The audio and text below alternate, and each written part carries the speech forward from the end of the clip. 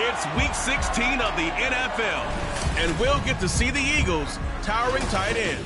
No one's been busier this season as he currently paces the NFL in receptions.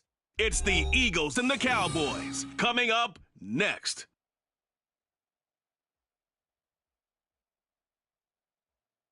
It's the NFL on EA Sports as you take a look there at Lincoln Financial Field in Philadelphia, PA. It is Week 16 in the NFL, and we've got a good one in store as it'll be the Dallas Cowboys taking on the Philadelphia Eagles. With Charles Davis, as always, I'm Brandon Gaudin. And Charles, you talk about storylines in this one. I think it begins and ends with our two quarterbacks, certainly two of the best in the business. And nowadays, I don't think you can get by for long periods of time without a top-flight quarterback. The way the game is played, with all the responsibility he has and how the game flows through him, if he's not on the top of his game, your team's not going to benefit at all.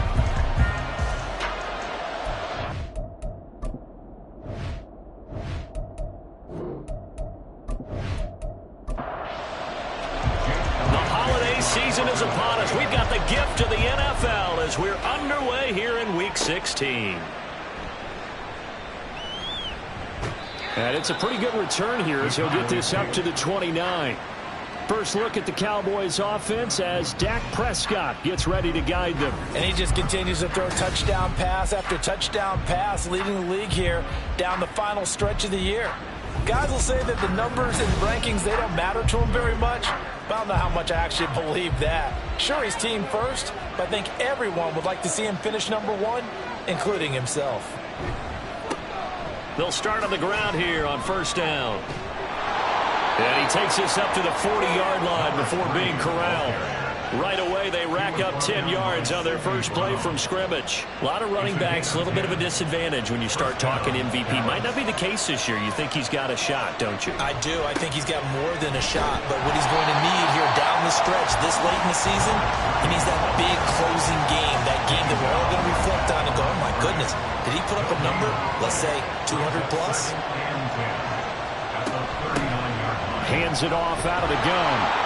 And he'll be brought down just shy of the 45. It'll be a pickup of 5, and that leaves him with 5 more. 3rd and 5 now. So, CD, this defense, they know that they have to be at their very best when they're taking on a team here that's in the midst of a winning streak that's now stretched over multiple months, not weeks, months.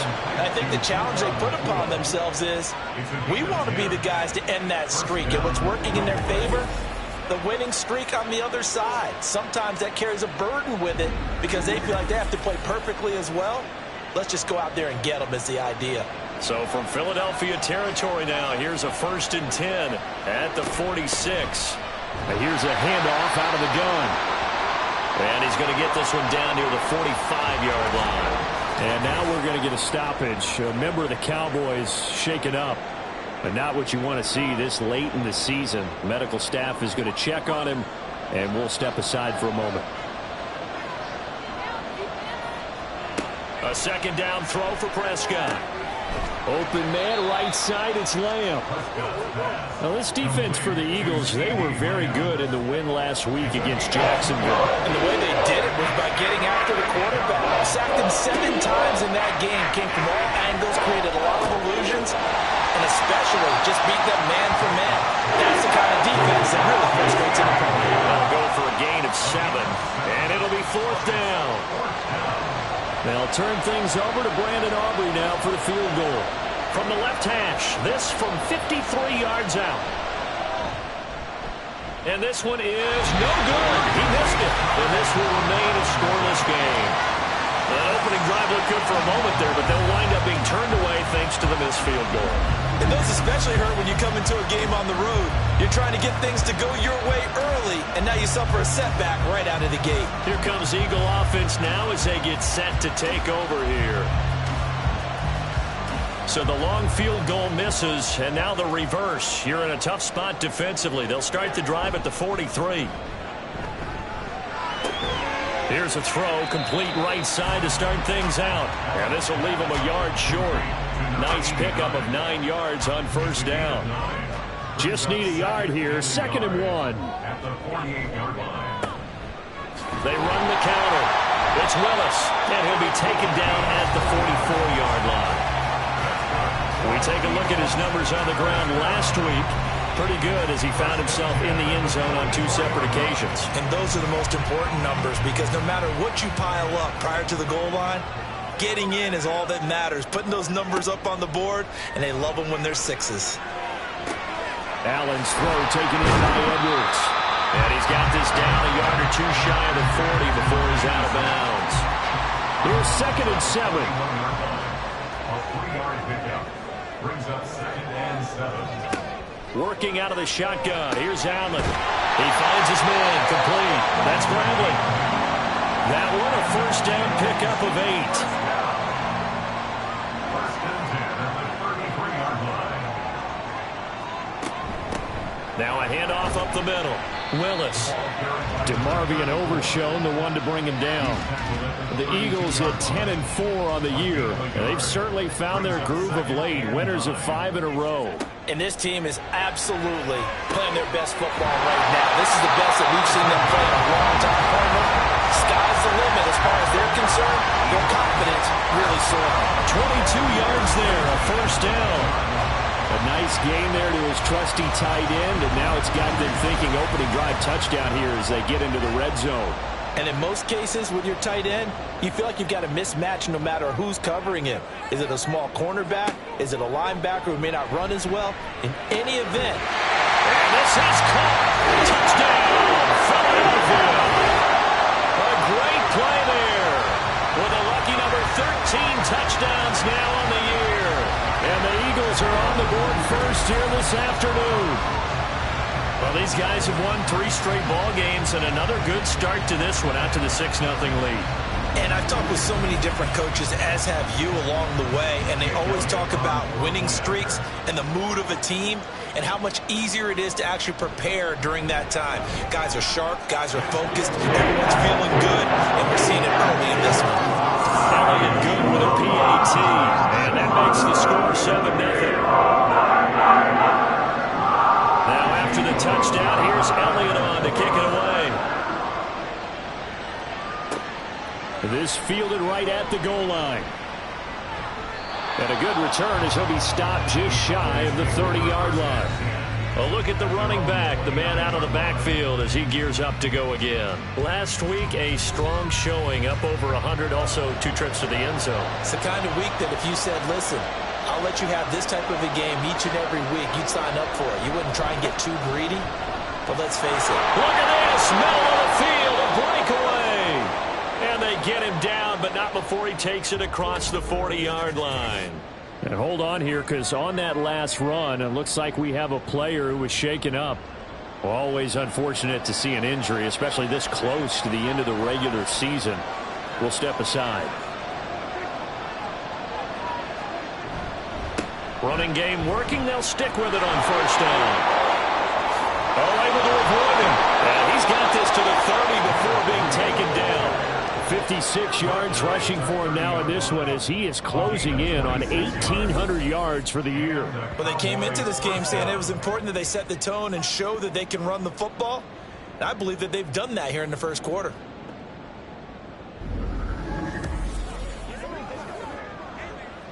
So from Philadelphia territory now, here's a 1st and 10 at the 30-yard line. Prescott now. CeeDee Lamb. And he'll finally be taken down at the 18. 12 more yards there and another first down.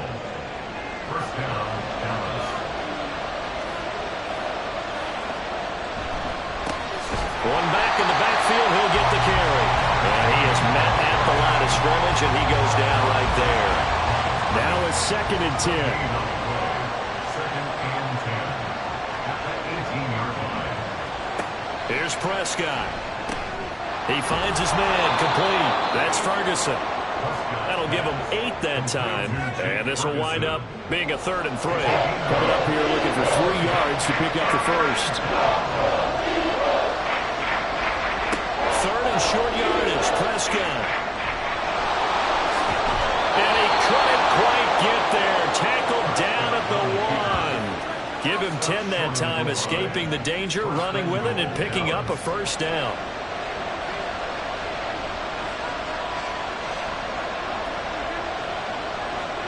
Throwing, Prescott.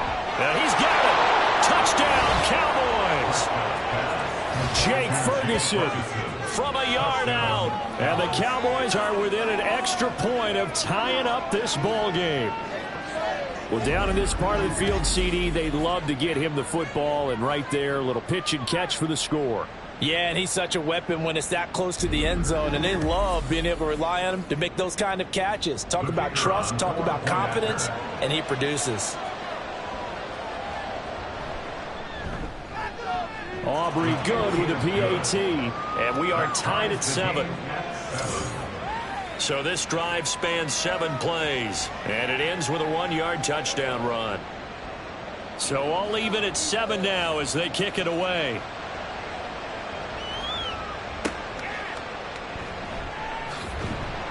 And they'll be backed up to start this drive as he's taken down right around the 15. The Eagles offense making their way back out as we take a look at the playoff picture in the NFC. Well, with 3 weeks left, they are in one of those 3 wild card spots, Charles, but that spot is not clinched, and there's not a ton of breathing room for them, so the bottom line, they just need to focus on winning right now. Yeah, they totally have their eyes open, don't they? They know they've got teams trying to run them down. They can hear their footsteps. The question coaches ask guys in the locker room, do you have another gear left to pull away and lock in that playoff spot? If so, let's hit it. And he slides and covers up at the end as he's going to be able to pick up decent yardage. Heavy set out there on 3rd and 1.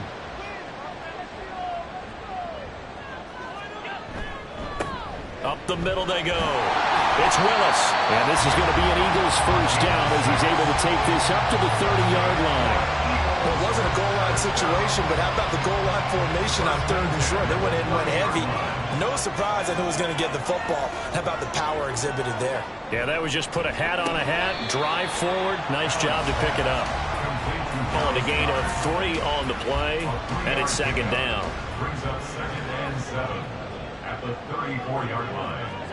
Now Allen. This ball tipped, and it's going to be incomplete. Fortunate maybe to get that back. It's 3rd down. So 7 yards from the first down here as they come up to the line of scrimmage. On 3rd down, it's Willis, and he went nowhere. Well, he went backwards, back to the 33. That'll make it 4th down after a loss of 1. This defense is a difficult one to prepare for, one of the best in the league. They'll come at you from all angles, and they did a nice job there stopping him for a loss. On 4th down, punt coming from Braden Mann. They only punted twice in the win last week as he gets this one away. Fielded at the 20. A 7-yard return following a punt of 45 yards. And the Cowboys will take over the football with a 1st and 10. So Prescott and the Cowboys now with a 1st and 10 at their own 27. They'll try and start this drive in the air. That's complete to Justin Jefferson. They'll wind up getting 7 on the play, and it'll be 2nd down. A 7-yard pickup brings up 2nd and 3 at the 33-yard line. One back in the backfield, he'll get the carry. And getting this just shy of midfield, they'll spot it at the 49.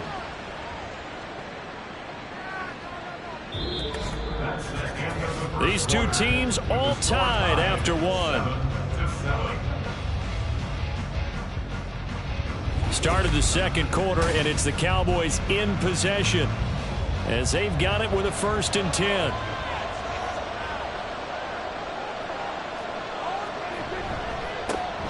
And they'll keep leaning on the running game. Back to the ground. And he fights forward for a modest 2-yard gain. 2nd down. From just across the midfield stripe, here's a 2nd and 8. On play action, Prescott. Going to be taken in here by Nakua. And they'll have it in the red zone before he crosses over out of bounds. Give him 32 on the play. When they've needed a play this year, he's certainly been the guy to deliver it. As this season has gone on, he's been awfully consistent and sometimes spectacular.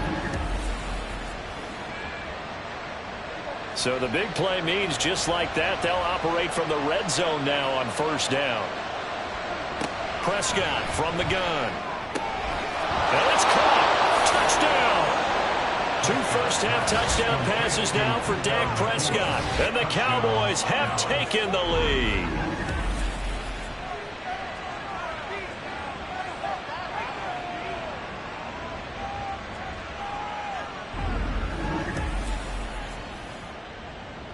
Aubrey now for the point after.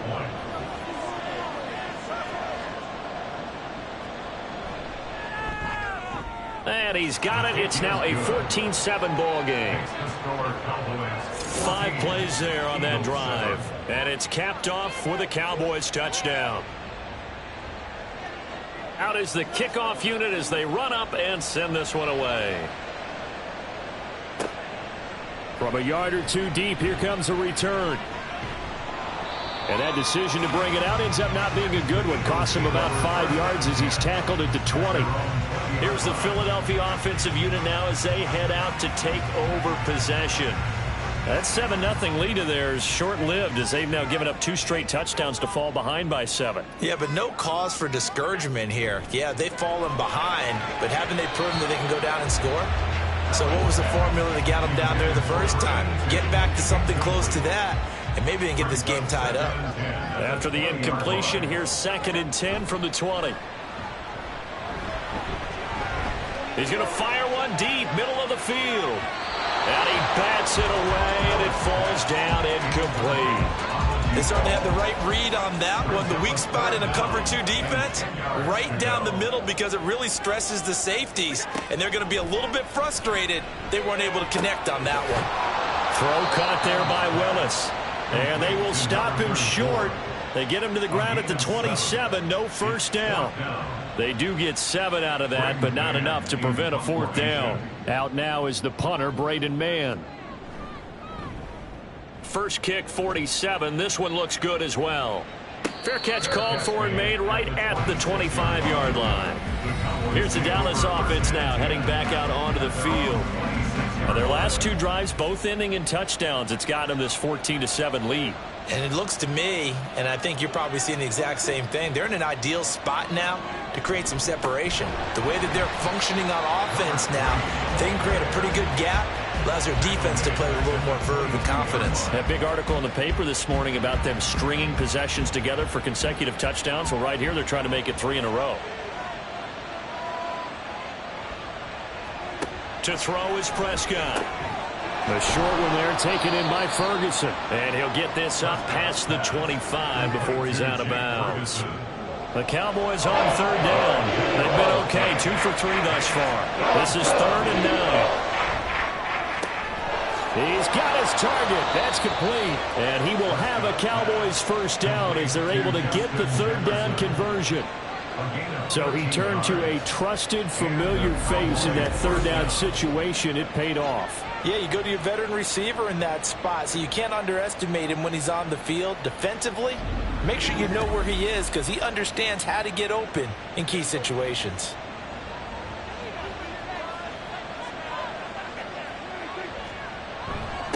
On first down, they'll go to the ground attack. And they'll get this well past midfield before being stopped just before the 35. Offside. Defense. And that's about the easiest decline call you'll ever have right there. Well, it leads me to one of my pet peeves, and maybe peeves is too strong of a word, but if you're going to jump off sides, finish the play. Make sure the play ends. Don't jump off sides and stop because you see the net result here. If you go ahead and finish the play, you don't give up that type of yardage. He finds his man complete. It's Ferguson. So they'll get nothing out of that play, and that'll bring up 2nd down. Brings up 2nd and 10 at the 36-yard line. Now Prescott going right back to Ferguson. They do get a couple, but they'll be left staring at a 3rd and 8 coming up. I know the halftime's approaching, but I don't think he's going to want to take a break. That's his 5th catch. Yeah, they've really been targeting the tight end. On 3rd down, it's Prescott. They're looking for Lamb, but it's intercepted. And the Eagles are going to get the football here at their own 23. So the interception there, and Charles, I'd imagine that's something you can maybe live with in December, but not come January. And I love how you make the distinction there. You're talking about regular season versus the postseason, the playoffs. Because these guys, they've already clinched a playoff spot, but they know, looking ahead, when they get into the postseason, they've got to take better care of the football because turnovers in that situation, they really become magnified.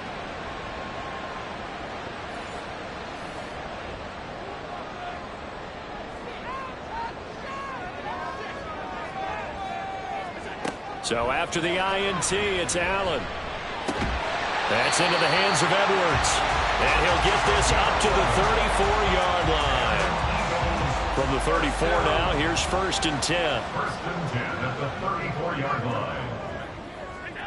To the air, Allen. It's Edwards again. And he slips up past the 45 before being tackled. 13 yards as they've got the connection working. His second catch in a row, 1st down. At the 47-yard line. On play action, Allen. He finds his man, complete. That's Edwards. Another nice gain, 16 yards there and a 1st down again. That's what we're used to seeing from him right there. Plays like that, why he's number 4 in the league in terms of receiving yardage. Able to make adjustments all along the way. Doesn't matter where he lines up, where he releases from, working his way into the side. There he goes, left side. And he's taken down, but not before reaching the 10-yard line. A big chunk on the ground there, 27 yards. They really needed to get something going, didn't they? They had punted on the last 2 possessions. The running game starting to come to the front for them, providing a nice pickup there to keep this drive going. 2 big plays in succession. Not sure this D knows what hit him, but now they got to get ready. It's 1st and goal. Allen going to throw. And he rifles one incomplete. Not sure what happened out there, but it looked like the timing was a little off on that throw. Well, you know I'm a defender, so what am I going to say? Great defense. Darn right. They did something to disrupt that timing. Back to the air on 2nd down. It's Allen. And he can't find anywhere to go with it, and he goes down. The coverage good, the pressure good, leads to the sack, and it's 3rd and goal now. 3rd and goal, and still a long way from the end zone. Throwing now is Allen. And that will be incomplete. Well, how about the coverage we just saw him break out on 3rd down? Dime defense, blanketed the field with extra defensive backs and speed, unable to find an open hole to complete that pass. The kick by Elliott is good. And they'll cut the lead back down to 4 now at 14-10. So, Charles, they get to them with their first turnover of the game and then make it hurt a little bit extra with a field goal. And anytime you give the ball up, what's the first thing a coach tells his defense? Don't let them score off of this. You've got to put out the fire. In fact, in 2021, that's what one NFL coach termed his defense, the firemen. Go out there, guys, and don't let them put some points on the board. The Dallas offense back out onto the field. But not an ideal way to end their previous drive. They threw the interception, Charles, after they had built up some momentum. They were moving the football, but something to at least build on for this offense as they run back out here. Yeah, you're right about that. Up until that last play, everything was working pretty well for this offense. Gaining chunks of yardage, getting 1st downs, really making a push for the end zone, and looked like they had a nice rhythm going. Now you got to have a short memory here. Don't focus on the interception. Focus on what came before it and get back to it. And way up past the 35 before he's taken down. A gain there of 21 yards. If you're going to blitz, likely going to leave you in man coverage with this guy, and that is less than ideal. It is, because just about any offense that has an elite receiver, if you blitz and have him in man coverage, you're going to him, even if he has an elite defender on him, because he usually knows where the ball is before the defender does. 2 yards on the pickup there. It'll be 2nd and 8.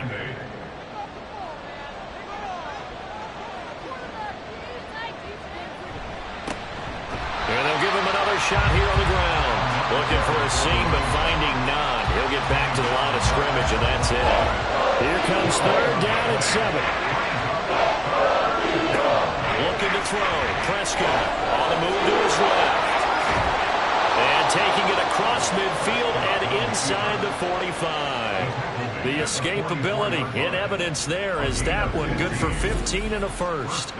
Evident there that he learned his lesson from the last drive. No way he was going to force a throw that time. When nothing broke open, kept it, and ended up running for a 1st down himself.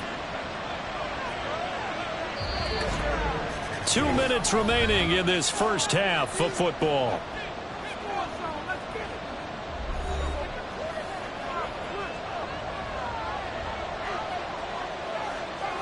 First down, Prescott. A quick throw there, but it's going to be incomplete. Now, these two teams, you might remember, met earlier in the year in Arlington with the Cowboys winning that ball game. So they're trying to win here in Philadelphia to capture the season series. Second down, Prescott. A short one there taken in by Ferguson. They get 7 out of that, so they're left with a 3rd and 3. Brandon, perfect defense in this situation would have meant that there was an incompletion. They would have picked it off. Okay, so they gave up the completion. But I really enjoyed watching how the defense stayed in sync, stayed in great communication. And as he dragged across each zone, you see him pointing, communicating. There he is, and they passed him off to each defender. Ended up making a nice play, even though it was complete. Prescott yet again. Pass complete there to McCool. And inside the 20 before he's brought down. A good-looking drive for the Cowboys so far. It's a first down. Well, that certainly has to feel good. It's not all the time that the play caller should get all the credit. Sometimes I think in the huddle the quarterback just says, hey, who's going to make a play for me? I just need something right here. And the end result there, nice first down. Drive keeps moving. So from the 17 now, here's a 1st and 10. Now Prescott. He finds his man complete. It's Ferguson. It'll go as a gain of 4, and that will bring up 2nd down. Now another timeout called for by the offense as the clock will stop with 45 seconds to go in the first half. 2nd down and 6 now. Prescott to throw it. Got his tight end. That's complete. That's Ferguson. Touchdown, Cowboys. Jake Ferguson. His 2nd touchdown of the game, giving him 12 on the season. And the Cowboys will extend their lead in the final minute of the half. Partner, to me, that touchdown had something that was kind of rooted in that group seeing the future. What I mean by that is they had a plan. Let's find a way to score right here before the half, and that'll give us momentum going into the second half. Give us that cushion that we're looking for. They got that accomplished, scoring right before the half ended. Now the extra point up and good by Aubrey. And that makes it a 21-10 game. The kick team out there for the Cowboys as they run up to send this one away. From a couple yards deep, he'll bring it out of the end zone. And all deep in his own territory, he coughs up the football. And I believe he was able to get this back. He was. Boy, after giving up the touchdown, lucky that didn't turn into another. I didn't do this in college, but I did it in high school. When you return kicks and you lose it yourself, the panic that goes through you and the determination to get the ball back, I don't even know how to describe it. And I think we just saw an example there. Yeah, and the relief when you get it back like he did. Yeah, you go to the sidelines, you know you're going to get yelled at, but you can. And now before the ball changes hands, they're going to take a look at this just to make sure that they have it right. Now the question, was the knee in fact down before this ball comes loose? And is the video convincing enough to overturn it? A lot of factors here. Remember, you also need clear possession of the football afterwards. This is a tough one to overturn. So that one overturned. They say the knee was down, and that will not be ruled a fumble.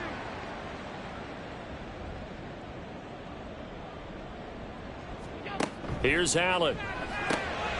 Incomplete into the hands of Fowler. It'll be a gain of just a yard, and that'll make it 2nd and goal. Still a ways from the end zone as they come up now on 2nd and goal. 18-yard line. A final shot before half for Allen. That's complete. It's Rashad Bateman.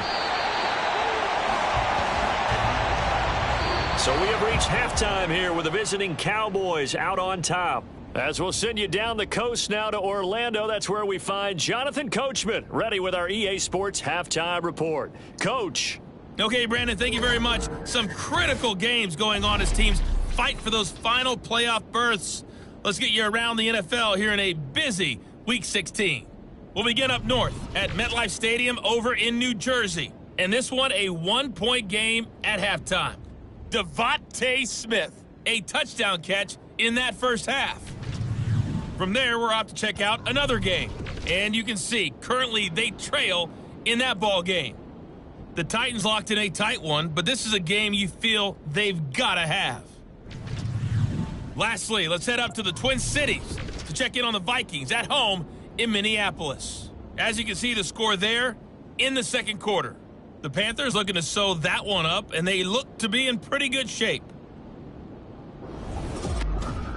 We were certainly treated to an entertaining first half. Both these teams with some high points and maybe a couple of low points as well. So it's going to be a question of who can be the most disciplined team going forward.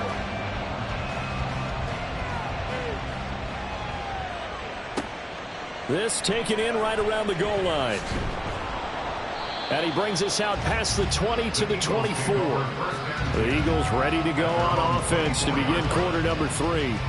And right out of the gate, they face what you'd think could be a pretty important drive.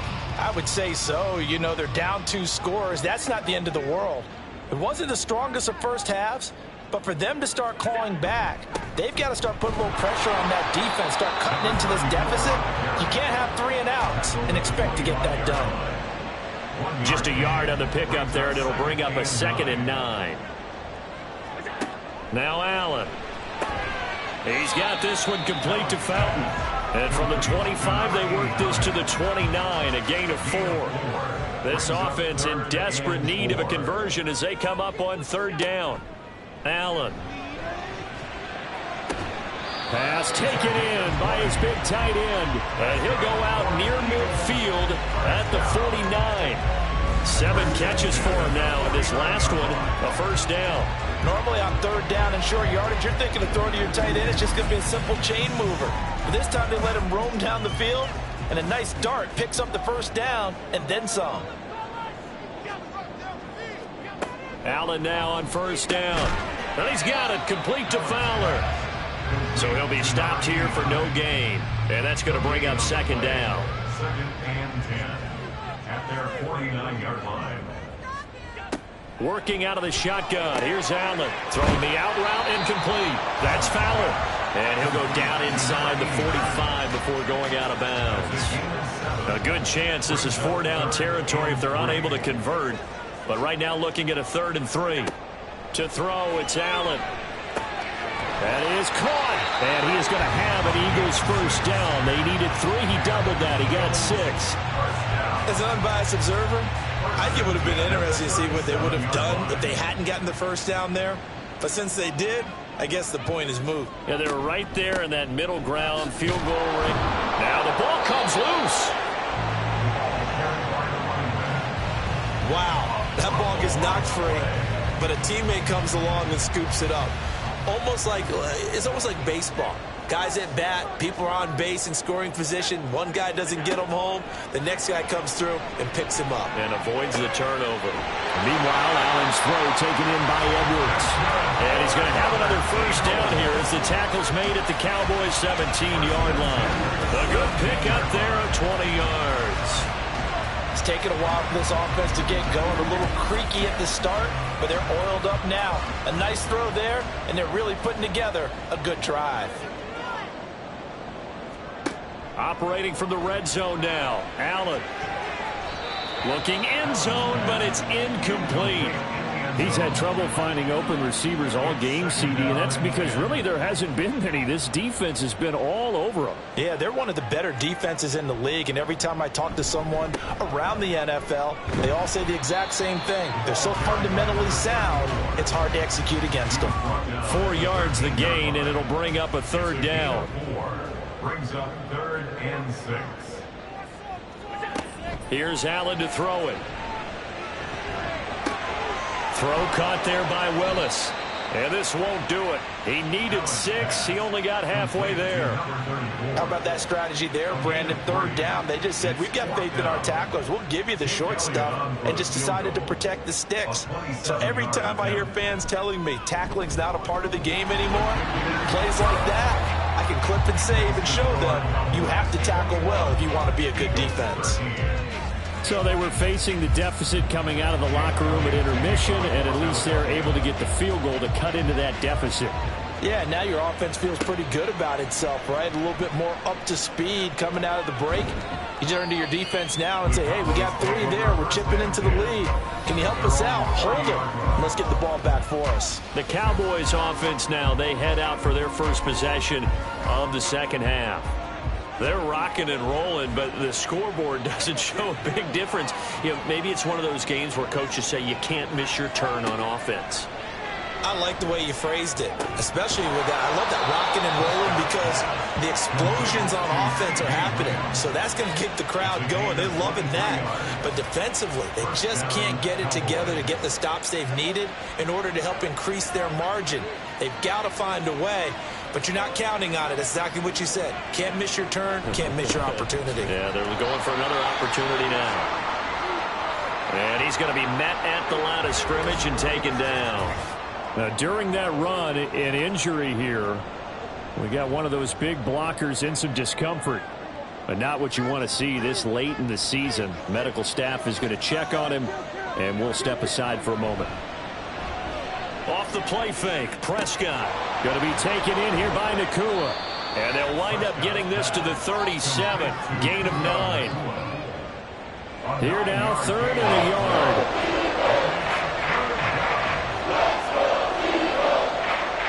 Here's Prescott. Into a sea of defenders and intercepted. And the Eagles are going to get this back to their own 34-yard line. So this offense moving the ball well, trying to open up a 2-score lead here in the 3rd quarter. But now potentially a play that could have big ramifications. Yeah, you've driven the ball down the field. Things are looking up, but it takes just one bad decision to throw things off the rails. The Eagles offense now, they head back on the field. Their drive last time, it stalled out. They were forced to take the short field goal. And the key phrase, you nailed it. Forced to, because you know coaches look at these short field goals as a last resort, right? To them, that's not how drives are supposed to end. You're supposed to put 6 on the board. That's a consolation prize. Like going to the county fair, you don't get the big stuffed animal on that one, do you? No, you don't go top shelf. That's bottom shelf material.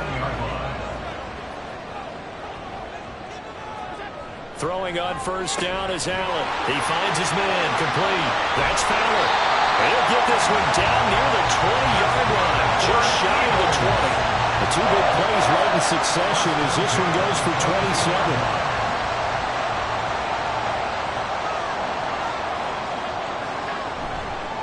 They'll run on first down. And he loses the football a second time. Oh, and one of the linemen on the other side has got it. And a big turnover there as his guys will get the football back. And a little careless there, Charles, on that carry. And it's not just having 2 hands on the ball. It's tucking it away. It's using your body to keep people shielded off. It's so many different things into taking care of it and having ball security. In that case, though, we didn't see it happen. The offense for the Cowboys now working their way back onto the field.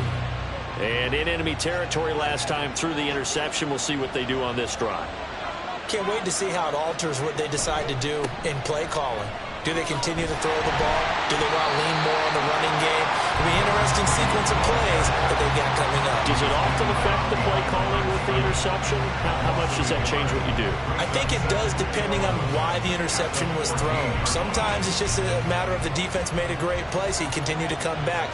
But if it's on you, if the offense just doesn't have the confidence, if they're a little bit shaky, maybe try and take the pressure off and run the ball a little bit. Now Prescott. Now he'll dump it underneath to his running back, complete. So 5 yards here, 5 on the play. 3rd and 7 now.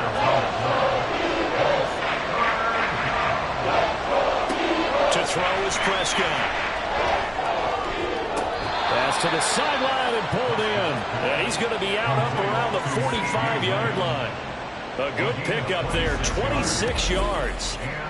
Whenever we talk about moving the sticks and controlling the football, there's a great example right there. Those are the 3rd downs you need to convert to win football games. We're in the 3rd quarter of this one, and this is a tight one.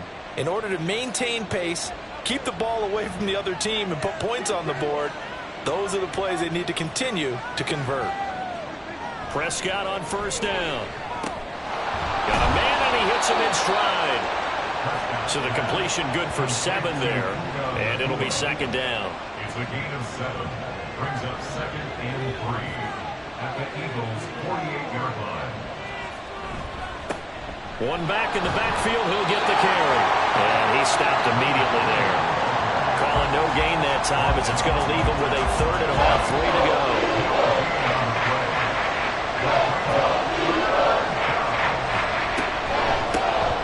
And they'll keep leaning on the running game. Back to the ground. And he's got the first before he's brought down at the 39-yard line. An even 100 yards rushing now for the NFL leader coming into this ball game. So from the 39 now, they'll come up on a 1st and 10.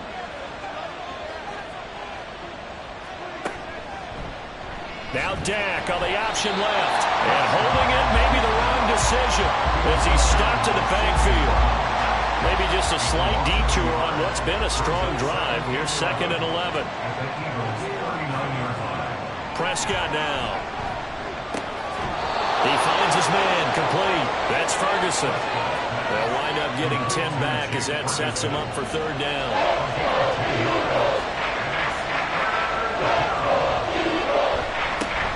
One back in the backfield, he'll get the carry. And he will have a Cowboys 1st down as they're able to get the 3rd down conversion. Looks to me like maybe there's a little attrition setting in with this drive, because when you see that type of a run, I get the feeling the defense getting a little bit tired. And that's the last thing they need, especially when they look up at the scoreboard. Play fake. Here's Prescott. And they're going to get him. He's sacked back around the 28. Tyree Wilson using that athletic ability to make the play.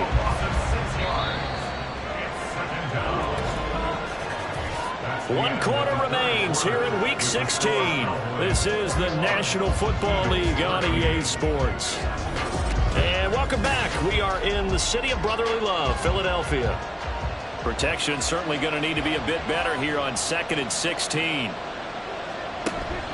Prescott off play action. Out to his left. Oh, no, he lost the football. And it's picked up by the Eagles. Well, partner, here's where team football gets tested a little bit, because I know the defensive guys were over there chilling on the sidelines, and all of a sudden, they heard the sudden change call because that fumble puts them right back on the field. And they've got to go out and finish the game now themselves. Absolutely. Nursing that slim lead here in the 4th, a costly turnover. The Eagles offense set to begin their next drive. And at this stage, in the 4th, they need to work this into the end zone. A field goal doesn't do much. We'll see if they can cash in following the fumble recovery. And now a throw on 1st down there, but it's incomplete. He was waving as hard as wanted the football, but he dropped it. And that reminds me of a story you told me from your days at Tennessee. We don't need to mention the other guy's name, but when he dropped an open pass that you blew coverage on, what did you say to him? Yeah, I was really not right since I blew coverage. But since he dropped it, I said, well, maybe next time he'll just walk it out here and hand it to him. Would that be easier? He wasn't real thrilled with that. It's cold-blooded. Already over 1,000 yards receiving this season. That catch is just going to add to his total. Certainly not resting on his laurels. He's trying to continue to gain as many yards as possible and continue this big season. Just like that, out of danger and up past the 40 now for 1st and 10. Now a handoff up the middle. It's Willis. On a determined run there as he's going to take this all the way down near the 40. Another nice gain, 16 yards there and a 1st down again. Now that's how you start to get back in the good graces of your head coach. Remember, he fumbled on the last possession. How about the faith they showed him, giving him the ball again, and he repaid him, picking up a 1st down. Allen's throw here taken in as he's able to find Goddard. Back-to-back nice plays, 12 yards that time and a 1st down. First and 10 at the 29-yard line. Now Allen. Over the middle this time to Fowler. And he gets it inside the 10 to the 9. A good gain again. That's now 31 yards combined on those last 2 plays. 1st and goal, a touchdown and a 2-point conversion here are musts. One back in the backfield, he'll get the carry. And a nice pick up there. He gets about 5 down to the 4-yard line. Hat tip to that offensive line. They're clearing some holes, even down here deep in the red zone. And that's a nice pickup on the ground on 1st and goal. This is caught. That time the completion goes for 4 yards, and we're set up with a 3rd and goal. 4 yards on the pickup. It's now 3rd and goal. Allen going to throw. And that's going to be caught for an Eagles touchdown. A great effort there. There to make the grab. And the Eagles have a chance to tie things up as they trail by 2 here in the 4th. So part 1 of what they needed is done. They get in the end zone. Now you have to imagine we'll see a try for 2. And that's what the book says, but defensively, they can't hang their head right here. They've still got a chance to come out with the lead if they make a play. Allen will try to throw for it. It's caught at the wall. And he will get into the end zone for 2. And this game now tied here in the 4th. Still time to work with on the clock, but they wanted the tie now, and they got it. And I love their aggressiveness. Go ahead and get it done, get the game tied. Now your team has the momentum, and you're staring across the field saying, let's see if you can match us.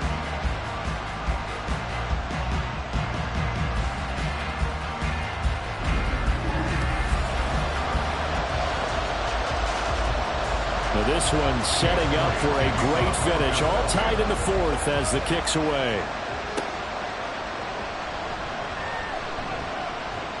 And he returns this to the 22. And now Dallas gets set to take the field.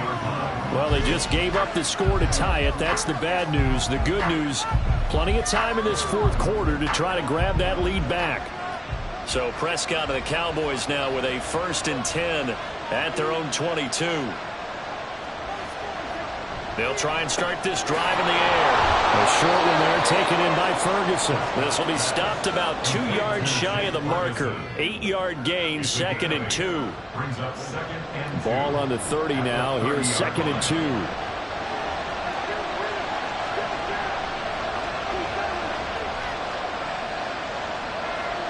Here's Prescott. And this one quickly to Lamb.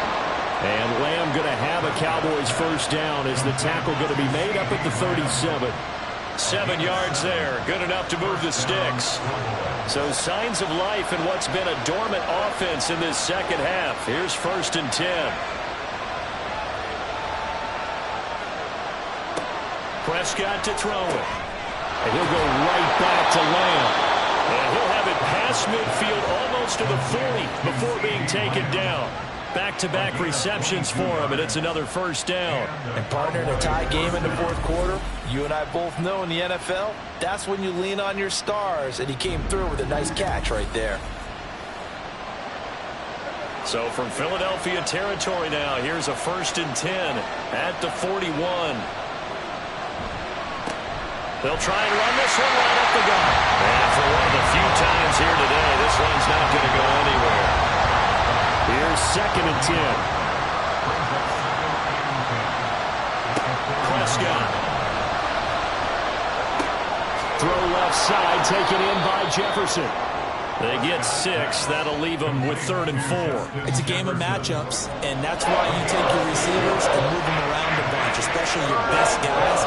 And when they work out of the slot, you often hear the coaches talk about how great it is because it gives you a two-way gun. You can break out or you can break in. It makes it hard to defend.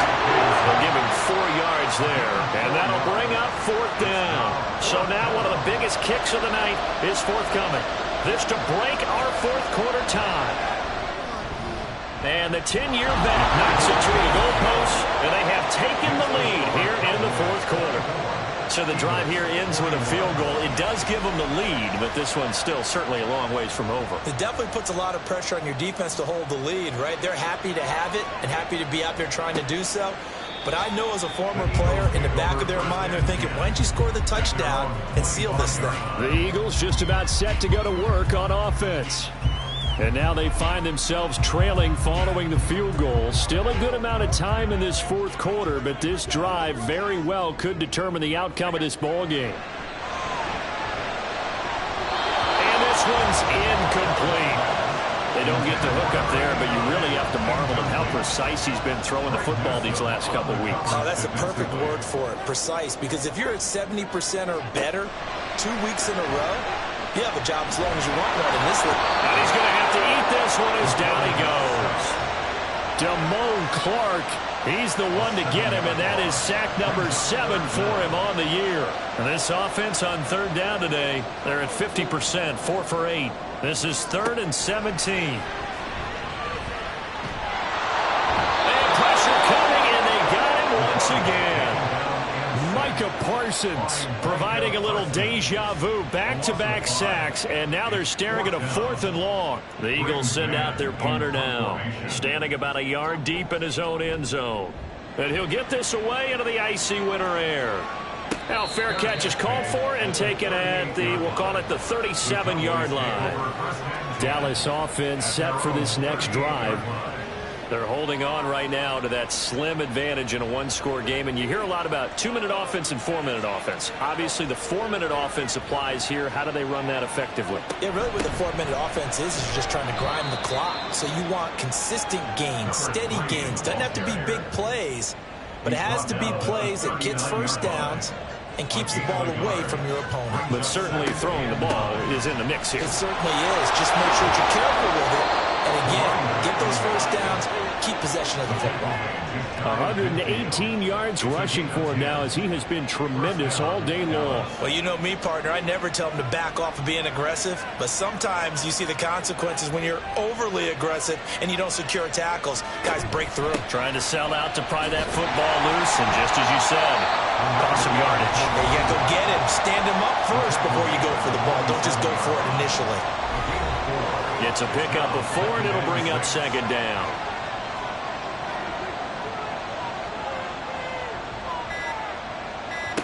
They'll try to throw now. Prescott. And when you're in a one-score game in the second half, now's not the time to force the football to places where you shouldn't. And that's a smart decision to just get that one out of there. On 3rd down, it's Prescott. He had a man open, but he missed him, and it's incomplete. Had an open man that time, but ended up putting a little too much heat on it, don't you think, partner? Absolutely. Just needed a touch more air under it. Instead, he fired an absolute bullet. He was only asked to punt once in the victory last week as he sends this one away.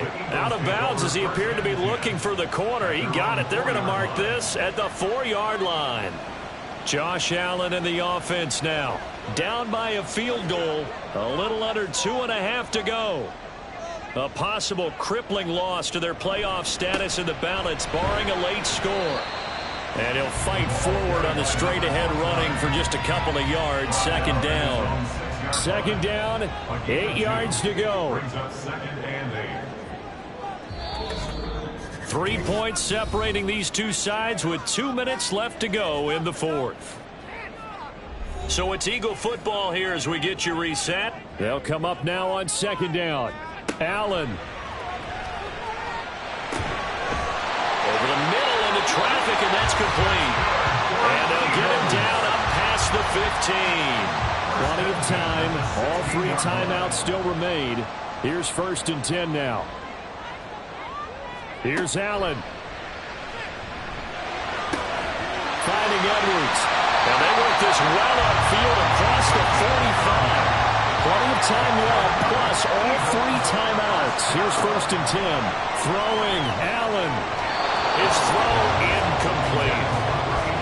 Limited time left on the clock after that incompletion, so I think both sides are going to savor every second to prepare before the next snap. Because once the ball's in motion, it may be a non-stop push to finish this drive off. Everyone better be on the same page right now, because I think they're trying to get several plays up in quick succession if they can. Absolutely ideal there. Get a good size play, get out of bounds. So you saw the coaching there, and it is taught and it is emphasized. Get out of bounds, understand your situation, as well as just understanding the game. Now Allen. And that one's going to be off target and incomplete. Whew, that's certainly not the worst thing. It stops the clock and lets your offense catch its breath and lets us exhale a little bit. Now I expect them to call a couple plays in the huddle, so they're ready if a tackle happens inbounds. To throw is Allen. pickup of about 3 yards as he's taken down at the 31. What can they come up with here? It's 3rd and 7.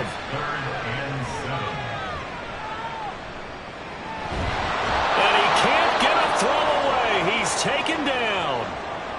The Eagles going to take the first of their timeouts as the clock will stop with 18 seconds remaining. And it's going to be batted down. It will go the other way with the football. Result of the play is a turnover on down. Down to a knee here. The defense still with a couple of timeouts. We'll see if they want to use them. Now the Eagles will use the second of their timeouts. It'll be their 3rd and final timeout, so as they talk things over, we'll step aside. Now a timeout called for by the defense. That'll be their 3rd and final stoppage here as we step aside.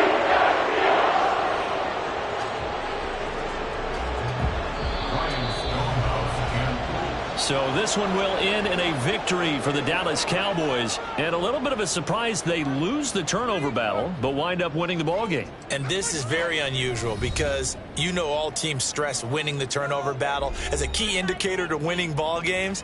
So when you get something that goes against the grain like the one we saw here, it's quite the oddity. Now let's face it, they'll be very happy that they pulled this off, but they do know that in the future they've got work on taking care of the football because this won't happen very often.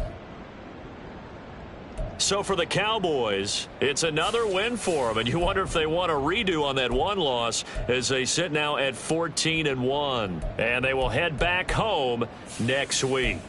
Meanwhile, for Philadelphia, it's a bad time of year to take a loss like this as they drop to 10-5, and they'll be on the road next week for a matchup with the Baltimore Ravens. Thanks for tuning in, everybody. Alongside Charles Davis, we thank our entire crew. I'm Brandon Gaudin. This is the NFL on EA Sports.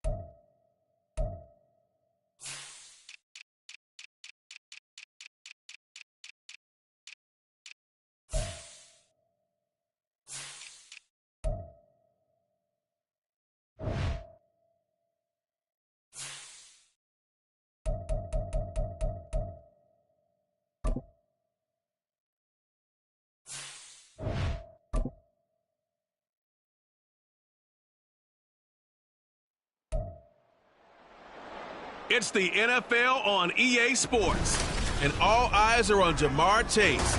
He's been a target machine each week, 5th in the league in receptions. It's the Bengals and the Saints, and it's coming right up on EA Sports.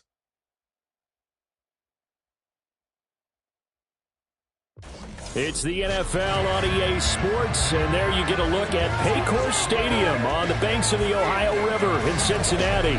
It is Week 16 in the NFL, and we've got a good one in store, as it'll be the New Orleans Saints taking on the Cincinnati Bengals. With Charles Davis, as always, I'm Brandon Gaudin. Charles, you talk about storylines in this one. I think it begins and ends with our two quarterbacks, certainly two of the best in the business. And nowadays, I don't think you can get by for long periods of time without a top-flight quarterback. The way the game is played, with all the responsibility he has and how the game flows through him, if he's not...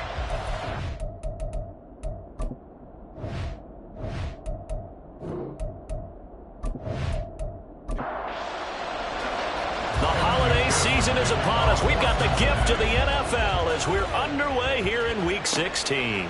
And here comes a return from just beyond the... And no chance to get away as they'll get him down at about the 17-yard line. And here come the Saints for their opening drive. And a glance here at their shifty mobile signal caller. And he is hot, hot, hot. Yeah, okay, so there's a blemish in there, right? He did throw one interception in the last game. But 5 touchdown passes. Okay, that's the offset you want. I say bench him. 5 touchdowns, 1 interception. You are tough, coach. I thought the ratio was if you got to 3-1, your quarterback was operating at peak efficiency. 5-1. And a win. And a win? Yeah, just let him keep throwing it. That one, 28 yards on the ground. Opening quarter, his opening carry of the game, and I think they'll give it to him a few more times, as they should. You're exactly right about that. With that type of a run, you want to repeat it many times until they show signs of stopping it. I think he did his visualization exercising before this one, and they're paying off. Well, look there at his numbers on the ground a week ago. He was creeping up toward 200 yards, thought he was going to get there, didn't quite make it, but also 2 rushing touchdowns. And even if he only got about half those numbers this week, his team would take it in a heartbeat, wouldn't they? Because last week, he was spectacular. He finds his man, complete. It's Gonzalez. And he's got another first down as the tackle's going to be made at the Bengals' 32-yard line. And even though this is a top-5 rushing offense, and we see this especially early in the game, they're going to do their best to keep you honest. They don't want you getting the habit of stacking the box, so that's a good throw there. And they're able to come up with the first down. And he edges forward, but only gets a pair of yards out of it, and it's second down. And there on your screen, Charles, the key inactives guys out this week. And there's never anything good about any injury, but if there's a silver lining to them, is that it creates opportunity for someone else on the depth chart. Will they take advantage of it with good play, or have they not prepared well, thinking they'll never get on the field, and they'll go out there and hurt their team? It's a gain of 6, and it's third down.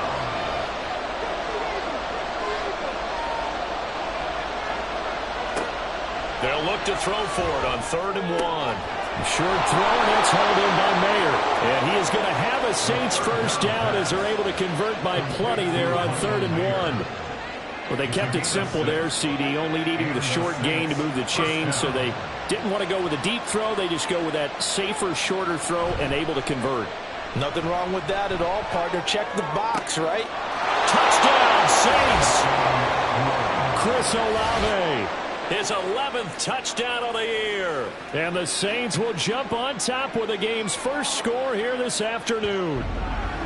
Looking sharp on that first drive. These guys, of course, coming off back-to-back victories. And you see that kind of advancing into this game, don't you? You certainly do. And when you have a team that doesn't get too full of itself, even though they've won 2 games in a row, you get the end result that we saw there. That nice opening drive because they're sharp, they're focused, and they're locked into everything that they're doing.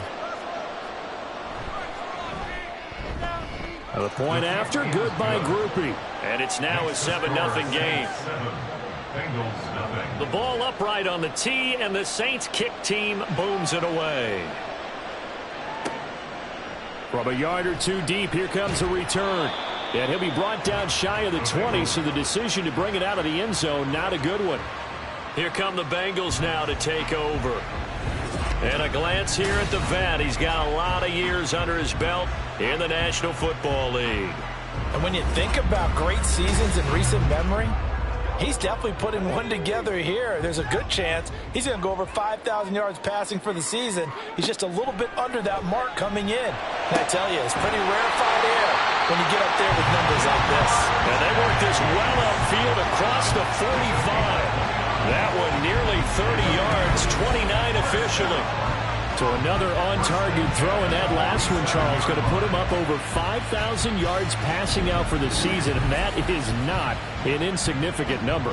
Indeed it is not, because this is not a big list, and most of the guys on it, Drew Brees, Peyton Manning, Tom Brady, Dan Marino, they either are. There he goes, right side.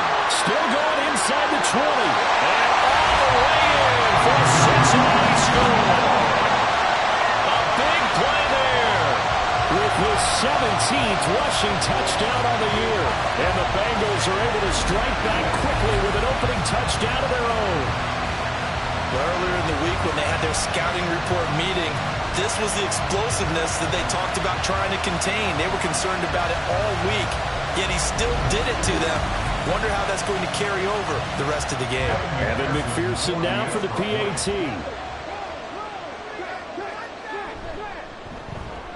It's up and good. So these teams match touchdowns here in the first quarter, and we're tied 7-7. Each team's had it. Each team has scored. 7-7 here as the kick's away. From a couple yards deep, he'll bring it out of the end zone. And ultimately cannot get this out to the 25-yard line as he's dropped at the 23. New Orleans Saints, they get ready to set up shop for their second drive. This drive here beginning probably with a pair of motivated groups. Remember, the offense scored a touchdown on their last time out. Looking to repeat that in Charles's defense. They were very frustrated after giving up 6 the last time on the field. And frankly, it's just a battle of wills in a lot of ways, because you know they're both motivated. They both game plan for this drive, and they both have specific outcomes in mind. To me, it just comes down to who can execute better and which side can step up and assert its will over the other. A big hitter to start the drive has him up near midfield here for 1st and 10. They'll look to throw here. It gets it right back to Mayer. And they'll get to him after a gain of 7 to the 47. Well, this defense for the Bengals, they were terrific a week ago in the win over Washington. I have to admit, I was extremely impressed by what I saw on tape, because they stay in the face of it. The Bengal pressure gets him that time. Down he goes. It'll go in the books as a 7-yard loss on the sack, and it's 3rd down. Now, right where this set of downs started, they need a full 10 here to pick up the 1st down and move the chains. On 3rd down, he'll drop to throw. Pass taken in by his big tight end. And they're going to be set up down around the 15-yard line.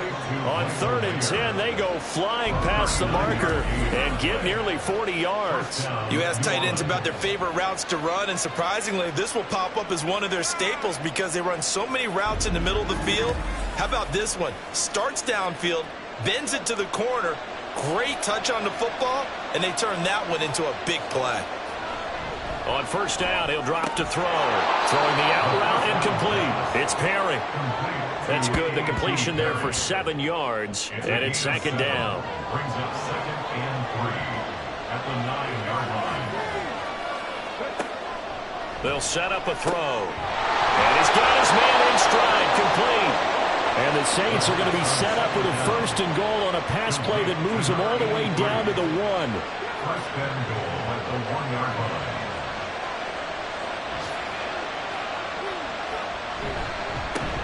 They'll try to run this one in. Nothing doing there. They're going to wind up holding him at the 2. Well, a timeout here, at least for the moment. Looks like one of the Saints is injured, shaken up on that last play. Always unfortunate to see an injury, especially this close to the end of the regular season.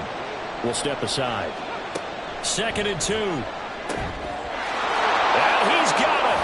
Touchdown, Saints. A.T. Perry. Drawing closer to Jerry Rice with career touchdown number 206. And the Saints have taken the lead. Well, that's just how they drew it up, CD. His first read was there, got it to him quickly, and into the end zone. Absolutely excellent execution by all involved. And the coordinator, yeah, give him credit, found the perfect play call. Quarterback let it fly as soon as the target came free, and his guy made a nice catch. Just how you draw it up in practice and then execute it in the game. Groupie able to add the PAT. And that makes the score 14-7. Set now to kick this one away, and off it goes.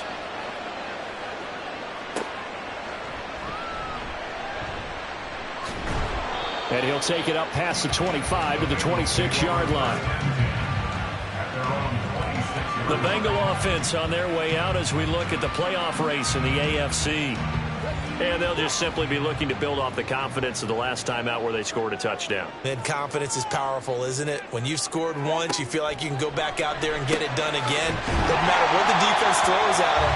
They feel like they're in a groove right now, and they want to get out there and show it. Yeah, hoping to stay in that groove here this go-around.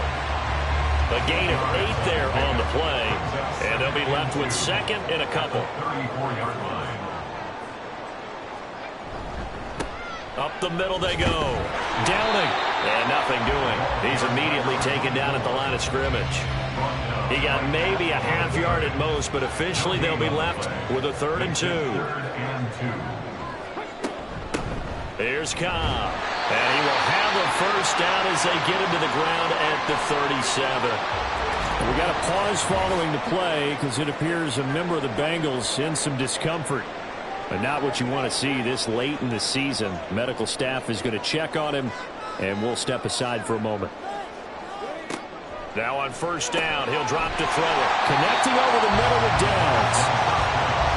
The Bengals hit 10-4 on the year, and they come in on a pretty good roll here. Winners of 3 straight. And last week was a bit of a nail-biter, a 3-point victory, but it's also the kind of game that reveals a team's true character. They fought all the way and came out victorious. Now, meanwhile, here's a second down throw that's knocked away and incomplete. So the incomplete pass on the last play, and that leads us to a 3rd and 3.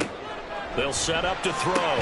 That is caught. And he is going to have the Bengals first down as he'll be marked down a yard or 2 past the marker following a gain of 6. I don't care how many times we say it, I still get a kick out of watching quarterbacks and receivers do the pass tree in pregame warm-up. But I always remember that when we go to practices, we see that after practices as well. They really tune it up, don't they? They tune it up. They know why they do it for these situations. First down. And they build that trust, and that's why they're able to find him in this type of a situation. 2nd and 6. It connects quickly to Jamar Chase. And Chase going to pick up a Bengals first down as he'll get this down inside the 40.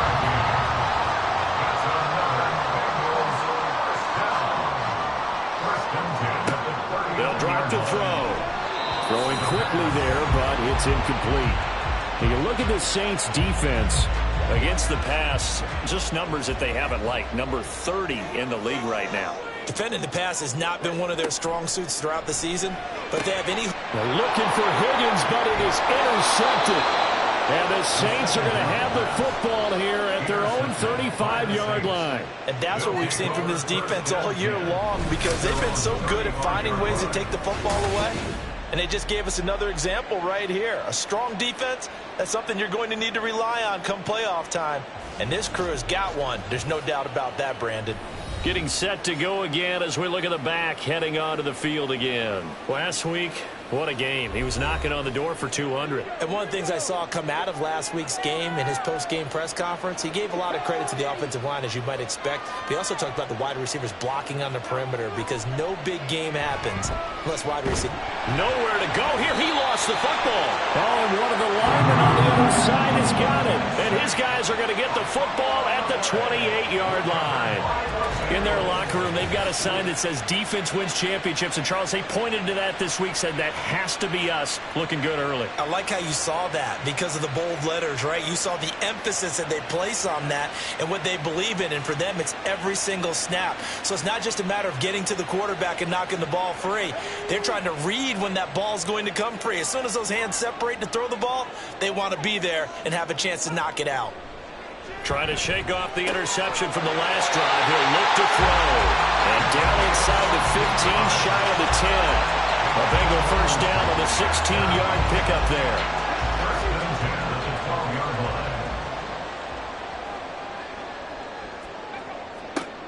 Looking to throw. That's to Chase. He's got it. Touchdown, Cincinnati. Jamar Chase. A 12-yard touchdown grab. And the Bengals are an extra point away from evening this one up. That's why you've got your star out there. Throw the ball to him. They did. That's simply saying we don't care what coverage you put out there.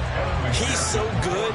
We're going there with the football anyway, and there's not a thing you can do about it. Inside the red zone, they go to him. He gets it done. Extra point by McPherson, up and good. And we are tied at 14.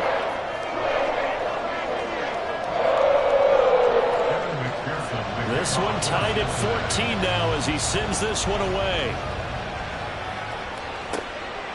And he'll just take a seat, and the drive will begin at the 25-yard line. Out onto the field comes New Orleans.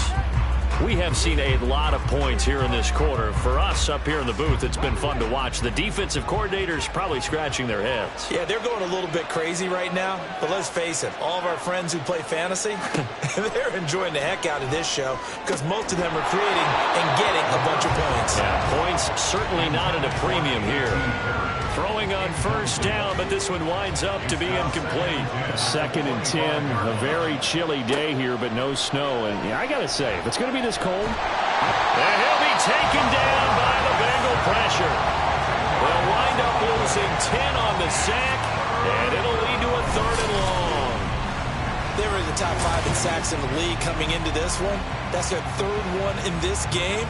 Obviously, pass rush has been a strength of this team all year long. And apparently they're not satisfied with top 5. They want to climb that ladder. Yeah, I think it goes back to their offseason. They decided to make it a priority, and it's working out. Now on 3rd and long, they'll look to throw. And this is going to be incomplete. Nice call by the defense there on 3rd down. Just flood the field with extra defensive backs in their dime package. Nowhere to go with the football. Forces the incompletion. Now on 4th down, on is the punt team sending this one away. Officially, that'll go as a 52-yard punt. Not too shabby. And the Bengals will take over here 1st and 10. Cincinnati now ready to take the field. And the momentum just continuing to build and build for them. They had the touchdown, their last drive to tie the game. Now their defense does its job. And Charles, all of a sudden, they've got a chance to capture the lead here. And we're seeing a really nice exhibition of what coaches love to call complementary football. Offense gets a tie, defense does its job, gets the ball right back, and their teammates now have momentum. What a nice job they're doing, all doing it together.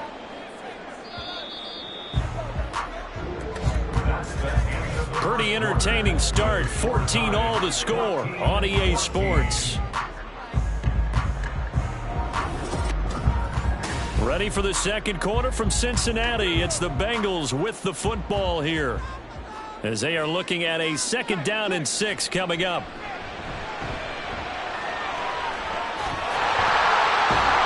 And he slips up past the 45 before being tackled. A nifty bit of scrambling there. 12 yards, 1st down. Well, here's your first example of how this guy can beat you in more ways than one, because they took away his arm, but he was more than happy to dissect them with his legs for that 1st down pickup. They'll look to throw here on 1st down. That's going to be taken in by Downs. And he's got this down to the 35. 17 more yards on that one as they keep the drive rolling.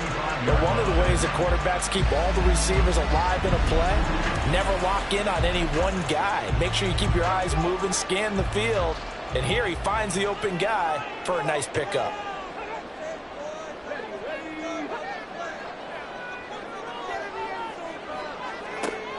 Back to throw now on first down. He will find his man Chase complete. And they're going to be set up down around the 15-yard line.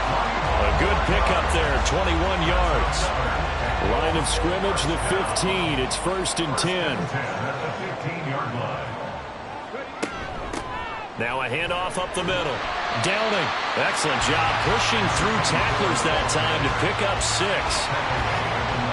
This is a 2nd and 4. Ball at the 9. Brings up 2nd and 4. He'll drop to throw. And he'll find Chase on the right side complete. He's exceeded his receiving yards from a week ago, and we're still in the first half. It's a first down. Off the play fake, he'll look to throw. And he is going to go down. Back at the 11-yard line. Multiple players combined for their team's first sack of the game. Well, that's not how you hope to draw it up there on 1st and goal, CD, by taking a sack like that. Well, they tried to be aggressive, didn't they? They didn't want to try and work their way past the goal line. They wanted it right there on that play. Unfortunately, it backfired against them. Now they have to try and pick it up here moving forward. 2nd and 11. That's to Chase. He's got it. Touchdown, Cincinnati. Jamar Chase with touchdown number 2 in the game, and now 11 on the year. And the Bengals have taken the lead in the 2nd quarter, and already his 2nd touchdown reception. Absolutely the definition of a difference maker here in this first half. Clearly one of his quarterback's favorite targets in this game, and I figure he's going to draw a little more attention and coverage moving forward. Extra point by McPherson, up and good. And the lead is now 21-14. After the touchdown, McPherson on to kick this one away. And he'll elect not to return this one, so they'll bring it out to the 25 on the touchback. The New Orleans offense set to take over. They'll look for a drive to tie this up, down 21-14 as they have it 1st and 10. They'll start this drive out on the ground. And he can only manage to get a couple. 2nd and 8 coming up. They'll break the huddle, come up on 2nd and 8 at the 27-yard line. Now back to throw. Now he'll dump it underneath to his running back, complete. And he's taken down, but able to slip across the 35. So here's a 1st and 10 at the 38. He'll look to throw. And that is incomplete. Wow, the coverage a little too good there, and it's 2nd down.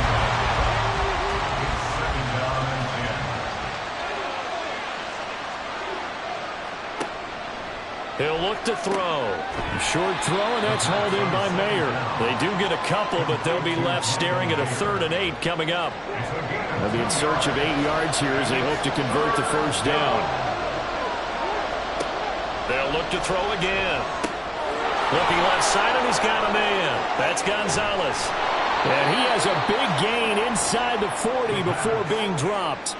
That 3rd down conversion good for 23. I like watching the wide receiver screen because it's a real teamwork play. Because guess what? The guy catching the ball, he'll get all the credit. But how about the people have to block in front of him, either fellow receivers or offensive linemen? That makes that play a really nice timing play, and sometimes it can break big. They'll stick with the passing game as he looks to throw. Throw out wide is incomplete. Nice progress down the field, was halted by that incompletion. They could try for some safe yards here to get things moving again, or keep throwing it and pushing it downfield to try and pick up bigger yardage. And he'll get it down on the play to the 37. They do get a yard there, but only a yard. Leaves them with 3rd and 9 looming. They'll come to the line here needing 9 yards to pick up the first. Back to throw here. He's got his running back out of the backfield. And he's got another first down as the tackle's going to be made at the Bengals' 24-yard line. The drive stays intact with a pickup of 13. They'll look to throw now on first down. Over the middle, he's got Mayer. A following the play now, they're going to stop the clock here as a man is shaken up. Always unfortunate to see an injury, especially this close to the end of the regular season. We'll step aside. Here now, 2nd and 4. They're going to look to throw. Throw left side complete. That's Perry. That one good for 7 as this long drive continues and the chains move again. Now a 1st and 10 at the 11. Back to throw again. Throw right side, pulled in by Mayer. Down to the 6-yard line on a pickup of 6 as he gets halfway to the goal line. That's a staple of this offense. Drag route to the tight end. Yeah, he's unable to use his size to break off much more yardage after the catch, but still an effective gain nonetheless. It gets it right back to Mayer. So the completion gets him just a yard, and now it's 3rd and 3.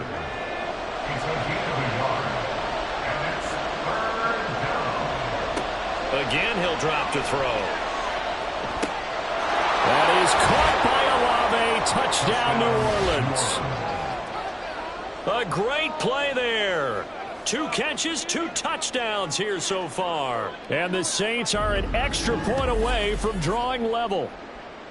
These two teams in this first half, it's been fun. Back and forth, back and forth. Well, it's not fun for the defensive coordinators, but offensive coordinators are enjoying it. Yeah, they're having streaks here, aren't they? Being able to put scores together and really bunch them up, and we have a tight game here. You know, we often talk about having the right shoes for the right turf. Today it's track shoes. That's what we've seen with these offenses. Yeah, it's been an absolute track meet so far and fun to watch. A point after, good by grouping. And we've got a tie game here in a back-and-forth first half. A couple of teams locked into a good one here. 21-all the score as the kick's away. And he'll put up the stop sign there as his guys will get it at the 25. He's in the midst of a brilliant campaign through his 40th touchdown pass of the year on that last drive. As they start again here, 1st and 10. They'll try and start this drive in the air. Open man is Chase, complete. They'll be dropped after a gain of about 6 across the 30 to the 31. They'll come up now 2nd and 4 from the 31. Up the middle they go. Downing and tackled down after a gain of 3. Leaves him with 1 yard to go on 3rd down. That's some good tackling there to keep him short of that yellow line. Yeah, defensively, all I'm thinking is that on that play, get me to 3rd down. Get me into a position where I can make one more play and get my defense off the field. That is caught. And he slips up past the 45 before being tackled. Instead of a 3rd and 1 run, they go pass and they get 12 yards out of it. So in the 2nd quarter, he's already up over 100 yards receiving now. And isn't 100 the magic number for a really good game for a receiver? So he got a chance to really shatter that and have a profound effect on this game. On 1st down, Downing, powerful running. And he's going to take this across the 50 and into Saints territory. Call it a gain of 4 on 1st, and that'll make it 2nd down.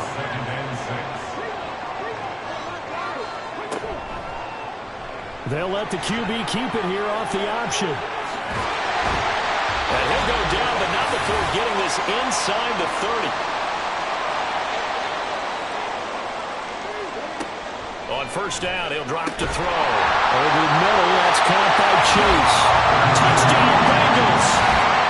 Jamar Chase on his way to a monster game. 3 first-half touchdowns.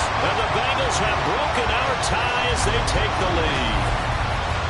So not only is that his 3rd touchdown catch of the game, he's done it here in the first half. I'm not sure defensively what they're going to come up with to slow him down, because already we're seeing him run past, over, through guys in order to make these catches. And being able to try and shut him down at this stage of the game, it's going to take a lot of effort. So maybe it'll open things up for some other people. Well, they better figure something out, and soon. Extra point by McPherson, up and good. And they will take a 7-point lead. After the touchdown, McPherson on to kick this one away. And here comes a return from just beyond the goal line. And he's up past the 20 to the 22-yard line. Well, the focus goes back to Chris Olave, the Saints offense. He has certainly made the most of his catches so far, both of them going for touchdowns here in half number one. And we've never met a team that doesn't talk about getting off to a fast start and featuring guys that they want to have the ball early. We're seeing both of those come into play. Now the pressure comes and he goes down. Just inside the 10, back at the 9. The defense rising to the challenge and setting him back on the sack. So that now 4 first-half sacks. This pass rush has been unrelenting. And partner, you hear that sound of paper being ripped to shreds? That's a game plan that they've had so far because they've got to say to themselves right now, we have to do something differently. They come up on 2nd and long, and the pass protection just has not been there this afternoon. They'll drop to throw. Throwing the out route incomplete. It's Perry. Now the Bengals going to use the first of their timeouts as they'll head to the sideline and talk over what to do next. They'll try and run with their fullback. The Bengals going to use the second of their timeouts. So that means they're down to 1 remaining here as we head toward halftime. So they're forced to punt on 4th as this one's away. There's a look at receiver Jamar Chase as the Bengals get set to go on offense. Previous series, definitely a focal point. 3 catches, the touchdown grab. As a DB, or former DB, is there a number of catches on a drive you're like, oh, he got the best of us? I'm not sure there's a number, but there's a great feel. And what he did on the last drive, Especially with a touchdown. Yes. You're never happy. You're exactly right. The way he capped it off, so you feel that at the sideline, and now you're looking at your buddies and saying, okay, what are we going to do to take things away from him? Because I'm not sure the other guys can make those sort of plays, so let's make sure that we don't let him get going again. So now then, the big play has him all the way inside the 30 now, 1st and 10. They'll look to throw here. Open man here is Benson. And inside the 20 before he's brought down. The Bengals passing game finding a rhythm. They've got another first. Now the Bengals going to signal for their 3rd and final timeout as they stop it with 11 seconds remaining in this first half. So even though it's first down, here's the field goal unit on now to try to get 3 before halftime. From the right hash, this from 33. McPherson's kick is good. So after 4 touchdowns in the game for this offense, this time they forced him to taking the 3. Well, you did mention 4 touchdowns, right? So 4 out of 5, not too bad. I think that's a pretty good record for them.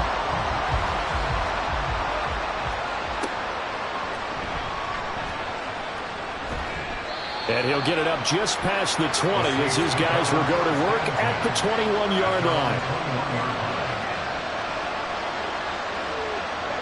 And with time running short here, they'll simply take a knee, and that should do it for half number 1. So we've reached halftime in a wild first half. We'll take a minute to catch our breath as we'll head down to Orlando. That's where we find our man Jonathan Coachman at our EA Sports Halftime Report. Coach. Okay, Brandon, thank you very much. Some critical games going on as teams fight for those final playoff berths. Let's get you around the NFL here in a busy Week 16. We'll begin up north at MetLife Stadium over in New Jersey. And it's the Giants who are out in front. Devontae Smith, a touchdown reception. Next, we head off to check out another game. And you can see, currently they trail in that ball game. The Titans trying to gut this one out as it would be a good victory for them if they could get it. Lastly, let's head up to the Twin Cities to check in on the Vikings at home in Minneapolis. As you can see, the score there in the second quarter. The Panthers trying to hold on and claim victory.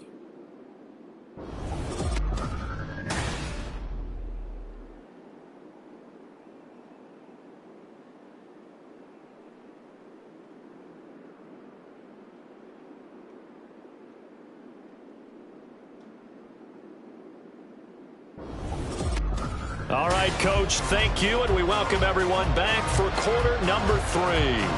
The Bengals set to receive. They have the lead and the football to begin quarter number 3. From a yard or two deep, here comes a return. And he will be brought down here inside the 20. Good coverage as he's dropped at the 17. Jamar Chase hoping to be at center stage yet again as the offense returns to the field. This defense, they wouldn't mind not seeing him again for a while. 3 trips to the end zone. How about that? I think right now they would happily go to their general manager and say, is there any way? They're looking for Higgins, but it is intercepted. It's Deontay Banks with it. And he is going to get this one back to the 20-yard line. Not the way you envision things to start out the third quarter. One play and already a turnover. It's interesting. You and I were talking with the coach, and he talked about how at halftime, as a play caller, he wanted to make sure he got a new script going for the second half, not just the one that he operated off of to start the game. Nowhere on that script did it have that result. Now the attention turns to the Saints offense getting ready for their first possession of the second half. Following the interception, they're set up nicely here, already inside the red zone, knocking on the door, if you will. 1st and 10. Now a throw here to his running back. And stopped a few yards shy of the goal line at the 3. Now they'll have it 1st and goal following that gain of 17. You have to ask the question, where was the help? Because it's a little surprising to me that he'd find that much room to run this close to the end zone. He doesn't quite get there, but he sets his guys up with a 1st and goal. Nothing doing there. They're going to wind up holding him at the 2. No gain there, and it's going to set up 2nd and goal.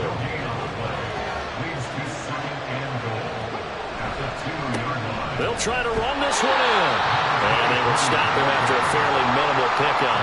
2 runs in a row, but only 2 yards to show for it. Well, they'd really like to make the short field pay off. We'll see if they can, but this is 3rd and goal. He'll try again. Diving for the end zone, and the ball's knocked out. And he is in for the score. Touchdown, New Orleans. Trying to make a comeback often appears daunting, but the only way to get there, start small, score, and worry about getting the next one after that.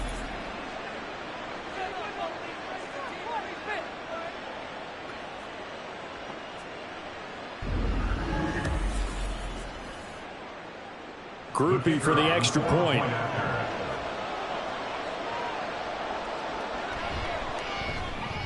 And the lead is down to a field goal now. A drive there of just 4 plays. And it all culminates in a Saints touchdown. And he'll elect not to return this one, so they'll bring it out to the 25 on the touchback. There's a look at receiver Jamar Chase as the Bengals get set to go on offense. And now he's inching closer to a 200-yard game. He's been so solid. And he's really denting the pride of the guys playing defense, too, because there's certain barriers that you just don't want to give up. Never want to give up a 100-yard rusher, a 100-yard receiver. He's closing in on 200 yards. That's a really big game. So the completion results there in 9 yards. And that'll give him a short yardage situation here for 2nd down. They'll look to throw. He finds his man complete. That's Benson. And able to get this one across the 45 before he's brought down. Back-to-back good plays have him on the move on 1st down. They'll set up to throw. Connecting over the middle with Downs. So give him 5 yards there on the pitch and catch. And it'll be 2nd down.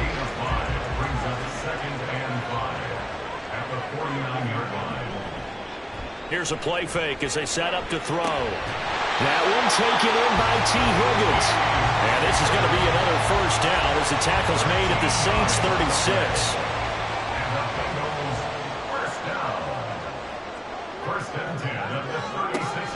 They'll set up a throw.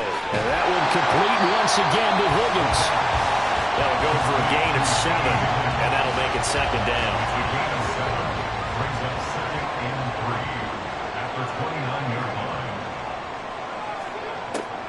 He'll drop to throw.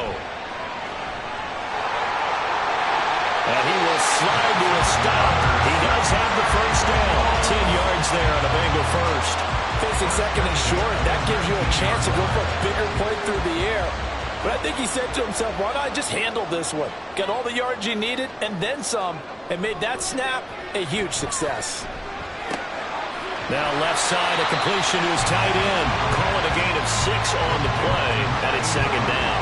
Nice rhythm throw there on first down. He located his tight end, made it a nice, easy pitch and catch. Hoping he can break a tackle or two. Wasn't able to do that there, but still good yardage. On second down now. Downing. And he's going to get about 4 down inside the 10 to the 9. This has been an up and down, back and forth type of a game, hasn't it? Maybe this long drive, take a little bit of the wind out of their sails, kind of settle things down a little bit.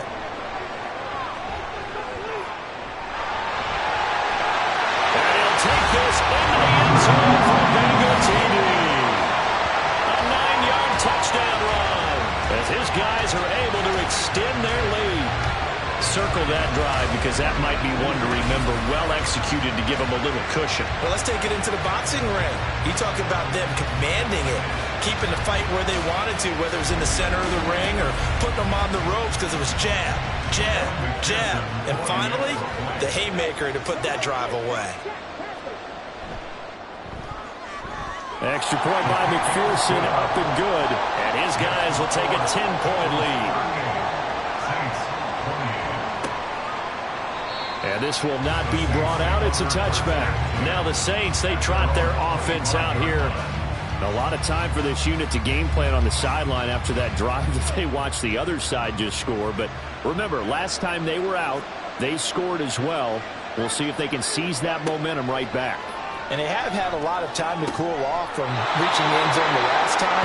So have they been able to keep themselves mentally sharp and into this game, even though they haven't been on the field? And you and I both know, one big play, though, gets them right back up to that level. The Bengal pressure gets him that time. Down he goes. That winds up pushing him back 11 yards on the sack. And that'll bring up third. It has been a rough afternoon for him trying to get rid of the football. See, that's now 5 sacks. How'd you like to be the offensive coordinator, the offensive line coach trying to come up with an answer for this pass rush? What blocking assignments do you change? Can guys play a little bit better? And we're seeing the end result on the scoreboard. Long day in the pocket for their quarterback. Pass taken in by his big tight end. And he's going to be out of bounds right at midfield. How about that? They weather the storm of a 3rd and 17 to pick up the first. Well, this game has certainly had no shortage of offense. Both teams have been revved up from the start. And here's yet another big play. Boy, both defenses have just got to be dragging out there because they've been run ragged throughout. So the line of scrimmage all the way up to midfield now as they've got it 1st and 10. From the midfield stripe, they'll look to throw. Gets it downfield to Mayer. And they'll have it in the red zone before he crosses over out of bounds. A gain of 32 that time. We have seen big plays from both quarterbacks throughout this game, and there's another one right there. Going back and forth, almost like 2 excellent guitar soloists trying to top each other with each additional play. So the big play means just like that, they'll operate from the red zone now on 1st down. Back to throw.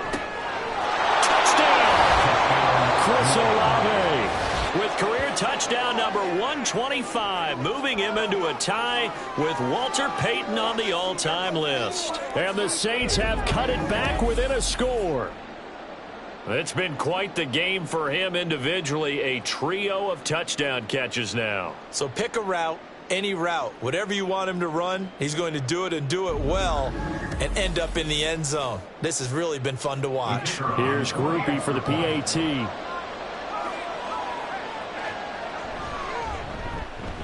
And the lead is down to a field goal now. So that drive spanned 5 plays. And it was Chris Olave who finished things off with a touchdown. The kickoff unit is out on the field, and they will send this one away. From a couple yards deep, he'll bring it out of the end zone. And he'll get it up past the 20 to about the 22. Jamar Chase hoping to be at center stage yet again as the offense returns to the field. A monster game so far, 3rd quarter. He is lighting up the stat sheet. And so many times when you see these types of games, you hear about the quarterback, but we talk about the quarterback throwing guys open good spot.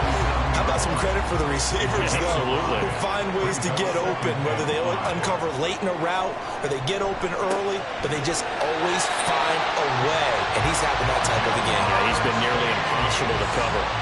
And Chase going to pick up a Bengals first down as he'll get this up to the 34-yard line.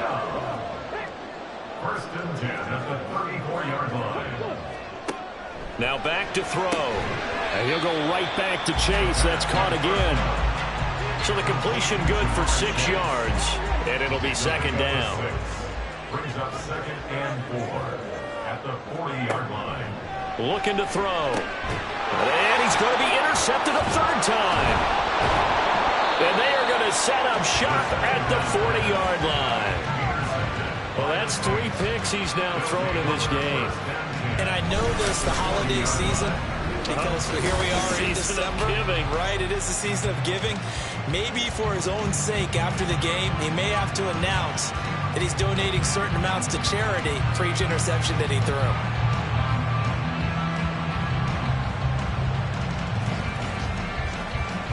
Out onto the field comes New Orleans.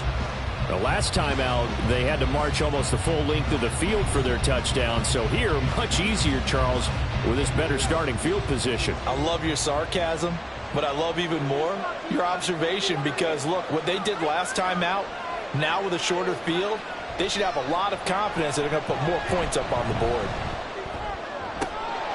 A good start to the drive. Here's that's caught out on the left side. And they move this all the way down to the 9. That goes for a gain of 31. And you need a big play? Go to your big play guy. Listen, that's football 101. When you have to have it, you expect that guy to step up. A lot of people call these receivers divas. Sometimes just leadership when they get in the huddle and say, get me the ball. I'm about to make a big play. The chain gang hustling to catch up. Here's first and goal from just inside the 10. One back in the backfield, he'll get the carry. And he'll take this from the 9 down to about the 7. Not a whole lot there on first and goal, and that's what you're looking for defensively. You'll certainly live with giving up just a yard or two in this situation. Now a second down throw for the end zone, but it's incomplete. Something we haven't really seen much of from him, an incomplete pass. Yeah, last week he finished at 70%. This week he's up over 80%. I don't know how you slow him down. Pass rush is usually the best way because a quarterback on his back usually can't complete a pass. Touchdown, Saints. Michael Mayer. He has career touchdown number 78, tying in with both Eddie George and Frank Gifford on the all-time list. And the Saints have retaken a third-quarter lead. And that's just another in a long line of passing touchdowns for him today. To say that he's been on fire would definitely be an understatement. Groupie for the extra point.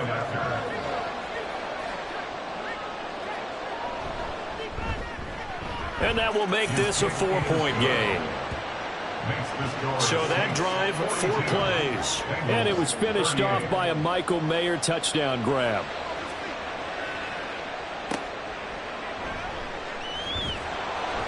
And some good special teams coverage as they bring him down just outside of the 15.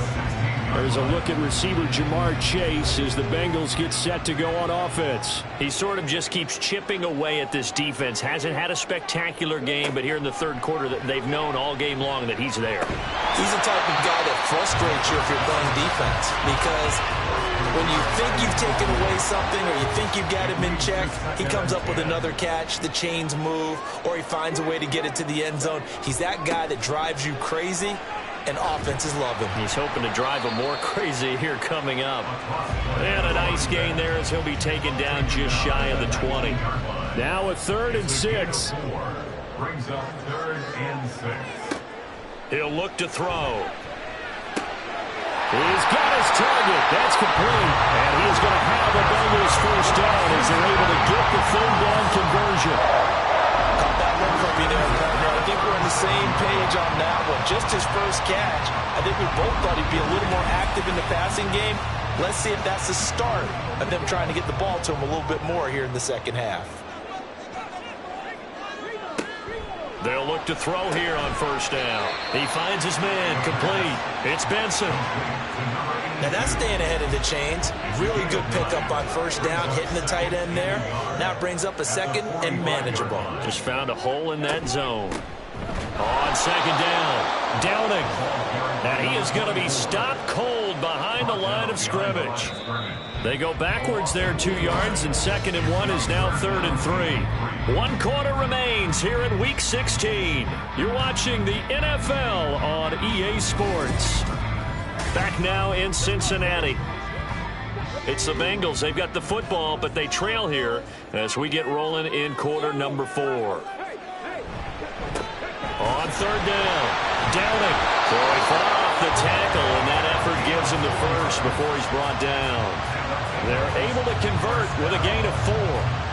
Brandon, unfortunately, I've been here before. They've had 2 opportunities to stop them, so this is demoralizing. They haven't gotten it done. Now you're calling all your blitzes, all your attack defenses, but you're not worried about playing your normal position. You're going to take chances now. Well, you said it. 2 third-down opportunities to get off the field. Couldn't do it, and the clock continues to roll. A small bit of adversity here on what's been a strong drive as they come up 2nd and 12. Now they'll switch it up here and look to throw. And his pass is intercepted for the 4th time today. And the Saints will take over here as they get it up to the 43-yard line. 2nd straight drive now here, Charles, that have ended with an interception. And I just wonder, because I don't think it's going to rattle him necessarily, but I also wonder if it's going to unnerve him a little bit. Does it lead to another one? Or does he find a way to pull it together and become sharp again? Out comes the Saints offensive unit and the NFC playoff race. Let's have a look at it. And the division title, that's out of reach. We know that. This is as good a spot, Charles, as they're going to get. That first wild card and the number 5 overall seed. Barton is not out of the question, especially with the 7 seeds that they have now in the playoffs. If you do win and the other wild card teams win in the first round, you could find yourself with a home game in the divisional round. Now, we know that's not likely, but it's not out of the question. Bottom line, you have to win to put yourself in that position. It's a 6-yard pickup, and it gets him to 2nd and 4. This is where, 4th quarter, you got the lead, you give it to the big guy. Defensively kind of sucks the will out of them, doesn't it? Because they don't want to tackle him right now this late in the game. Well, you say that with accusatory tones. I mean, but you're exactly right. I know it's not something we actually want to talk about, but as a defender, 4 quarters worth of trying to bring people down, 4 quarters worth of pounding, and now late in the game, here comes that big guy coming at you, and a lot of guys are wondering where they want to come up and make that tackle at this stage of the game. They'll run on first down. Leary. And just good downhill running there as he'll take this to the 15-yard line. Give them 18 there, and the Saints have a first down. Well, it is our business to analyze what we saw out there, and on that play, I saw a defense staying in base, not taking a chance, not blitzing, in a situation where they absolutely need the football back. That's either a case of overthinking it or not thinking it through. If you do blitz, do you have to be careful about where you're coming from, or are you just coming from all angles? You have to be careful about where you're coming from, obviously, but at this stage, you have to take a few chances as well. 2nd and 10.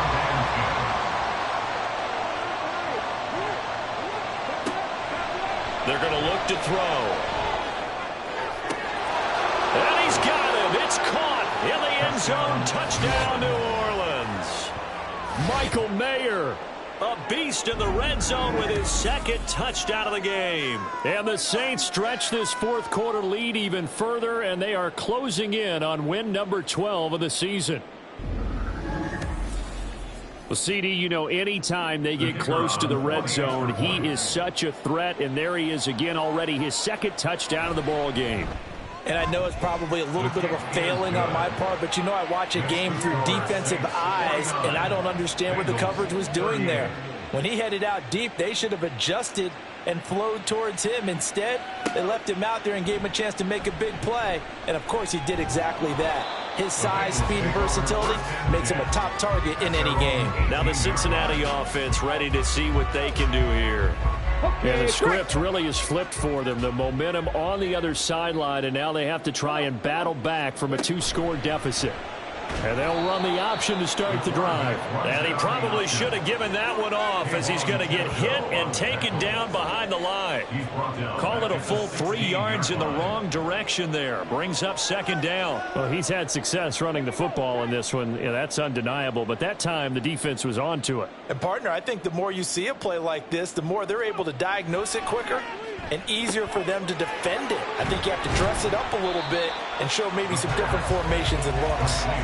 They'll wind up getting 7 on the play, and it brings up 3rd and 5 now. 3rd and 5.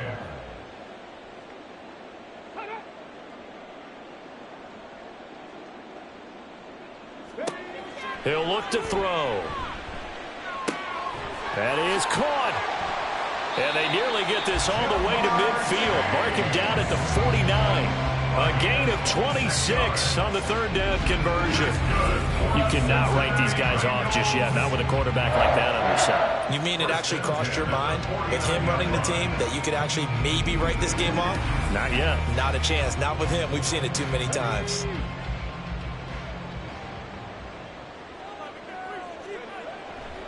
Now a play fake here on 1st down.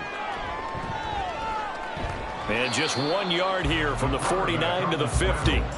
His running ability has been an extra dimension of their game plan thus far. For once, though, he doesn't create any magic against the front that's prepared for him to try and take off.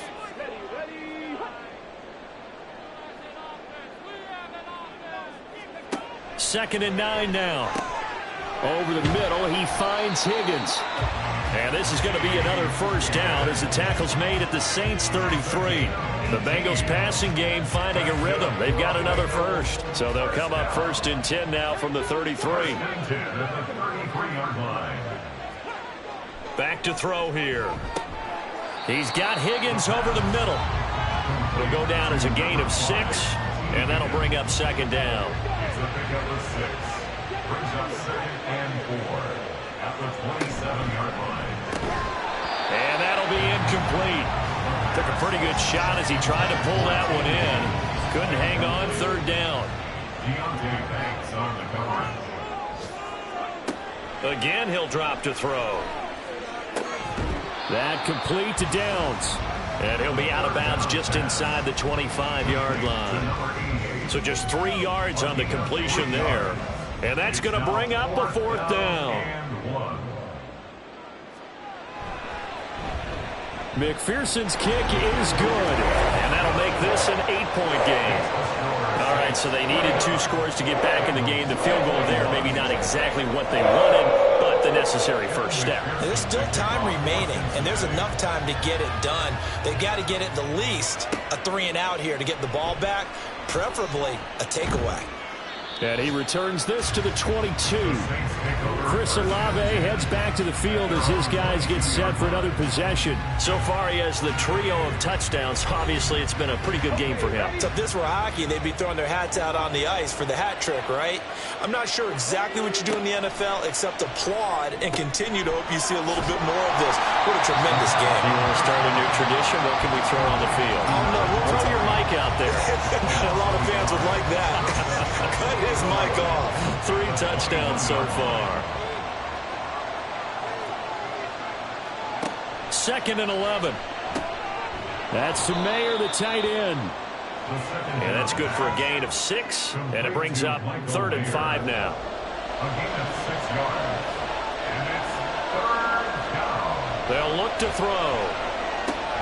Able to find the open man. That's complete. And he gets this up to the 34 out of bounds there. 5th catch of the afternoon, and that gives him a 1st down.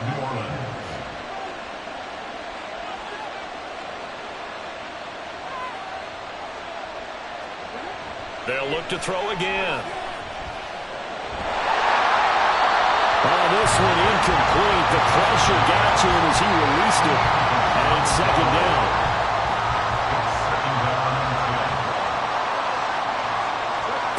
They'll stick with the passing game as he looks to throw. Into the hands of Perry, complete. And he's got another 1st down as the tackle's going to be made at the Bengals 43. 23 yards the pickup there.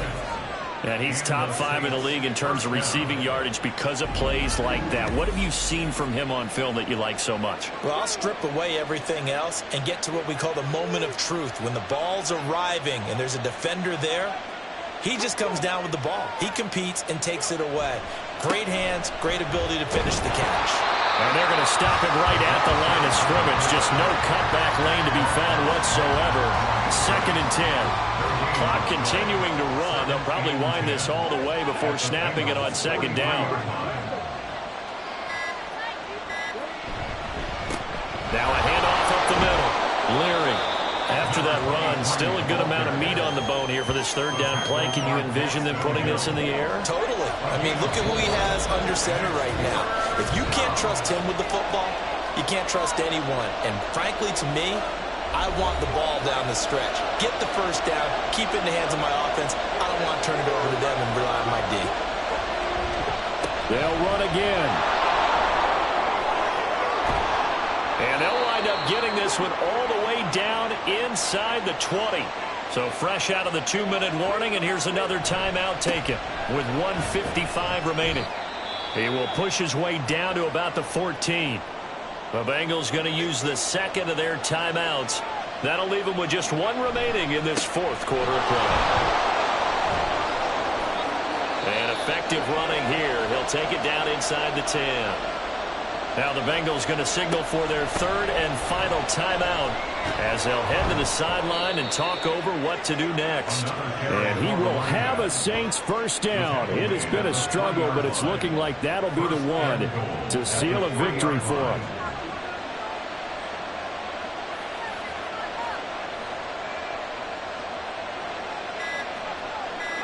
The Saints in victory formation now as they'll take the knee.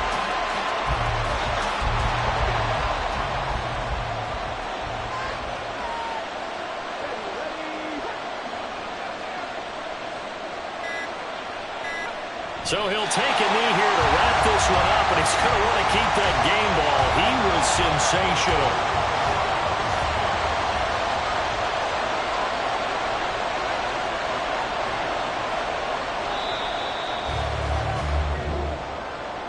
Charles, a lot of happy faces heading into the tunnel as this one ends, and understandably so. Not only did they get the win, but boy, their offense was on fire in this ball game. And partner, I have no idea what the top speed is on one of those high-end sports cars. What's the top gear you can get into? This offense, they certainly were there in this one, huh? Everything clicking for them in this contest, the kind of performance that they're going to cherish. So for New Orleans, the wins keep coming as this one moves them to 12-3 on the year. And they'll head back home next week to take on the Chicago Bears. Meanwhile, for the Bengals, it's a bad time of year to take a loss like this as they drop to 10-5. And they'll try to get back on the beam next week as they'll head to Cleveland to take on the Browns. I'm Brandon Gaudin. Certainly have to thank Charles Davis, my broadcast partner, and our entire crew. We'll catch you next time right here. It's the NFL on EA Sports.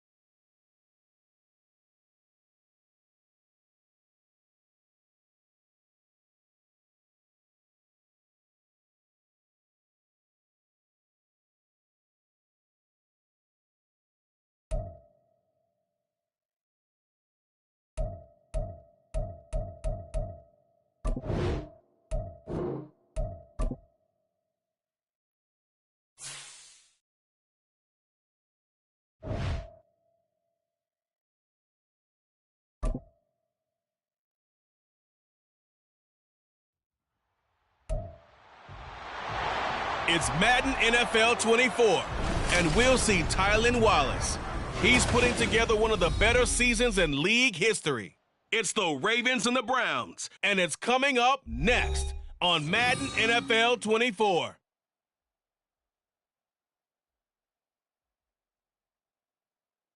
Fun times in Cleveland ahead as we join you by the Lakeshore here at Cleveland Browns Stadium.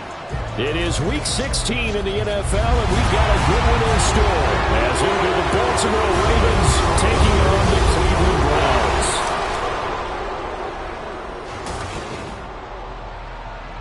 With Charles Davis, as always, I'm Brandon Gaudin. And Charles, you talk about storylines in this one. I think it begins and ends with our two quarterbacks, certainly two of the best in the business. And nowadays, I don't think you can get by for long periods of time without a top-flight quarterback. The way the game is played, with all the responsibility he has and how the game flows through him, if he's not on the top of his game, your team's not going to benefit at all.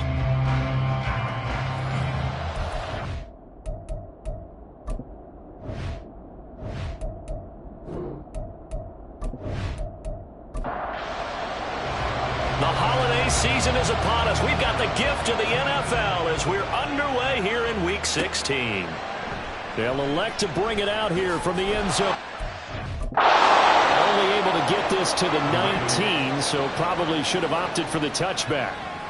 Number 8, Lamar Jackson, trotting onto the field at quarterback, ready to lead this Ravens offense. And while he won't admit it because his team lost the game, he had some fun in the last one. He threw for over 400 yards. I mean, there's no getting around it. As a QB, yeah, okay. We lost the game, but boy, that felt good flinging it around. Now he's got to figure out how to do the exact same thing, yet turn it into a win. Calling no gain on the game's first play. And it's second down now. Brings up second and 10 at the 19-yard line. First carry for the Iowa State man, Breece Hall. He'll be dropped at the 25 after a gain of 6. I really like the vision he displayed on that play because he saw there wasn't a lane to completely break off a huge gain. So he found where there was the most space and got what he could. A nice dirty run that's a positive play for the offense. Give him 5 yards there, and it's enough for the first. The Ravens at 9-5 now on the year. If they come into this one knowing it's been a while since they've had a W, they have dropped 4 in a row. Let me tell you, when you go a month partner in this league without a victory, it gets tough to come to work every day. And in addition, you start to wonder about your job security as well. Hey, baby, this ain't good enough for us. An unfortunate time for the penalty there. That cancels out a positive play from this offense. Well, not to sound too trite or too accepting, but you and I both know it happens. You got to accept it and move on. Yardage, you got to get back. Focus on the next play and move on. And he'll get it out near the 40 to the 39. The numbers for Hall in last week's ball game. 11 carries, 69 yards, and a touchdown. And when you measure numbers for the guys that carry the football, it's not just the yardage. How many times do they ring the bell? How many times they get into the end zone? And now that he has 15 for the year, everyone gets to celebrate, starting with his offensive line. 2 yards, good enough for a first.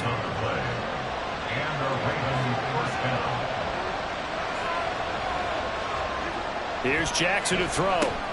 A little short pass here taken in by Laporta. Well, hang on now. We're going to pause here. We've got an injured player. But not what you want to see this late in the season. Medical staff is going to check on him, and we'll step aside for a moment. Now a 2nd and 6.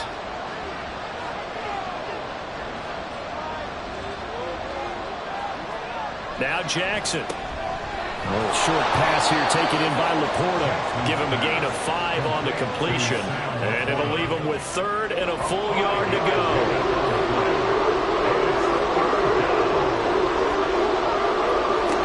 They'll run with Hall.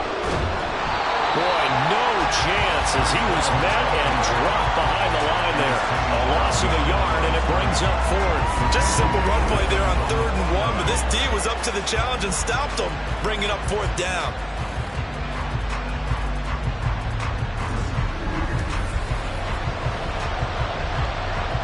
Facing 4th down, Baltimore will punt. Jordan Stout out there. This is away, but boy, headed straight for the sidelines. And no return here. Where will they spot it? They say just outside the 20-yard line. And here are the Browns for their opening drive. They'll be led out by the #1 overall pick in the 2019 draft from Oklahoma. It's Kyler Murray. And last week's loss came despite a clean game on his end, throwing the ball with 2 touchdowns and 0 interceptions. His job this week is simple. Do it again. Continue to avoid turnovers and hope that what sunk them last week resolves itself this time around. And he'll get what he can up the middle, 3 yards. That'll bring up second down. 2nd and 7. It's a pickup of 3. Brings up 2nd and 7. Now Murray. Got a man, and he hits him in stride. And he's taken down, but able to slip across the 35. Line of scrimmage, the 37 on 1st and 10. Murray now. He finds his man, complete. It's Hoffman. And he'll be stopped right at midfield. Another nice gain, 13 yards that time, and another 1st down. Here's Murray from midfield. Looking left side, and he's got a man. That's Hoffman. It'll be a gain of 5, and that will bring up second down.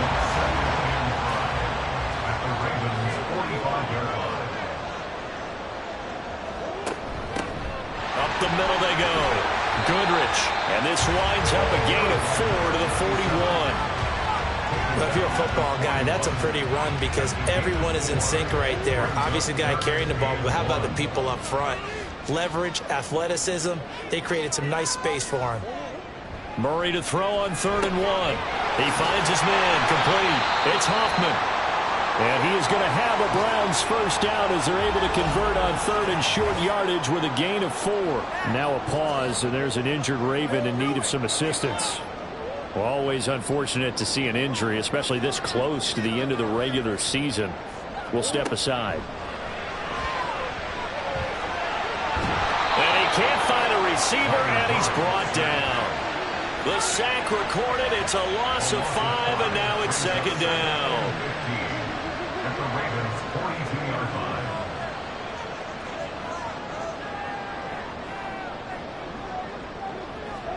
Here's Murray. And this one incomplete. Too much contact to hold on to that one, and it's 3rd down. Tall task ahead of him here, needing a full 15 yards to move the chains. Now on 3rd and long, they'll look to throw. And that is incomplete.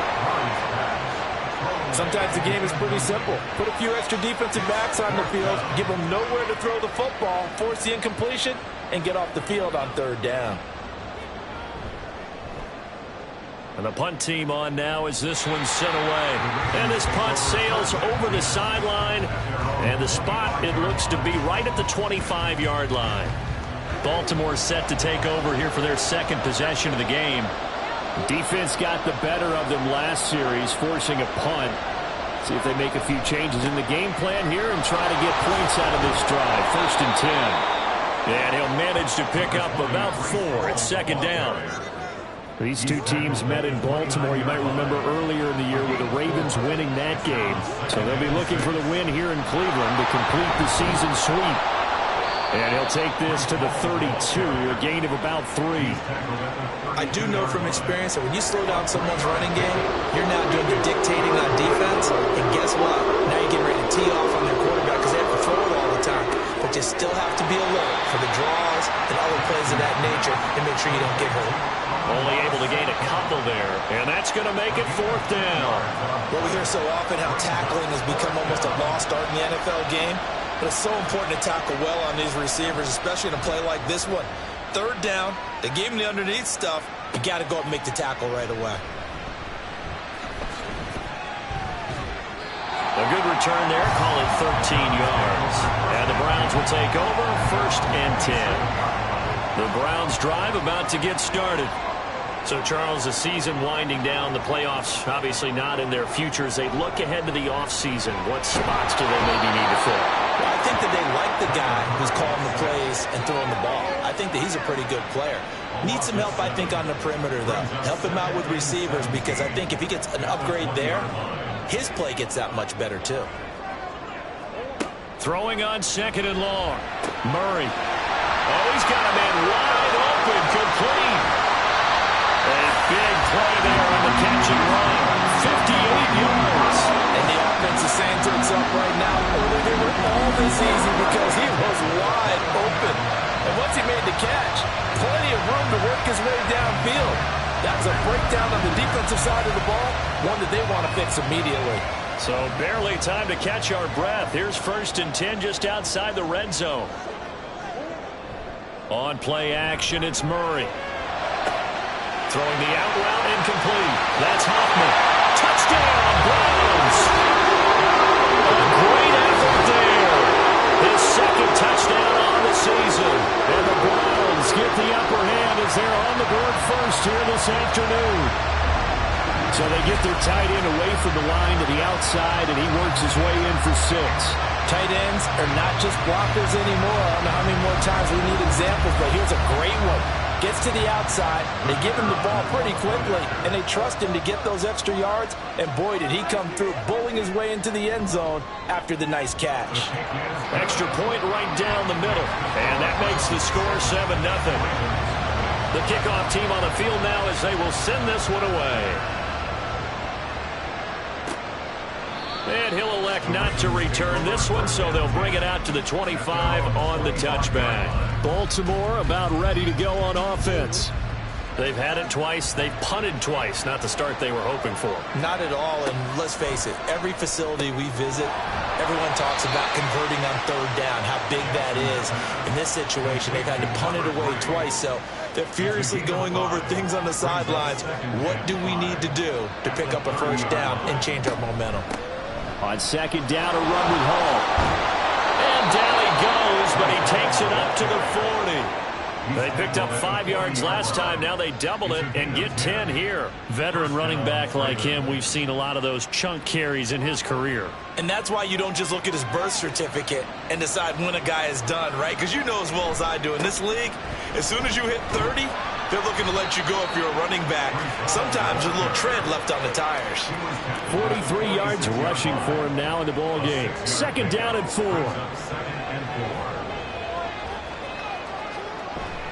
Here's Hall again. Oh, an absolutely filthy juke. He's got some space now. And some pretty strong running there as he'll take this across the 50 and down to the 44.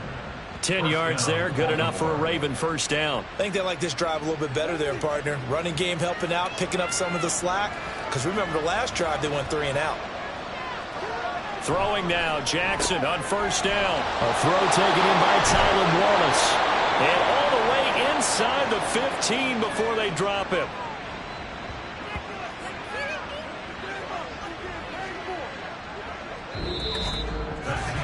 After one, 7-0 on EA Sports. Raven football here as we begin quarter number 2. This offense finding its legs now. Here's another 1st and 10. Jackson. And that'll be incomplete. So after the incompletion on 1st, now 2nd and 10.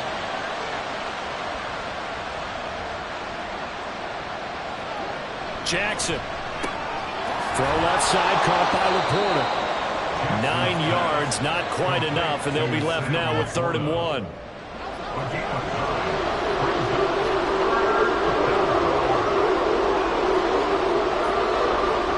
To throw is Jackson. And a quick throw here, that's complete. So nothing doing there, and it'll be 4th down. Excuse my snarkiness here, but isn't the idea of completing a pass supposed to mean you get downfield and gain yards? Especially on 3rd down. Yeah, that one. How about the defense? Figured that one out in a big way. Yeah, they completed it all right and lost yardage. So, Charles, they are on the board after that kick. So 3 drives, 3 points. Obviously not the start that you were hoping for, but they're able to erase that 0 off the scoreboard. Yeah, I guess what you're saying is a point of drive is not what offenses are striving for by any stretch. They're happy they've got 3 now. They hope that unlocks their offense for bigger points down the road. Ready to take over again on offense. Out comes Cleveland.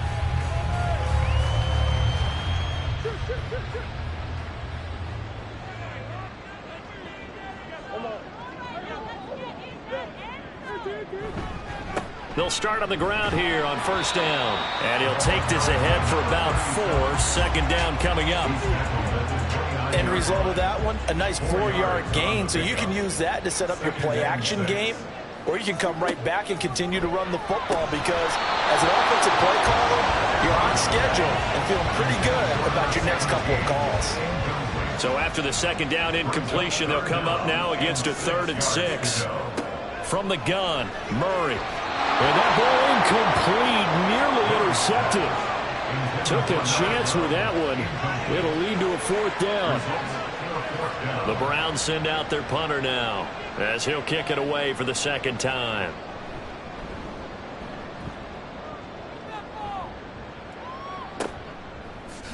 Fighting through. It'll be a 44-yard punt. The return goes for 8. And the Ravens, they'll take over. Breece Hall helped leading out this offense for another series. And I'm wondering if maybe they don't go away from him on this drive a little bit. He's been great, but they haven't scored a lot of points. I think they still have to show him as a threat. Make sure he touches it a few times. But as you pointed out, use him as a decoy a little bit and get the ball in the hands of some other people in order to put more points on the board. But he's done a really nice job of establishing them with his running. Yeah, he's established himself well. Now can they put more points up? And this winds up a gain of 4 to the 41. This offense so far on 3rd down, they've only converted once in 4 tries. This time they face a 3rd and 2. They'll go again with Hall. A great effort there to shed the contact, and it helps him pick up the first. It's a gain of 4 there, and it gives him a new set of downs.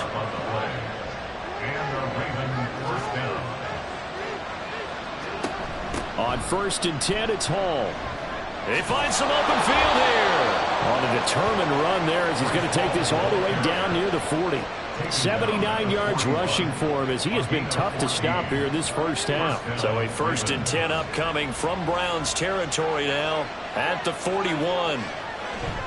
Straight ahead is Hall. And maybe a little over pursuit there as he's able to take this down to the 25-yard line. 15 more there, and they're on a roll. It's another first down. Well, if they continue to run the football this strong, right up the middle, I don't know if they can wait till halftime to make adjustments. They better find a way to get it done series to series. I don't know if they need to sub some guys out, bring in extra people, maybe change what they're doing on the defensive side of the ball. But right now, they're running the ball very well right at them and right up the middle.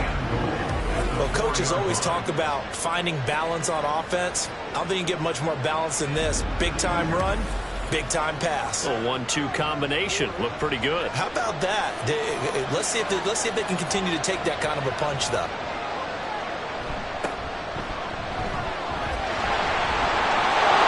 And he will take it in for a Ravens touchdown. A great play there. His 3rd rushing touchdown of the year. And the Ravens have taken the lead.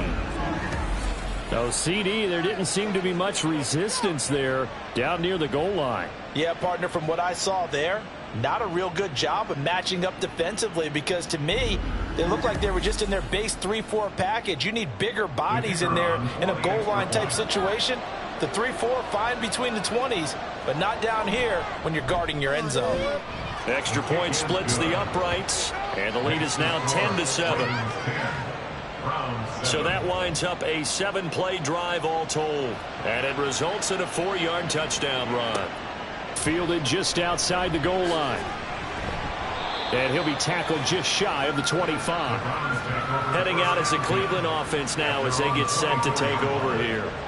And Charles, a very uninspired effort the last time we saw them out there. It was a quick 3-and-out, then they punted the football. Yeah, and you never want to get stopped so soundly during a series, but what would be even worse now is letting it happen again right here. They've got to get going. Now here's a pass on first down. It's knocked away and incomplete. After the incomplete pass, here now is 2nd and 10. Now a handoff up the middle. Goodrich. And he's going to have a Browns first down as the tackle made at the 45-yard line. Although his reputation as a speedy runner precedes him, it's always fun to watch him work. It is eye-opening, isn't it? Because when you see him get the ball and just go, in addition to that speed, it helps out his blockers. They don't have to hold blocks for long because he's just going to speed right past them. And this time they were waiting for him as he'll be knocked down before he can get back to the line of scrimmage. 2 yards the loss, 2nd and 12. They have 3 tight ends in that formation. That's almost a universal sign that they're planning to run the football. But how about the defense there? They met force with force and caused a stack up behind the line of scrimmage and threw him for a loss. Big yardage there on the scramble. It gets him a first down.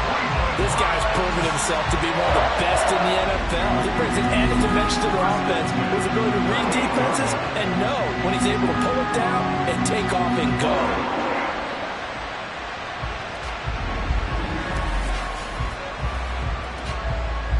So in Raven territory now. Here's a 1st and 10 at the 38. A quick throw there is incomplete. Well, they've been back on their heels a little bit here on this drive, but a chance to exhale just a little bit there with incompletion on first down. Now they have to gear up, try and get 2 more stops, and escape this drive. On 2nd down now, Goodrich. And he'll do a nice job here just to fight his way back to the line of scrimmage. No gain on that one as it brings up a 3rd and 10. No gain on the play. It's 3rd and 10. Throwing now is Murray.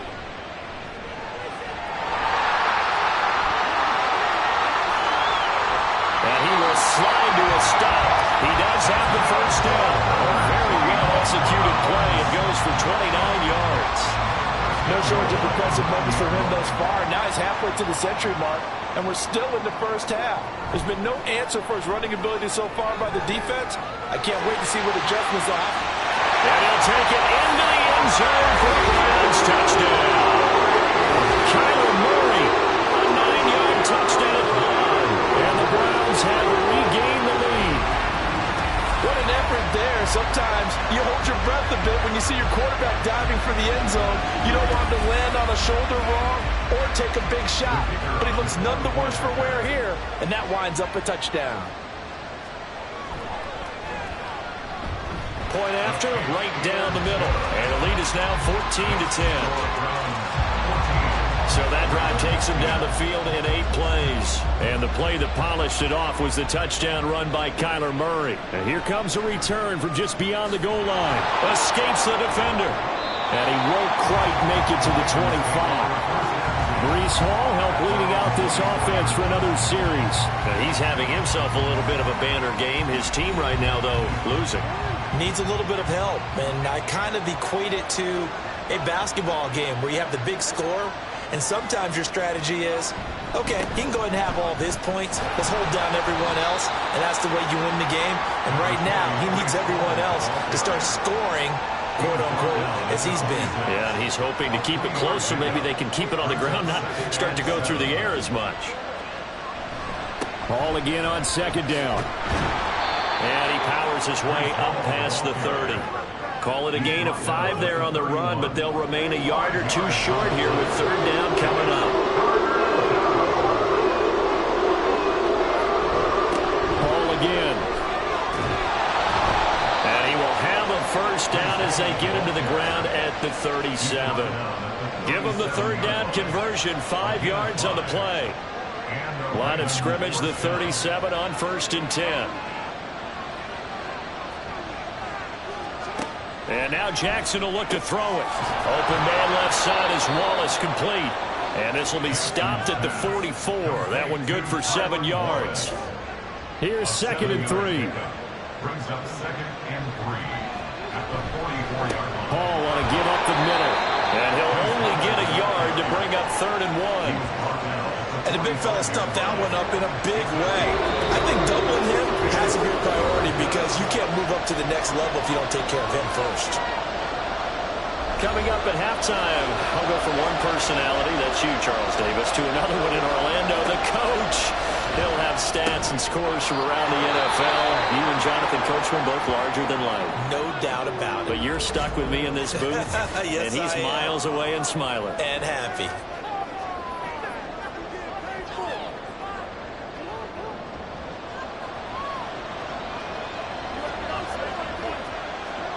On 1st and 10, it's Jackson. This to the corner, right side. And he is out of bounds, but not before he's inside the 30.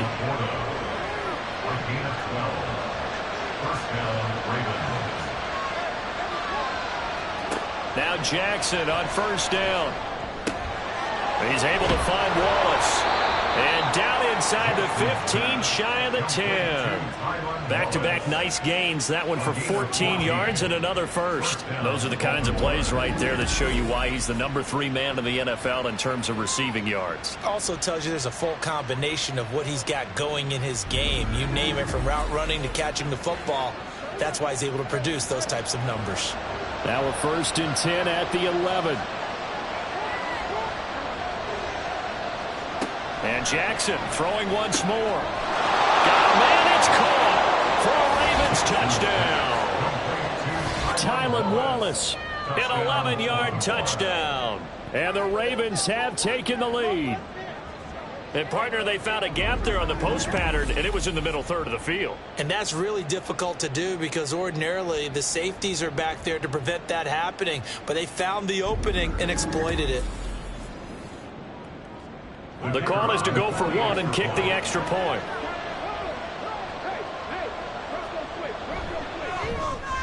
It's good, and they'll take a 17-14 lead.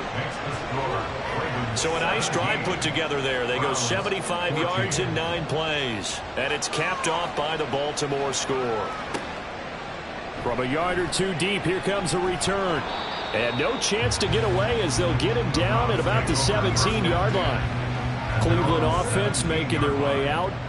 And now with still more than a minute to go in what's been a tight game, you figure we'll try to see them move the ball downfield. And remember, they get the kickoff to start the second half, so this is a golden opportunity for them to go down there and put up a couple of sixes back-to-back. What a momentum swing that would be. Yeah, you might be able to get a 2-for-1 without ever even giving up the football. Murray again, 2nd and 10. And an incomplete pass. That'll stop the clock here with just under a minute to play in half number 1. So back-to-back incompletions, and that has them staring at a 3rd and 10. Up the middle they go. Goodrich. And he works it across the 25 before being tackled. And now timeout is whistled as it appears there's a Brown shaken up on the play. And not what you want to see this late in the season. Medical staff is going to check on him, and we'll step aside for a moment. On 1st and 10, here's Murray. He's going to find his running back. It's complete. The Browns trying to get back and set quickly here. Time ticking away. 2nd down, Murray sets to throw. He finds his man, complete. It's Hoffman. The Browns will quickly use their 3rd and final timeout as they'll stop the clock with 26 seconds to go until halftime. A couple of first downs has the football positioned at the 43 as they come up 1st and 10. Out of the gun, here's Murray. And he goes down. The Ravens able to get to him. By Travis Jones. It's a loss of 8. Brings up 2nd and A final shot before half for Murray. And his throw is incomplete. So we've hit halftime. Just a field goal separating these two teams at the break. As we'll send you down to Orlando, and we check in with Jonathan Coachman for our EA Sports Halftime Report. Coach. Okay, Brandon, thank you very much. Some critical games going on as teams fight for those final playoff berths. Let's get you around the NFL here in a busy Week 16. We'll begin up north at MetLife Stadium over in New Jersey. And it's the Giants who are out in front. Devontae Smith, a touchdown catch in that first half. From there, let's head off and check out a second game. And you can see, currently they trail in that ball game. The Titans seem to be on their way to what would be a good victory. Lastly, let's head up to the Twin Cities to check in on the Vikings at home in Minneapolis. As you can see the score there in the second quarter. The Panthers locked in a tight one, but this is a game you feel they've got to have. This one's been as good as advertised. Just a field goal separating these two teams. This is a very level first half, and I'd expect to see more of the same after the break.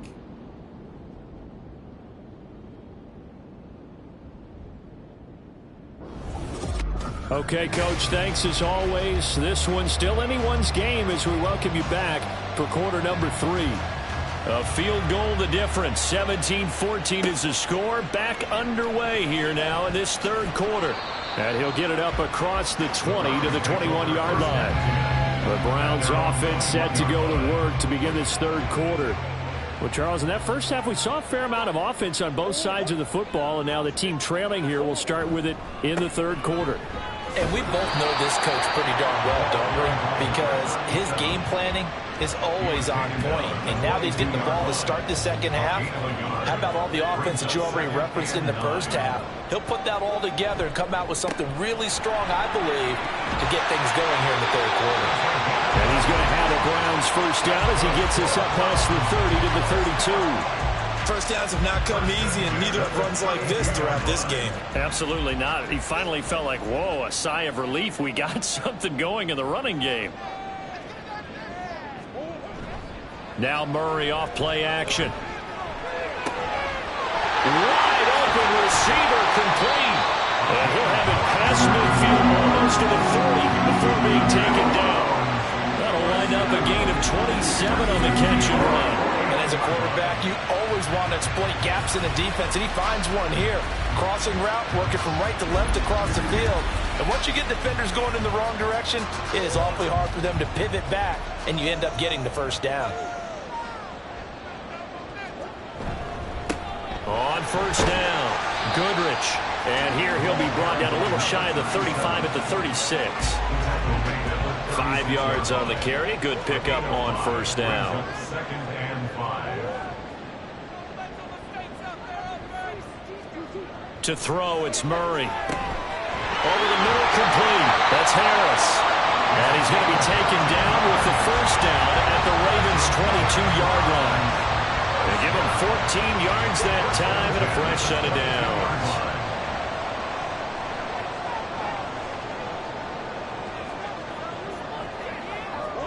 Murray now on first down. And his throw here is incomplete.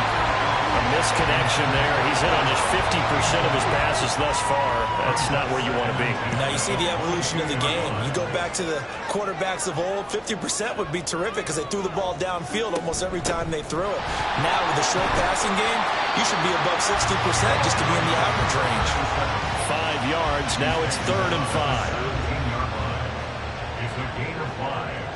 Brings up 3rd and 5.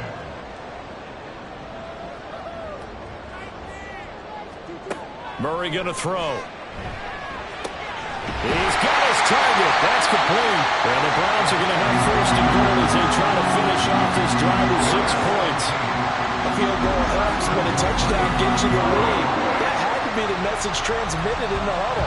And they delivered there as that throw is going to keep the drive alive.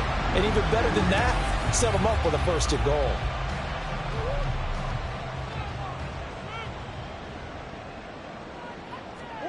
Murray now.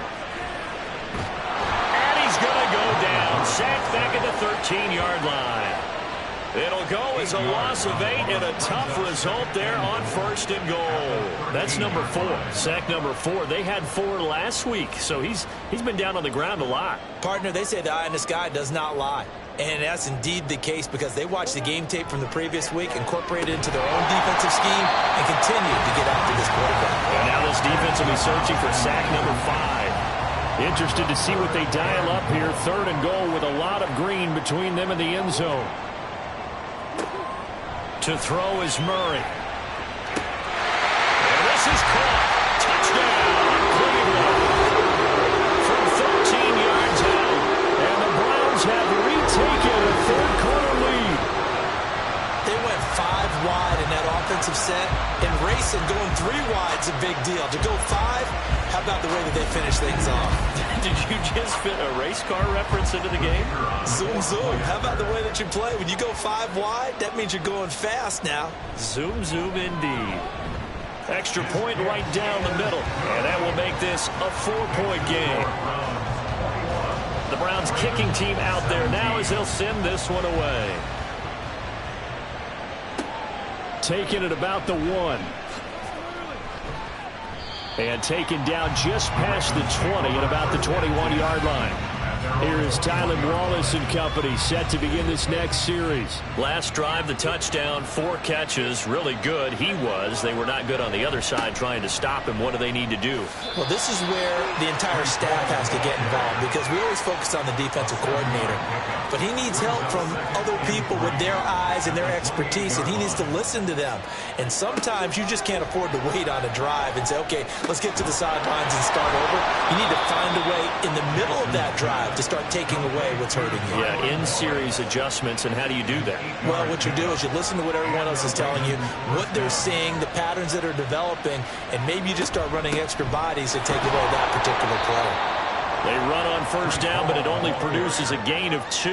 It's second down now. From the 38 now, here comes 2nd and 8. Now Jackson. Short pass here taken in by Laporta. Let's not quibble about the gain there on second down. That was a positive play because that was a take-what-you-can-get situation. Got out to the tight end. Now gives a much better opportunity to convert on third down. On third down, here's Hall. And he brings this up to the 46. Good enough for the first. Give him 3 yards and a fresh set of downs. You can just kind of sense the momentum turning here. It's 1st and 10.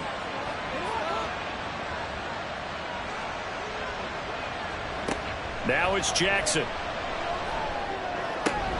Throw caught by Flowers. And he goes out of bounds. It looks like right at the 50. 2nd and 6. 4 yards on the pickup. 2nd and 6. From midfield now, here's Jackson. And that'll be caught. It's St. Brown. And they're going to have another first down as he's going to be tackled at the Browns' 26. That one goes for 24 yards. I love the drive they're working on here because they know they can take the lead with a touchdown. And so far on this drive, so good. They moved the ball down the field with very little resistance defensively. But they better be prepared for some adjustments to come their way now. Back to the ground with Hall. He'll take it inside the 25. You've got to be impressed by that defensive front on reps like those. They were not being moved off the line, kept their shoulders square, and gave their teammates time to fight to the ball and limit that gain. Now this is going to be a quarterback draw. And he's going to take this down to about the 17. He's able to call his own number for 8 that time, but it leaves him with a 3rd down.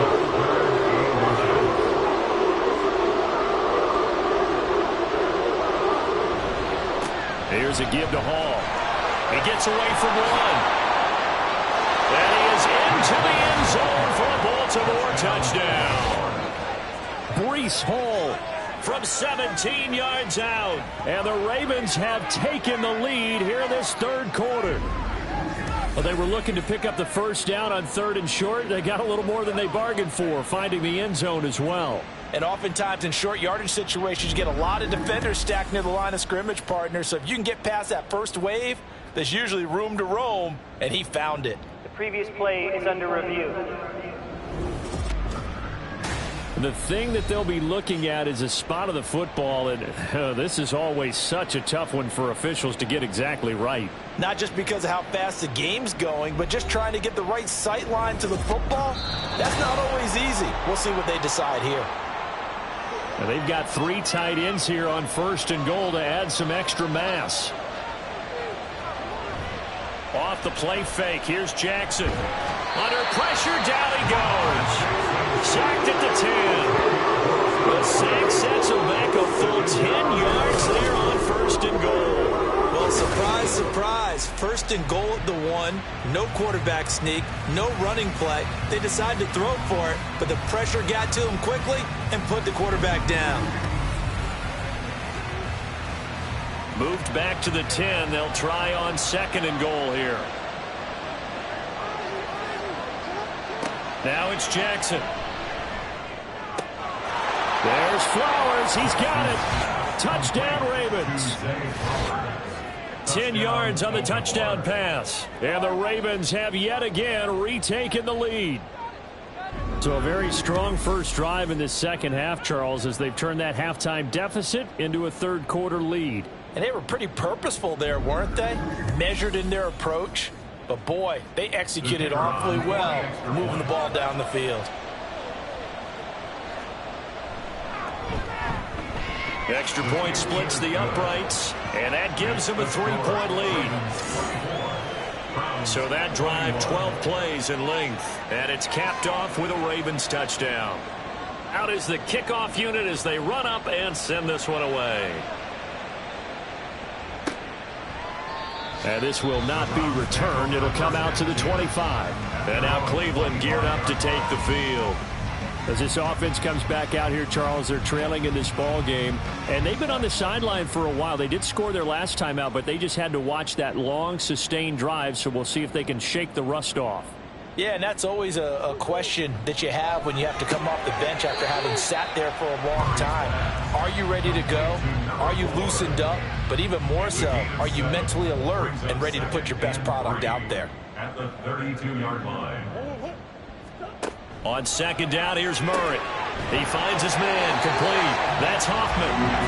They call his number again. It's his 6th catch and a first down.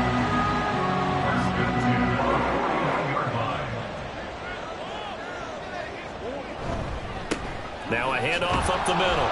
Goodrich. And running room scarce here. He's going to be stopped in his tracks at the line of scrimmage. Now a 2nd and 10. 2nd and 10. At the 41-yard line. Murray now to throw. And he's got his man in stride. Complete. 5 yards. Now it's 3rd and 5. It's a gain of 5. Brings up 3rd and 5. Shotgun now for Murray. That is caught.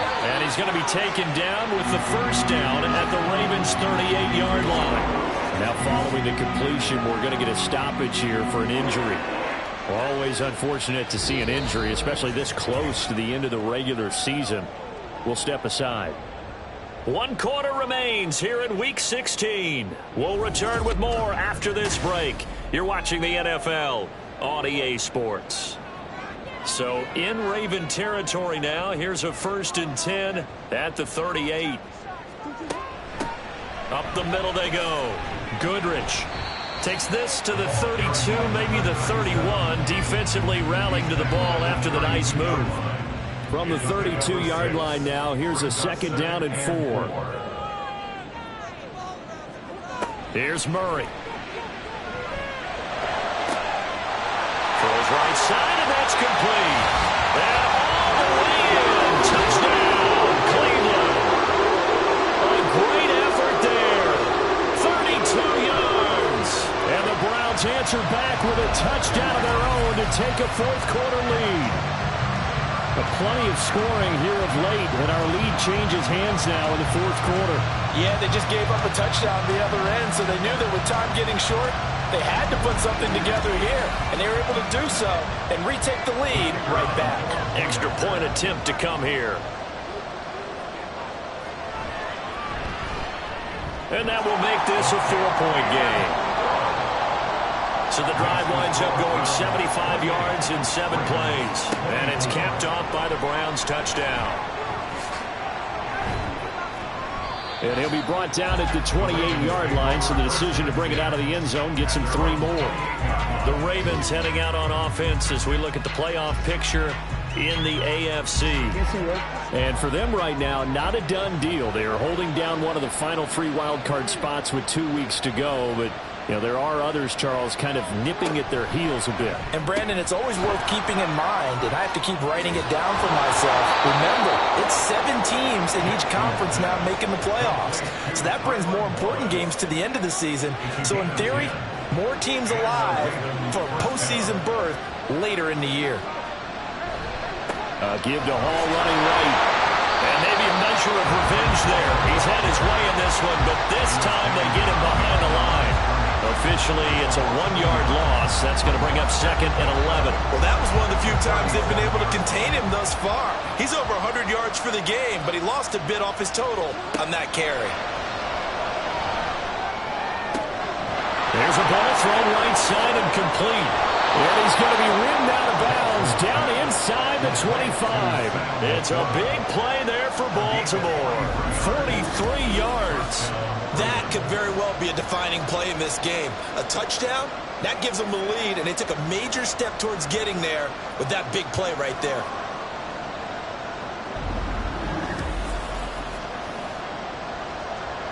So the big play gets them all the way down to the outskirts of the red zone here for 1st and 10. And that'll be caught by St. Brown. And a couple of yards as they move it from the 21 to the 19. And now timeout is whistled as it appears there's a Brown shaken up on the play. But not what you want to see this late in the season. Medical staff is going to check on him, and we'll step aside for a moment. A handoff for Hall. And all the way down inside the 5 to the 4. 153 yards rushing for him now as his sensational afternoon continues. Another carry for their leader and a good one. It's crunch time. They'll need him to continue to be productive in both the run and passing game in order for them to try and snatch a victory. Now a throw to the end zone on 1st down, but it winds up incomplete. To give you an idea of how accurate he's been throwing the football, we're in the second half. That's just his 2nd incompletion. Well, if he's that locked in, that means everyone's locked in. And he'll get in. Touchdown, Baltimore. Breece Hall taking it in from 4 yards out. And the Ravens have moved out in front here in the 4th quarter. And this is a time of game where offensive lines can really dictate a team's fortunes. It's been a tough battle. They've been out there for a long time. But this was a question of who can wear down who. And that's excellent work to put a long drive together and finish it with a touchdown run to take the lead. Point after, right down the middle. And that gives them a 3-point lead. So that drives 7 plays in length. And it was capped off by a Breece Hall touchdown run. Set now to kick this one away, and off it goes. From a couple yards deep, he'll bring it out of the end zone. And he's up past the 20 to the 22-yard line. And the Browns getting set to go. And they will be looking to answer the touchdown their defense just surrendered. Still a good chunk of time remaining here in the 4th quarter and a chance to regain the lead in a tight one.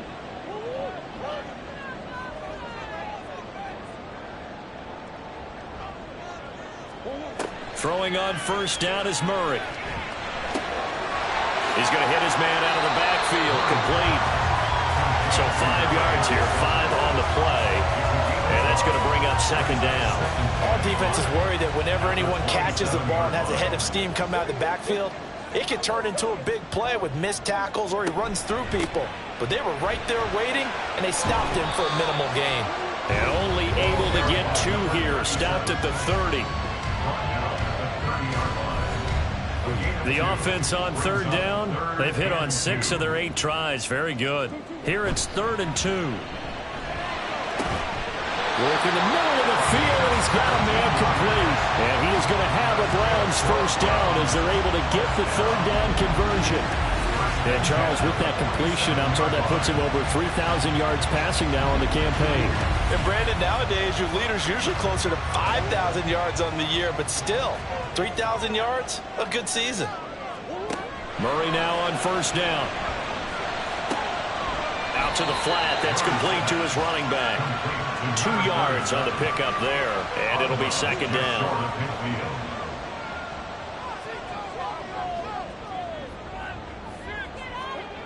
Throwing now is Murray. Throw left side complete. That's Hoffman. And just 1 yard here from the 49 to the 50. As a defense, you're more balanced when you're in zone coverage because you're able to keep your eyes on the quarterback and see the play develop in front of you. They're able to keep the quick pass in front of them and stop it right at the line of scrimmage. Here's Murray from midfield. find the open man. That's complete. And he's going to get this one down to the edge of the red zone. Give him 30 yards there. Well, this is where an offense needs to show what it's made of. And, in fact, where a quarterback needs to show what he's made of. Trying to engineer a fourth-quarter comeback, and he hits a big one right there.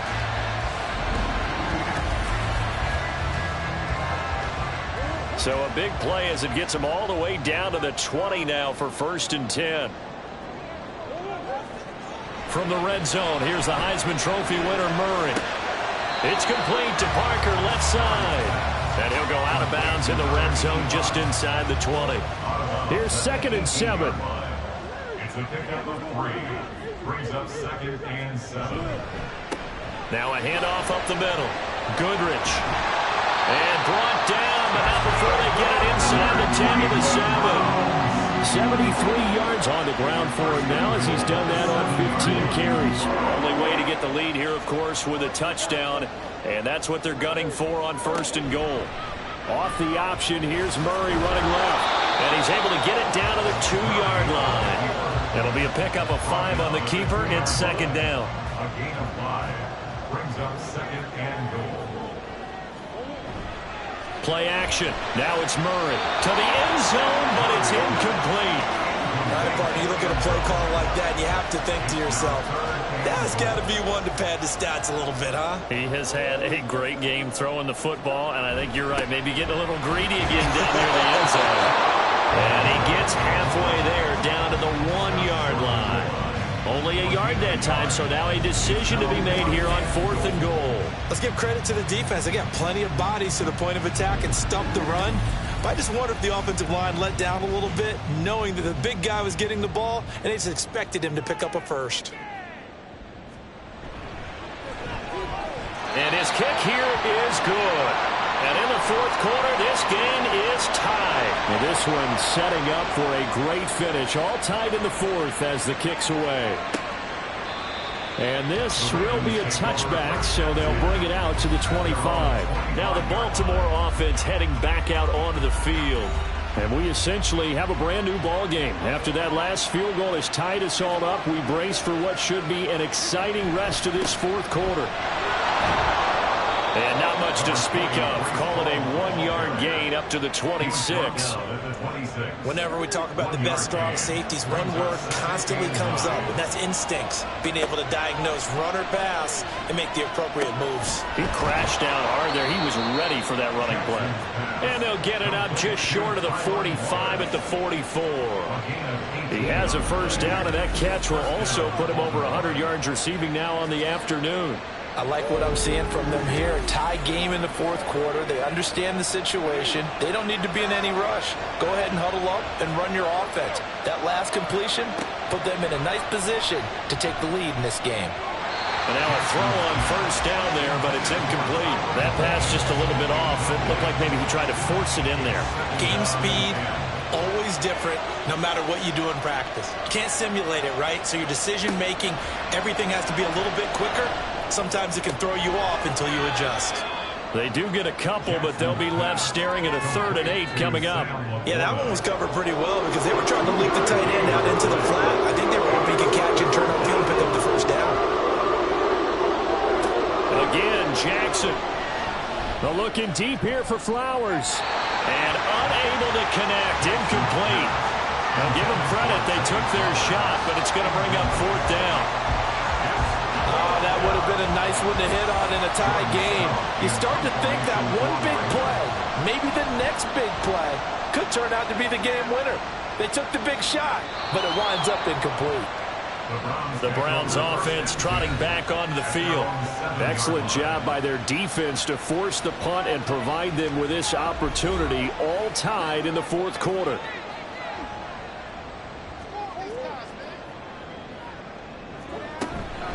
They'll start this drive out on the ground. And they work this out past the 25. That's good for 21 yards and a first down. Well, point, I have to say they caught him in the right defense there. Nickel set, fit defensive back on the field, and they love to run against that because now you typically get a bigger blocker on a smaller defender. Yeah, because those DBs like you, they want the interception. They're not as worried about the running play, right? Not at all. And I still remember being in school, and one of my offensive line teammates used to say, boy, I'd love to come downfield and hit you little people. Good run there. But no matter how they phrase it, staying on schedule, staying ahead of the sticks, whatever you want to call it, 7 yards on first down, that fits the bill. Getting down to the good stuff, all tied with 2 minutes remaining on EA Sports. Here's 2nd down and 3. Now Murray. And he's going to find his man out of the backfield. That's complete. Well, he'll be out of bounds, but able to get it up past the 45. Here's first down.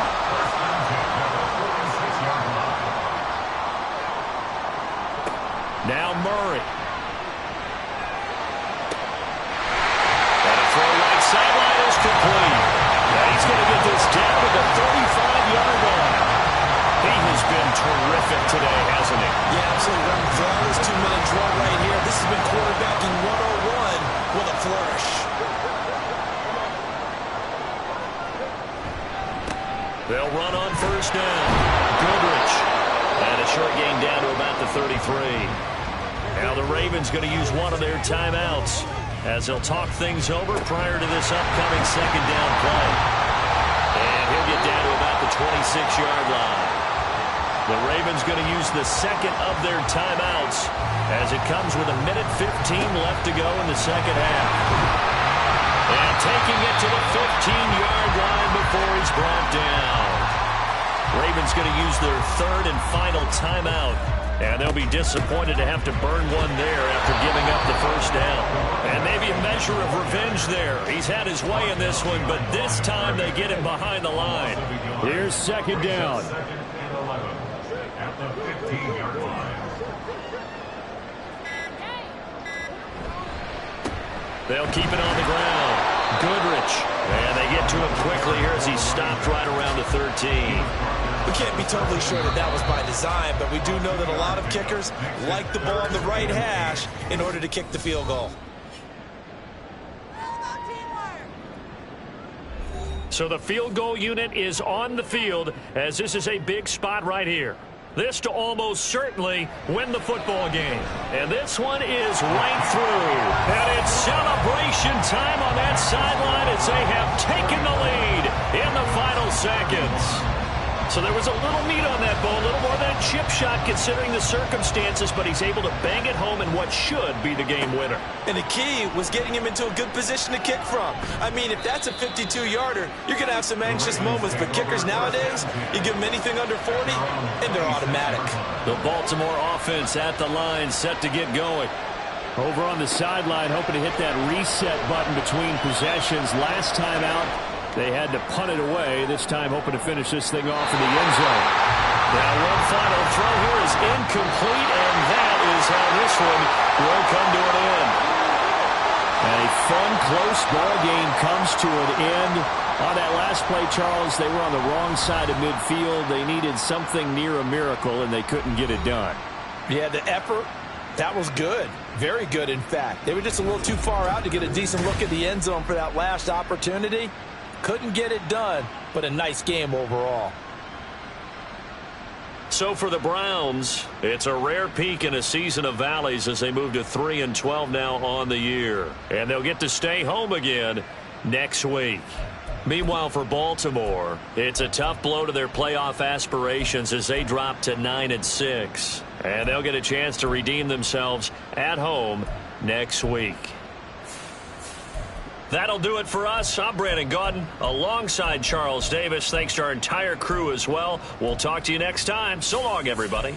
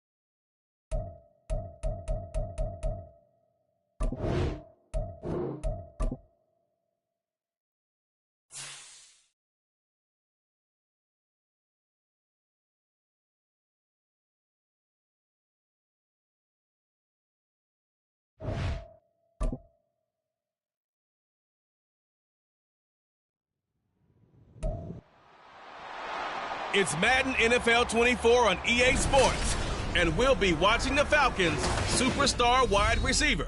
They're few better in the red zone as he comes in fourth in touchdown receptions. It's the Falcons and the Raiders next on EA Sports. Well, there's never a shortage of shows or sights and sounds throughout this city, but for the next few hours, all eyes are glued to Allegiant Stadium here in Las Vegas. It is Week 16 in the NFL, and we've got a good one in store, as it'll be the Atlanta Falcons taking on the Las Vegas Raiders. Hi again, everyone. Alongside Charles Davis, I'm Brandon Gaudin. And, Charles, we look at the Raiders here entering play. They come off a distance.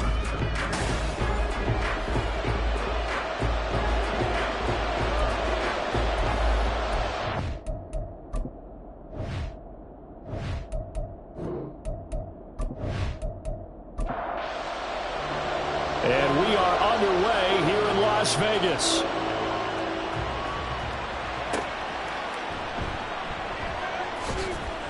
And able to get this across the 20, but not much further as he's dropped it to 23-yard line.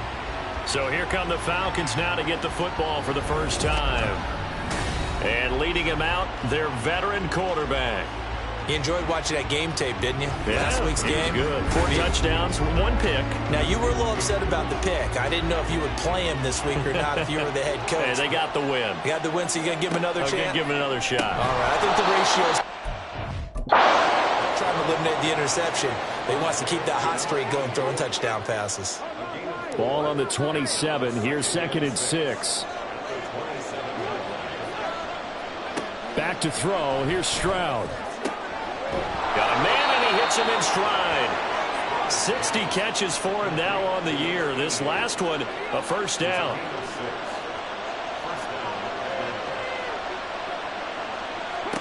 Stroud looking to throw. Oh, he's got a man wide open, complete. And he gets this one to midfield before he's brought down. 17 yards and a first down for Atlanta. Well, that's not just his first, not his second, already his third completion here on the opening drive. And I think it's safe to say that getting him the ball in this game, one of their top priorities. And the top priority for the defense has got to be finding ways to cover him. And I don't think you can have one basic coverage to get it done. You have to throw a number of coverages at him, make him think as he's running downfield, and hope you can create a little bit of havoc. The second down throw now from Stroud. And that is incomplete. Drake London, his intended target. And it's third down. You look at this Raiders defense. They're just below the cut line for top half of the league. 17th in the NFL against the run. Stopping the run, that's been an issue for them all season long. Aren't you glad that you're not coaching the defense right now? I'm very glad. They said that they've seen it in doses, but very, very small doses. Plenty of shouts from this crowd as they watch the replay. They want a challenge, and they're going to get one. Did he keep those feet in bounds? That's the question they've got to decide. And I got to say, watching it in real time, it was awfully close. Yeah, it certainly looked like a heck of a catch because he didn't appear to bobble it, which could complicate things. But even with the benefit of replay, that's pretty tight. Well, here's the call. So the challenge there does not go their way. This will indeed remain a completed pass. Now a throw here to his running back. And he'll be out of bounds as he gets it down to the 30 there. Ball on the 30 now. Here's second down at a yard. Open run. There's Darnell Washington. And he's going to have another first down as the tackle comes at the Raiders' 14. That one good for 16 as the drive continues. He's certainly done a nice job spreading the field on this drive, and here he finds his big tight end for good yardage. And that's what you have to do. Keep defenses guessing about where you're going to go with the football. Here's a 1st and 10 at the 14-yard line.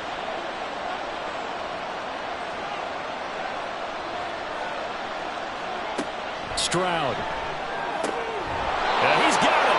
And the Falcons are going to be set up with a 1st and goal on a pass play that moves them all the way down to the 1. 1st and goal, a chance for an early statement here on the road. Stroud out of the gun here. That ball is caught. It's London for the Atlanta touchdown. A great play there. His 14th touchdown now on the year. And the Falcons are on the board first here in Vegas. Well, these guys scored touchdown after touchdown in that win a week ago. So how do they come out this week? Same way. They've got that momentum going, a touchdown on the opening drive. I think it's safe to say that they're in a groove, isn't it? I mean, a lot of times we've seen where teams have scored a ton of points the week before. The very next week struggle to score almost as if they used it all up. Not in this case. This group appears locked in. We're going to have to make some adjustments if you're on the other side of that football. Extra point right down the middle. And it's now a 7-0 game. The kickoff unit is out on the field, and they will send this one away. And here comes a return from just beyond the goal line. And only able to get this to the 19, so probably should have opted for the touchback. So here comes the Raider offense now onto the field. And trotting out there, no introduction needed for this guy around the league. Now in his 7th season as a QB. Would you say that last week's performance by him, workmanlike in terms of numbers? 1 touchdown, 1 pick, but obviously a loss. Yeah, and that's the bottom line for him. All he cares about is how do we find a way to win the game. Maybe leans on a few other parts of the offense, and hopefully springs a receiver or two free. It'll be a pickup of 5 on the keeper. It's 2nd down. They'll run. Here's Devon Achane. And he'll be corralled right around the 34. They picked up 5 yards last time. Now they double it and get 10 here. We use the word relentless a lot with guys who are aggressive on the field. In this case, it really fits, doesn't it? How about his ability to break tackles and his feet never stop moving? And nothing much materializing there on the first down run. He'll get a couple, and that's it.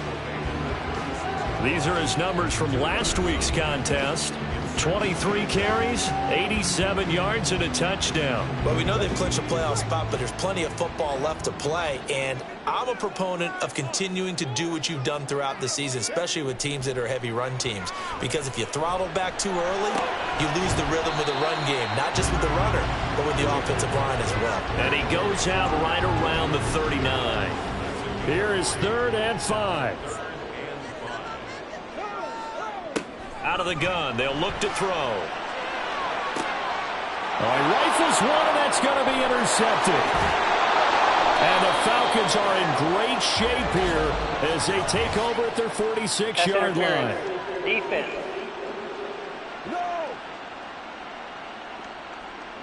After the penalty, a fresh set of downs. It's 1st and 10.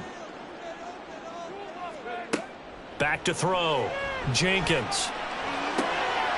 Got an open man. That's David Njoku, the tight end. And he'll be out of bounds just inside the 25-yard line. Counting down toward the midway point in quarter 1.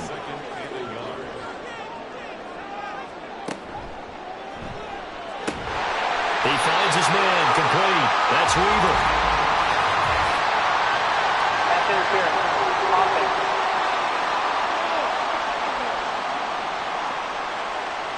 Well, so much for the first down. And they could have, would have, should have had a first down, but my English teacher's not going to be happy with this one. They did not. Off the play fake. Jenkins looking deep downfield. And that's going to be caught for a Raider touchdown. A great effort there. His first touchdown on the year. And the Raiders are an extra point away now from tying this ball game. Well executed there offensively. Defense looked a little confused, but he found his receiver, and that one good for 6 points. And the payoff we just saw there tells us how many times they ran this play in practice over the past few weeks, because they executed that flawlessly right here on game day when the situation arose. Extra point splits the uprights, and we are tied at 7. The long touchdown pass gets him 6 on a very, very tidy 2-play drive that time. So we're even at 7 now as they kick it away. From a yard or 2 deep, here comes a return. And he's able to get this across the 20, but not by much, as he's marked down officially at the 21. So for the second time in this one, we get set to see the Falcons offense.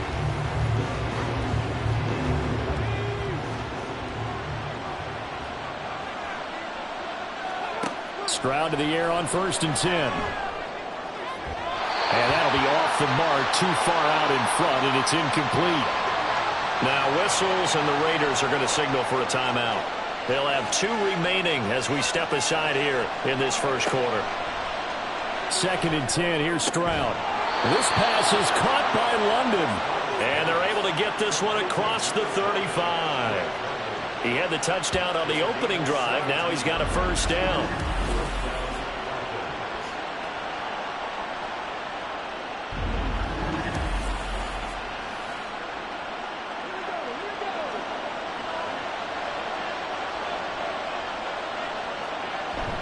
Play action.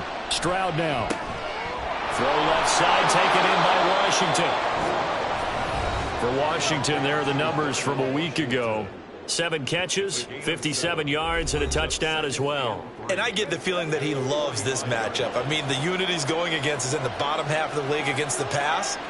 He had to have circled this one on the schedule and said to himself, this should be a big game. Meanwhile, Stroud's throw hauled in by Washington. And he's going to have another first down as the tackle comes at the Raiders' 44-yard line.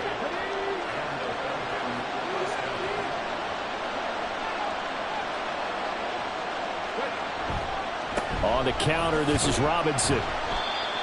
5 yards is the tally on first down. That brings up 2nd and 5.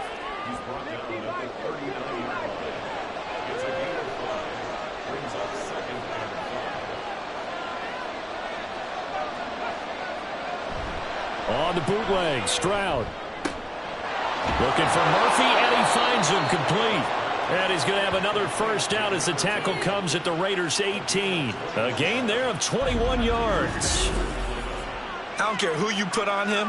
He's going to be a handful in one-on-one throws. Yeah, right now, you're right. They're in man-to-man. Maybe need some safety help. I would say that'd be a good idea. Double team him somehow. I'm going to have to make someone else beat me rather than let him shred my defense.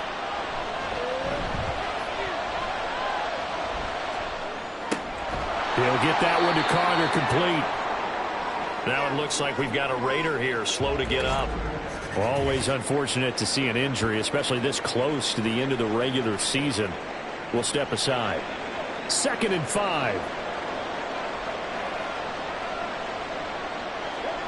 Stroud working out of the gun. And they will not get the connection there. It's incomplete. Those are the ones you dream of as defenders. I think if he gets eyes on the ball a little bit earlier, he might come away with it. Instead, it's going to wind up as just an incomplete pass. And it'll be intercepted.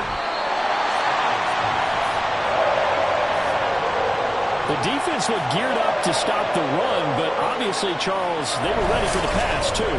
Yeah, they were hoping they could catch everyone crashing and playing the run, but that was a very ill-advised throw right there. The opportunity, lost.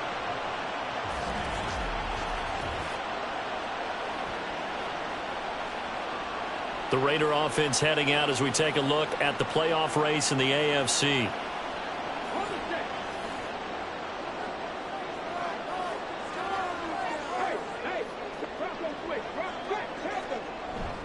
The drive starts with a run from Achane.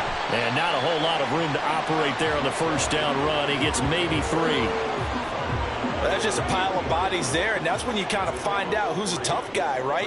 Who can stand up and make a play. It was only a 3-yard run, but for both sides, they had to walk away from that feeling like, okay, I can stand up when the going gets tough in here. So 3rd down, and the Falcons going with a dime, 6 defensive backs. Operating from the gun, Jenkins. And he will not be able to hang on through the contact. It's incomplete. The coverage strong, and now it's 4th down. Las Vegas sending out their punter now, as his first punt will come from inside his own end zone. He'll take it a few steps in front of the 50. It's a return of 5 following a punt of 42 yards. And the Falcons are set up well to begin their drive, as it'll begin in enemy territory already.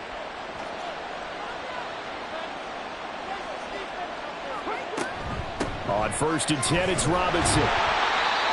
Just a yard on the first down carry, so it's 2nd and 9. You look at this Raiders defense. This unit coming into this one ranked number 20 against the pass in the NFL. And I think you're going to see some changes in the offseason, whether it's through the draft, free agency, maybe even both. They definitely need some help in the secondary. And he's going to get this down near the 30-yard line. His 4th catch already in this first quarter. It's a first down.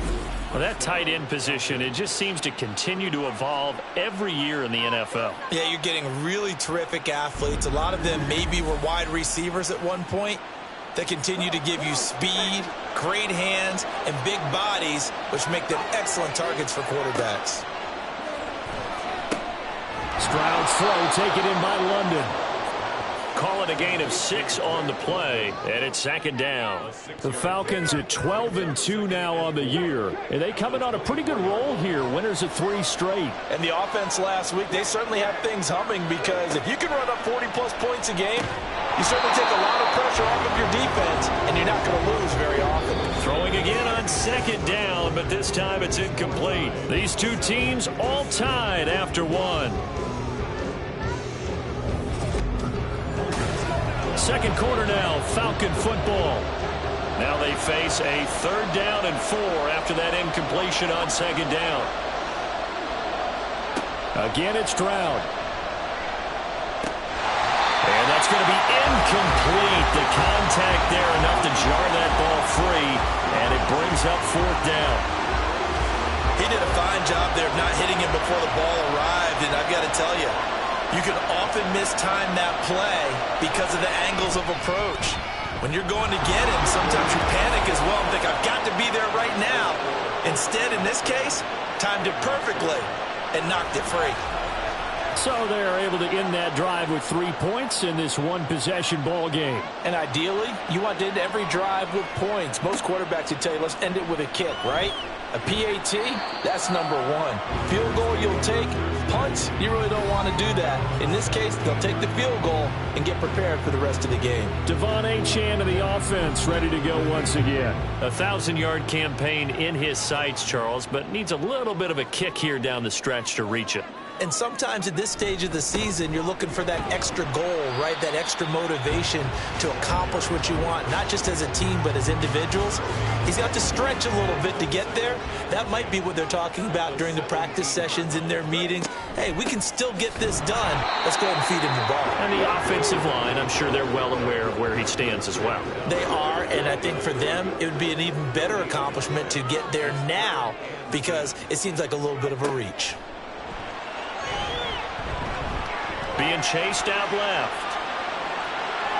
And he will slide to a stop. He does have the first down. Opted to run for it. The decision a good one. Picking up the first, getting 14 yards on the scramble. Certainly not a positive sign if you're the D coordinator and you see your guys give up that space so early in the game. 3rd down, that's when the clamps are supposed to come out. But his ability to create things with his legs makes things difficult. Now a play fake here on 1st down. And his throw is going to be incomplete. Partner, we read a great article this week arguing for him to be Defensive Player of the Year. Normally, sacks are the big thing that people point to, but what he's done in the secondary has been something special. It has been, because it's been an all-around game for him. Taking the ball away, rushing the quarterback, and sacking him himself, doing a number of different things that change the way the game is played. 2 yards the loss, and now 3rd and 12. We'll see what they have drawn up here. A little bit behind the line. 12 yards needed to gain a 1st down. To throw on 3rd down, Jenkins. And this is going to be incomplete. I'll tell you what, these last couple of drives, much better from a defensive perspective. They gave up a touchdown on the opening drive, and then after forcing a punt on their last possession, it looks like they're going to get the football back again. 44 on his first punt, and this is a good kick as well. The call for a fair catch, and it's made at about the 23-yard line. So a change of possession here on the punt. And the Falcons will be taking over 1st and 10. Throwing now is Stroud. Checks this one down to Robinson. And he is going to lose yardage here. He was unable to shake free there. They'll cover him for a loss of a yard.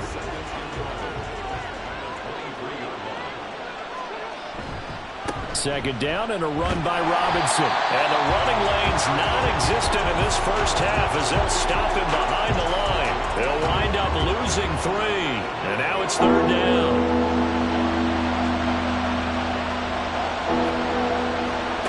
And Stroud now to throw. He's got his target. That's complete. And he'll get this one way up just shy of the 45-yard line. A big play there as they get the conversion on 3rd and 13. And a nice milestone reached on that last throw is here late in the season. He goes over 4,000 yards passing. And he's really thrown the ball well all season long. Had some big games along the way. He's inspired his receiving corps to go out and make plays for him in each and every ball game. Robinson up the middle.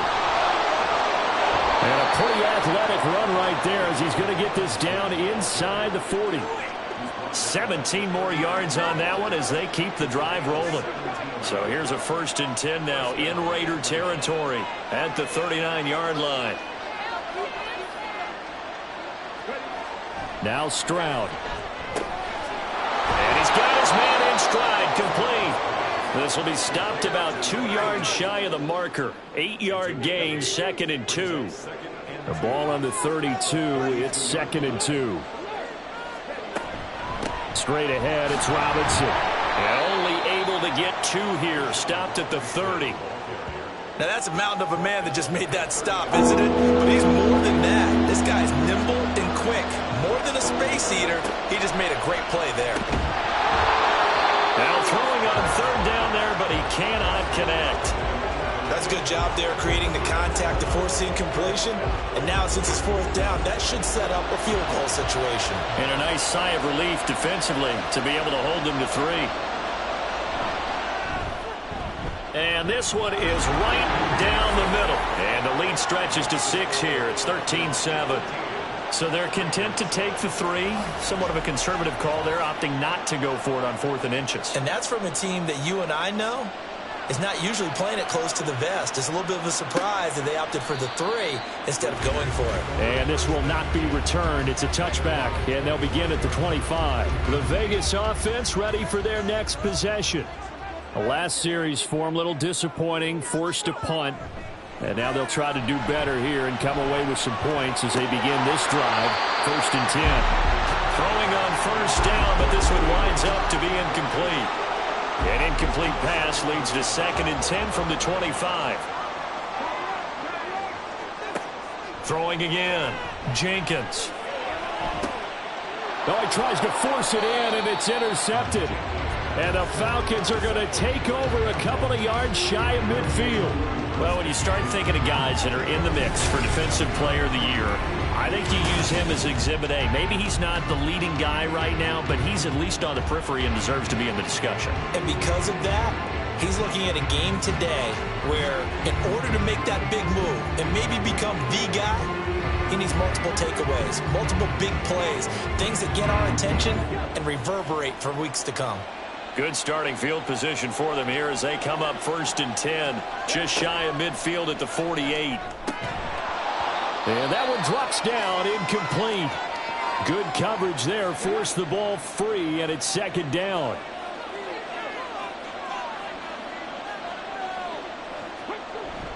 And they'll go play action here with Stroud. And he whips that one incomplete there. This defense has passed its first 2 tests by forcing back-to-back incompletions. They know there's probably another throw coming on 3rd down. Let's see if they decide to force the issue by sending people on a blitz.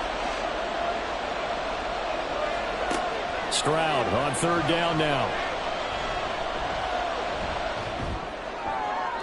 That's to the sideline and incomplete. Not only did he have a chance to scan the field there, it felt like he had a chance to scan it twice. The protection was that good. Unfortunately for him, the coverage downfield, equally good. And he gets it away, a directional kick going toward the sideline. And it's out of bounds. Now we'll see what the side judge says. He says out at the 8-yard line. Now the Vegas offense heading back out there. And we'll see if they can bounce back from that last drive, in particular if they can bounce back at the quarterback position, Charles, after throwing their first interception of the ball game. Yeah, and some guys, you know they're going to want to try and get a big play right away and take control back. Others, they're going to look to hit a couple shorter passes, get a little momentum back that way. But for the defense, that goal's not changing a bit. They want another pick. You're exactly right about that. In fact, you've got to watch them a little bit because in coverage, they may cut down their gaps a little bit. Maybe their splits. A Chan hit, and the ball is held. Well, call it luck or skill, whatever the case is, they're feeling good about just keeping the football there. Yeah, the biggest thing that they're calling it now, our ball. I mean, they don't care if it was luck or skill. Boy, the panic that jumps up in your chest when that ball's on the ground, whether you get it or your teammate gets it, just as long as you maintain possession, that's all you're looking for. A throw there, but that's going to wind up incomplete. Here's the Raiders punter now, standing about a yard deep in his own end zone. He's been a busy man here in this first half as he gets it away. It's fielded at the 45. They'll call this a 41-yard punt, 7 on the return. And this offense, they're going to have excellent field position. They take over with a 1st and 10 on the short side of the field.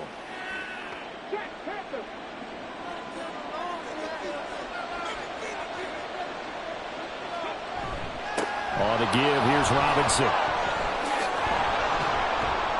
And he picks up about 6 as he gets this down to the 41. Now, during that run, an injury here. We got one of those big blockers in some discomfort.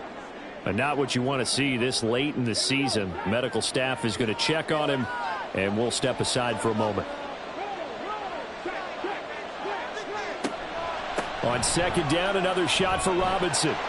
And he'll go down here at the 35-yard line. Consecutive runs of 6 yards gives him a 1st and 10. That's a nice run right there, able to get to the outside. And so many times defenses say, okay, we've got you hemmed in. But if you're running the football, at least you know where everyone is coming from. You don't have to worry. And he's free going down the left side. It's a foot race. Touchdown, Falcons. Bijan Robinson. That's his 18th rushing touchdown of the year. And they are able to add on to their advantage. Well, we've said it many times. He is always a threat to go the distance anytime he's got the ball in his hands. And on this occasion, he did just that. Well, he's definitely the guy that makes this offense go. And when you're an RB1, running back 1, you've got to be willing to be patient at times as well. Not every run's going to be the home run we saw there. But once you get that opportunity and that opening, you take full advantage. Point after, right down the middle. And the lead now stands at 13.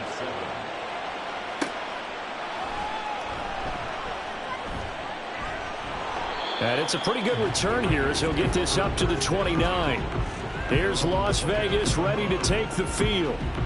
These guys definitely hoping for a better showing than their last appearance. They couldn't really even move the football much beyond the shadows of their own goalpost, Charles. We'll see if they can get a better, more sustained drive going here.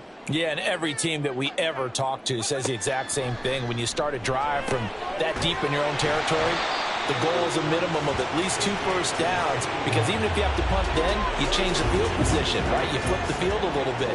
They didn't get that done. This time they want to string together a nice drive and help themselves out. Looking to throw on 2nd down. Jenkins. That's caught by Kelly. He had the touchdown earlier. This one's going to get him a 1st down. 1st and 10 at the 41-yard line. Now they'll throw here out of the gun. And the throw left sideline here is caught, but they'll rule it incomplete. Couldn't keep his feet in. 2nd down.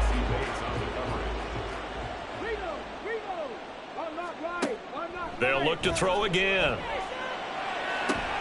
Oh, and his early struggles continue. Here's another one intercepted. And the Falcons are going to get the football here at their own 40-yard line. And that now 2 interceptions thrown in the 2nd quarter. And you know, a lot of people look at these guys and they think to themselves that maybe, possibly, they're still thinking about the first one. And they probably are. I think in this case, he's just trying to atone for the first interception. Tried a little bit too hard, maybe forced it a bit, and instead created a 2nd one. Bijan Robinson leading the offense out for another drive. And he's well on his way to a 100-yard game. He's already more than halfway there. We're only in the second quarter.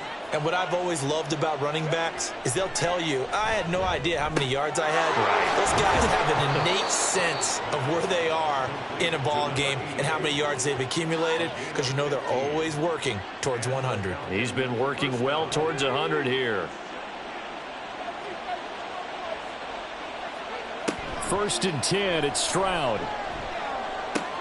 On the move past the 40. And he'll go out of bounds after taking it a little further down inside the 40. They don't need to run another play here before the 2-minute warning. Let's see if they do it anyway.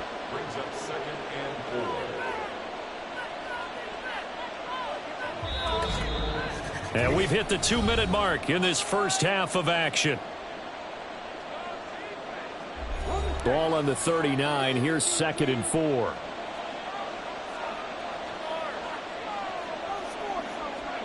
Stroud looking to throw. And he'll get it right back to Washington. And he's going to have another first down as the tackle comes at the Raiders' 22-yard line. 17 yards on the pickup there, and the drive will continue.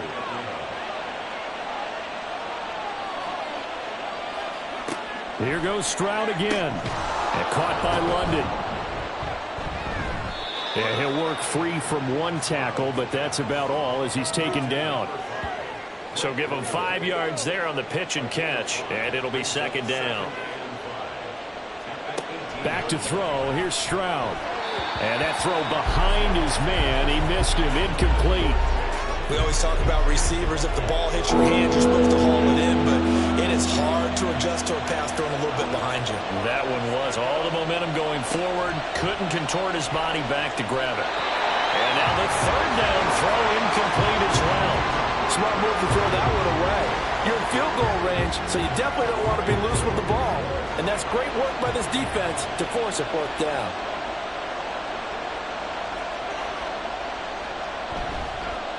Oh, they pitch to the tight end. It's a fake. They pass up the 3, fake it. It doesn't work.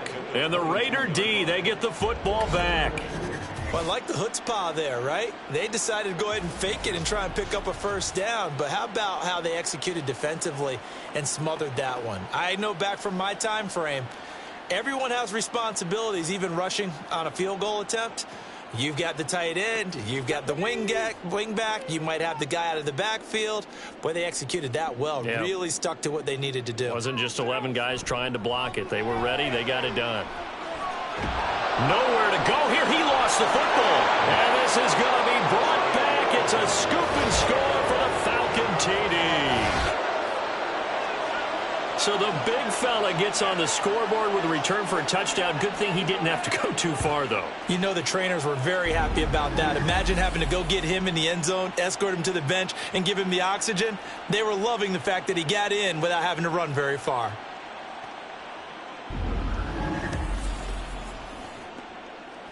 Now the extra point try forthcoming.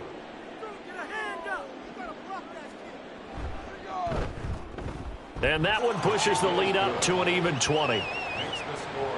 So not only the cough up, but then the pickup on the other side, the scoop, and the score the other way, the fumble return for a touchdown. And you can bet they're preaching 2 hands on the ball here as the kick's away following that fumble return.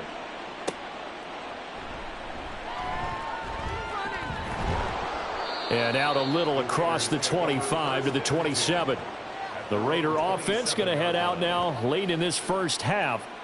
And with a 3-score deficit staring them in the face, they might have to press the issue here and try to get points out of this drive. 35 seconds, all that remains in the first half as they come up on first down. And they're just going to run it here up the middle.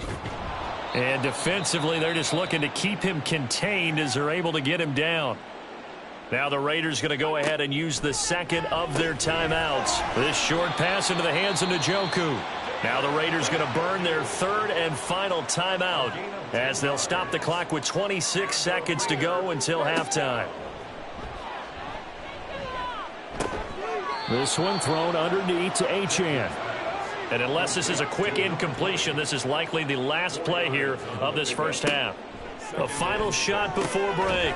Jenkins. And he'll lose yardage here. Back at the 47.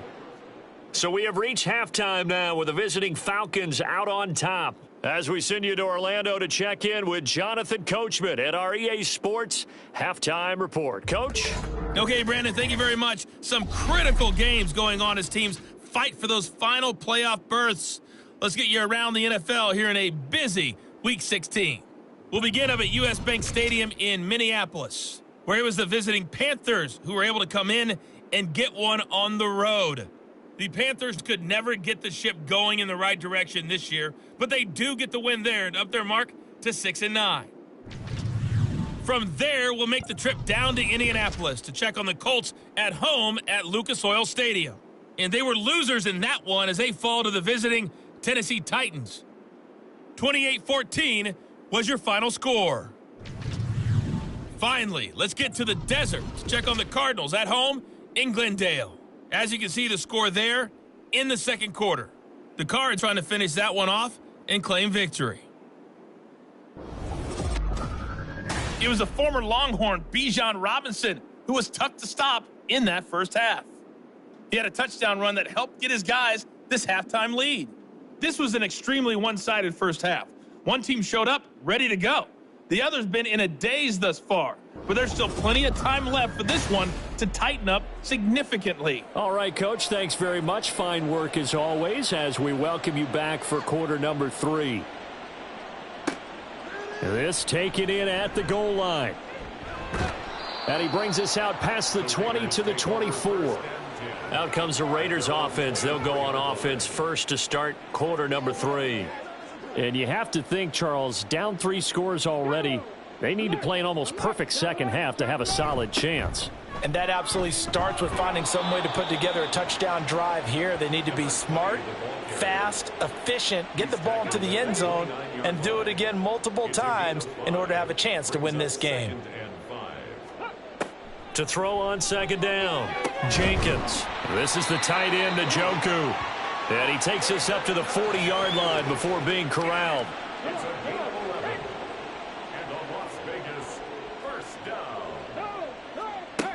Now Achane on 1st and 10. Taken down at the 42. That ground game contained again there, Charles, and that's really a big reason that they're trailing right now. And give a lot of credit to that defensive front. That's exactly what they worked for all week, to try and take away the run game, make them one-dimensional. In the battle of game plans, theirs has been superior. And good vision there as he's across midfield and down to the 45-yard line. 44 yards rushing on 12 carries for him now. From Falcon territory now, here's 1st and 10 at the 45-yard line. Achane here, they stay on the ground. And a strong run there as he'll take this all the way down to the 35. 10 more there and another first down. That one definitely helps as they try to push the ball down the field here, trailing early in the third quarter. And even though they're trailing, not abandoning the running game. People may call it an adjustment. I think it's just much more sticking to what works for you and continuing to have faith in it. And the running game is starting to pay off. Now we get a stoppage because a member of the Raiders shaken up on that one. Well, always unfortunate to see an injury, especially this close to the end of the regular season. We'll step aside. Now they'll switch it up here and look to throw. He'll dump this off to Achane. And that's going to be good for another first down as the tackle's made at the Falcons' 19. 1st and 10 at the 19-yard line. Looking to throw. Jenkins. And he will find his man on the outside. And he will reach the 8-yard line before going out. Same exact result as last play, a pickup of 11. 1st and goal, and they got to be thinking a chance to get right back into this football game. Back to throw. Jenkins. And this will be incomplete. Physical play on the football there, and it's 2nd down. Brings up 2nd and goal. Running left, Achane. And the stop will come inside the 5 at the 4. Well, I didn't have to stretch for this one. This is 4-down territory. They've got to get it in with the deficit that they're facing. Absolutely. It's not the fourth quarter, but still. Touchdown, Raiders. A great play there. His second touchdown of the afternoon. And the Raiders are able to cut into this lead as they score on the opening drive of the second half. That's a score you felt they had to have here in the third quarter to get back in this game. And you know that there was an emphasis on their side. Hey, we know this. We know where we are. But sometimes that binds you up so much that you try too hard, you don't get the score. A perfect combination of urgency, yet relaxed enough to get it done. Extra point right down the middle. And that cuts this lead down to 13. The kickoff team on the field now as they will send this one away. From a couple yards deep, he'll bring it out of the end zone. Here comes the Falcons offense. It's their first possession of the second half now. And they were terrific in the first half, built up a sizable lead, and it's just been cut into a bit following the opening drive score on the other side. But this is a unit that has to be itching to get the football again. You could say that again. They've got to be pretty eager because, let's face it, they've had to sit through halftime, then sit on the sidelines and watch that drive. So you can bet that they're saying, let's get on with this. We got to go out there and get some more points. Brings up 2nd and 7.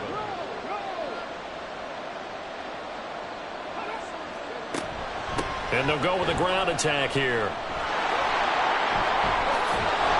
And they're going to get this beyond the 40 before he's taken down. Now it looks like we've got a Raider here, slow to get up. But not what you want to see this late in the season. Medical staff is going to check on him, and we'll step aside for a moment.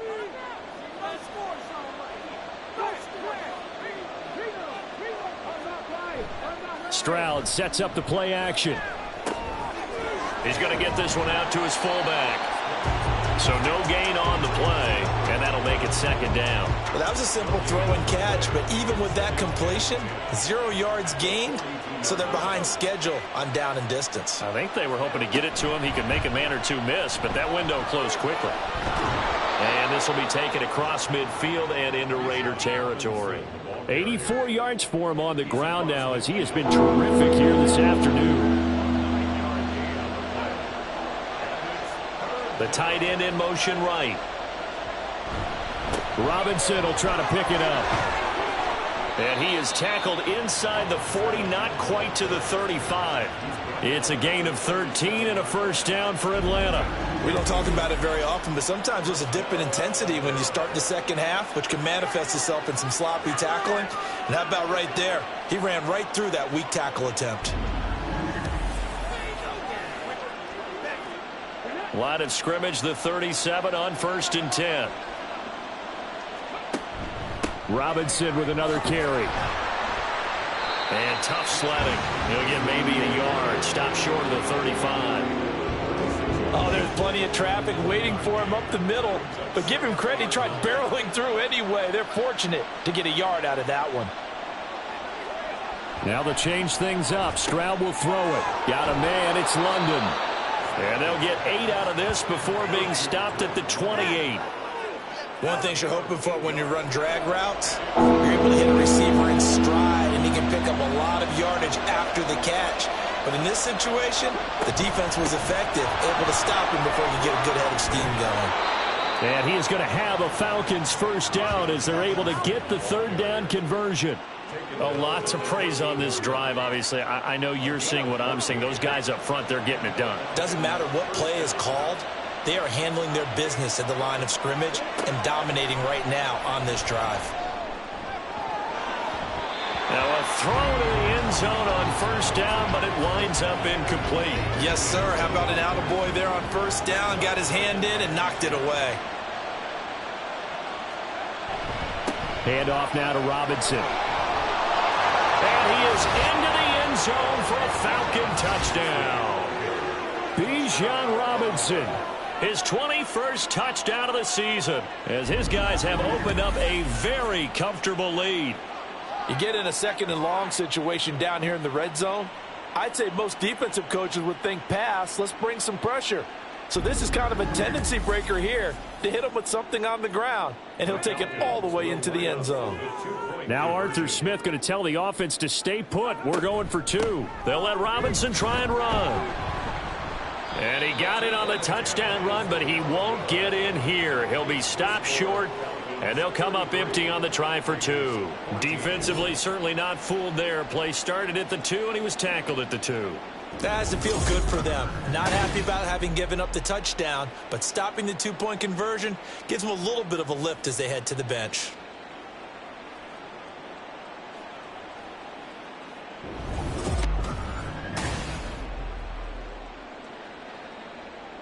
Out is the kickoff unit as they run up and send this one away. And here comes a return from just beyond the goal line. And he'll be brought down shy of the 20, so the decision to bring it out of the end zone, not a good one. And hold on here, because on that last run, it looks like we have a player who was shaken up. Always unfortunate to see an injury, especially this close to the end of the regular season. We'll step aside. Here's Achane to start the drive. And they're able to get this one across the 35. First play of the drive, a success, 19 yards. That was good, tough running right up the middle. And if the defense can't penetrate and make him slow his pace or change direction, that's often the end result. On 1st and 10, Jenkins. This short pass into the hands of Njoku. And he'll be stopped right at midfield. That one good for 13 and a Raider first down.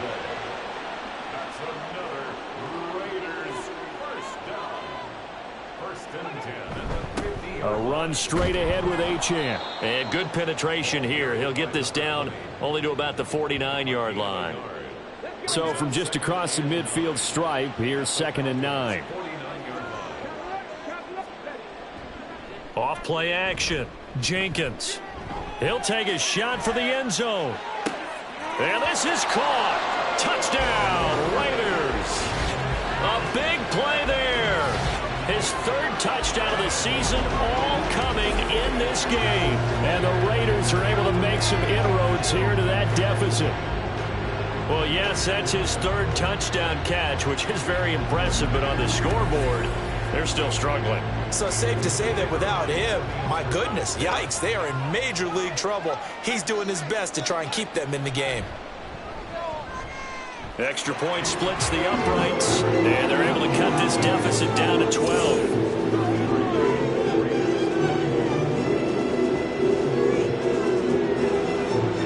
On is the Raider kickoff unit now as they will send this one away.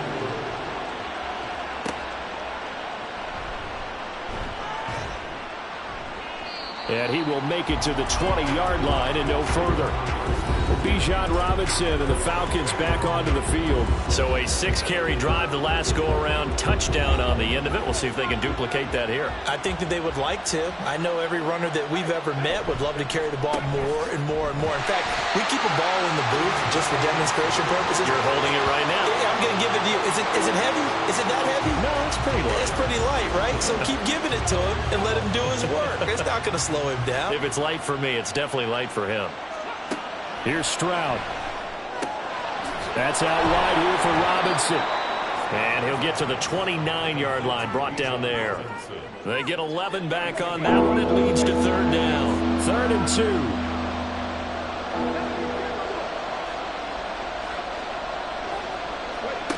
2. Stroud. And they'll find the open man. That's complete. And he is going to have a Falcons first down as they're able to convert by plenty there on 3rd and 1. Got to say, I was a little surprised to see him, Charles, come out in the shotgun on 3rd and less than a yard. Yeah, but the way the NFL is nowadays, we hardly ever see anyone really run for it on short yardage. So they're going to throw the football more times than not. That was a nice, easy rhythm throw right there, and they pick up the first down. Give him a gain of 5 on the completion, and it's 2nd down.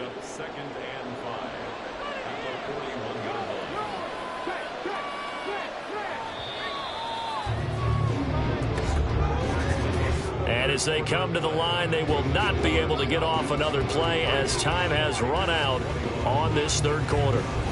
We'll return with more after this. You're watching the NFL on EA Sports.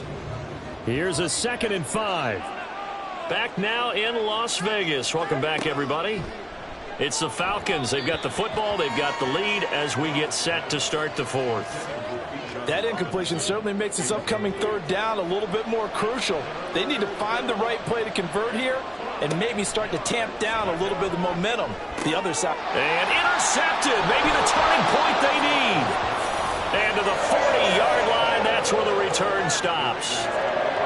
That is the play they needed in a 2-score game here in the 4th quarter. No doubt about it. They did what they had to do to give themselves a chance to get back into the game. They turned it over to the offense. They are now in charge. Now they need to execute.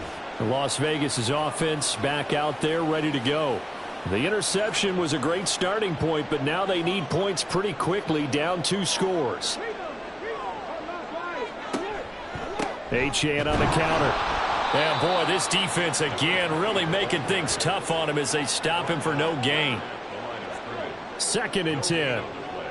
Brings up 2nd and 10 at the 40-yard line. Looking to throw. Jenkins. And he's going to be intercepted for the 3rd time thus far. And the Falcons are going to take possession here at their own 16-yard line. But with the points that we've seen scored, neither defense has been at their best, but these guys, they've been a little bit better, Charles, and a nice interception there. Yeah, you're right about that, Brandon. Let's face it. It's not always how you start, it's how you finish, right? So maybe you have a rough game all the way along, but if you make a big play like that at the right time, it can make everything turn out just okay. Bijan Robinson leading the offense out for another drive. He's already hit pay dirt twice. He's up over 100 yards. He is feeling good. And he's just zipping along today. Everything coming together for him. It's that type of a day that you see a back just kind of have a grin on his face every time his number is called. Because he doesn't feel like there are going to be any lost yardage plays. Nothing but big-time positive runs. Making the sideline grin as well. And this is seemingly how it's been all game long. This defense has been just a step too slow. And here they're burned again. Another big play. The big play has them all the way out near midfield for a 1st and 10. Throwing now is Stroud. This pass is caught by London.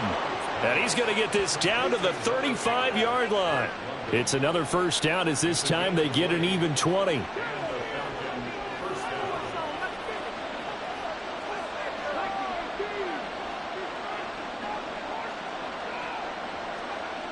And Stroud now to throw. Throws right back to London, complete again. And this will be a gain of 5 as he gets it to the 30. Now 2nd and 5.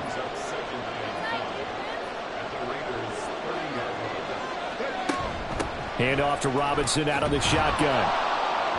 And he's able to get it down to the 25-yard line. A gain of 5, good enough for the 1st down.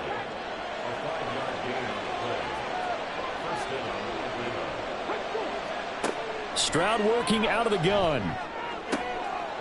Touchdown, Falcons! Darnell Washington. 25 yards for the touchdown. And the Falcons are about to make it 4 straight as they add to this 4th quarter advantage. Well, it seemed like they were so focused elsewhere they forgot about the tight end spot, and he's the one that burns them there to make this a 3-score game here, Charles, in the 4th quarter. I think there might be a little bit of defensive fatigue from those guys on that side of the ball, partner, because they've been spending their time trying to stop them from all angles. This time the tight end gets them.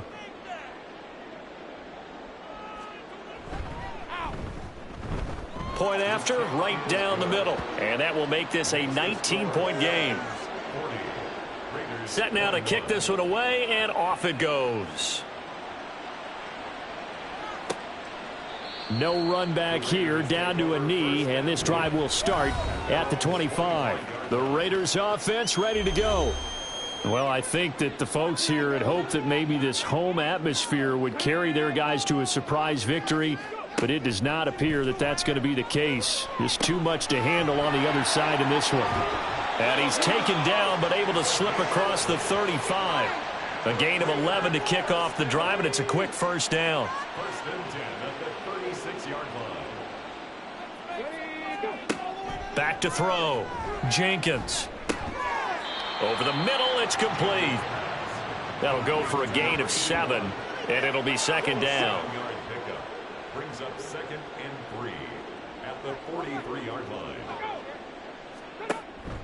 Looking to throw. Jenkins. They set up the screen. Achane has it. And he'll be taken down, but not before he gets into enemy territory. That one will go as a gain of 11. Raiders having a first down as well. Again, he'll drop to throw.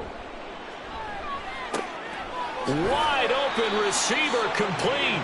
And he's taken down inside the 30. 17 more yards on that one as they keep the drive rolling. Well, those are the types of plays they probably wish they had made more of in the first 3 quarters. And this deficit going to be tough to overcome here in the 4th. But a nice first down and a pickup on that throw. Yeah, and this is where as coaches, you're looking for effort and execution. Even though the scoreboard is going against you, you want to find out who's going to fight, who's going to scrap, who's going to keep their heads up and continue to play. Here's 2nd and 10.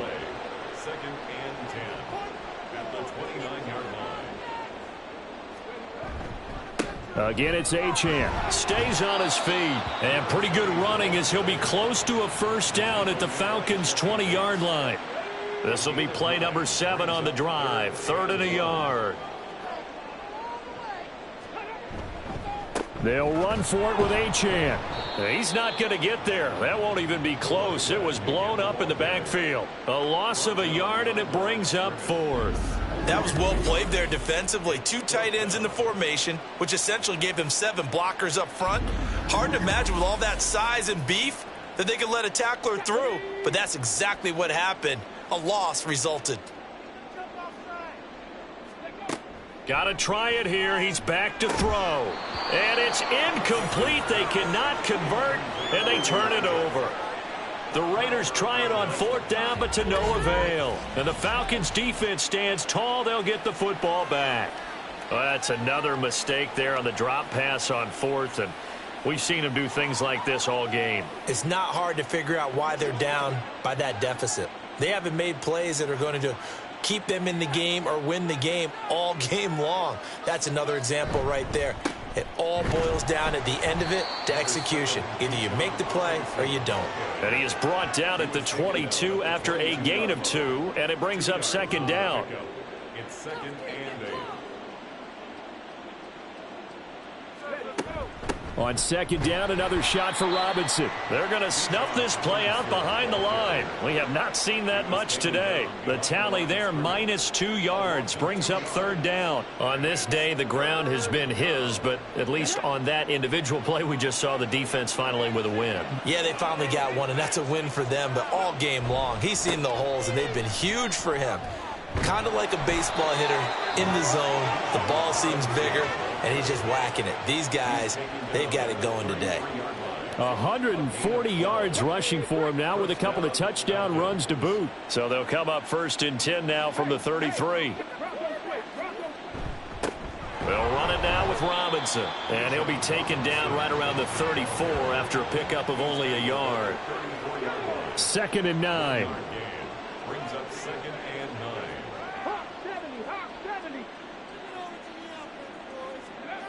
Now Stroud. Looking left side, and he's got a man. That's Carter.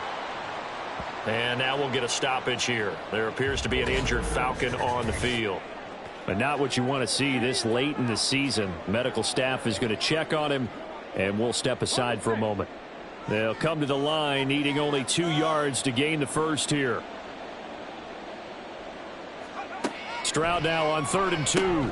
Pass taken in by his big tight end. And he is going to have a Falcons first down as they convert on 3rd and 3 with a nice gain of 7 yards. Coming up on the final 2.5 minutes. And boy, has it been fun to watch this offense operate. Quite the display, and now they look to polish it off. On 1st and 10, it's Robinson. And just no chance of turning the corner. He can only get back to the line of scrimmage. 2nd and 10 coming up. Call it no gain on the play, and it'll be second down. 2 minutes left to play in this football game here on EA Sports.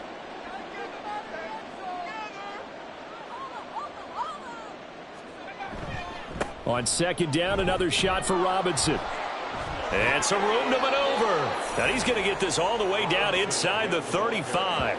Last play, they got stuffed at the line. Different story here, over 20 yards. No doubt those are the types of carries they're looking for here, Charles. The lead in the fourth quarter. This is when coaches that have a reliable running game, they breathe a little easier on the sideline. Yeah, they love the idea that they can take the air out of the football at this point of the game.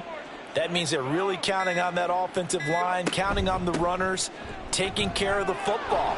Because you're going to tell your quarterback, hey, no time to be a hero. We're not going to throw it here.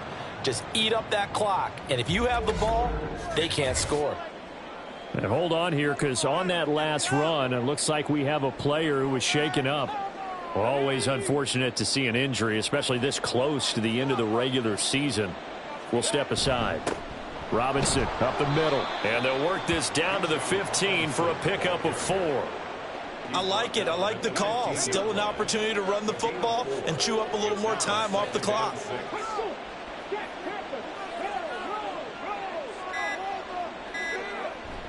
On second down, another shot for Robinson.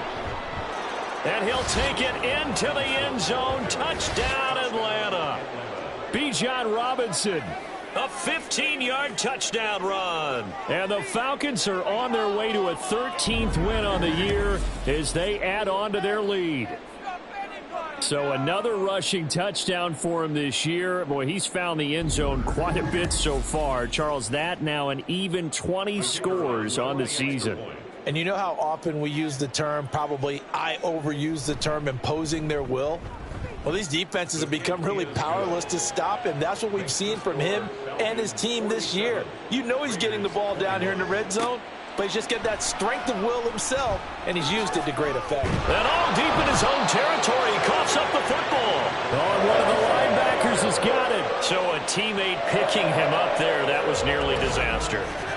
And the way that you coach these things, you want to make sure you have eyes towards the return guy, because you want to make sure that the catch is secured. A lot of teams do that. They have at least one guy. Okay, you're responsible for making sure he secures the catch.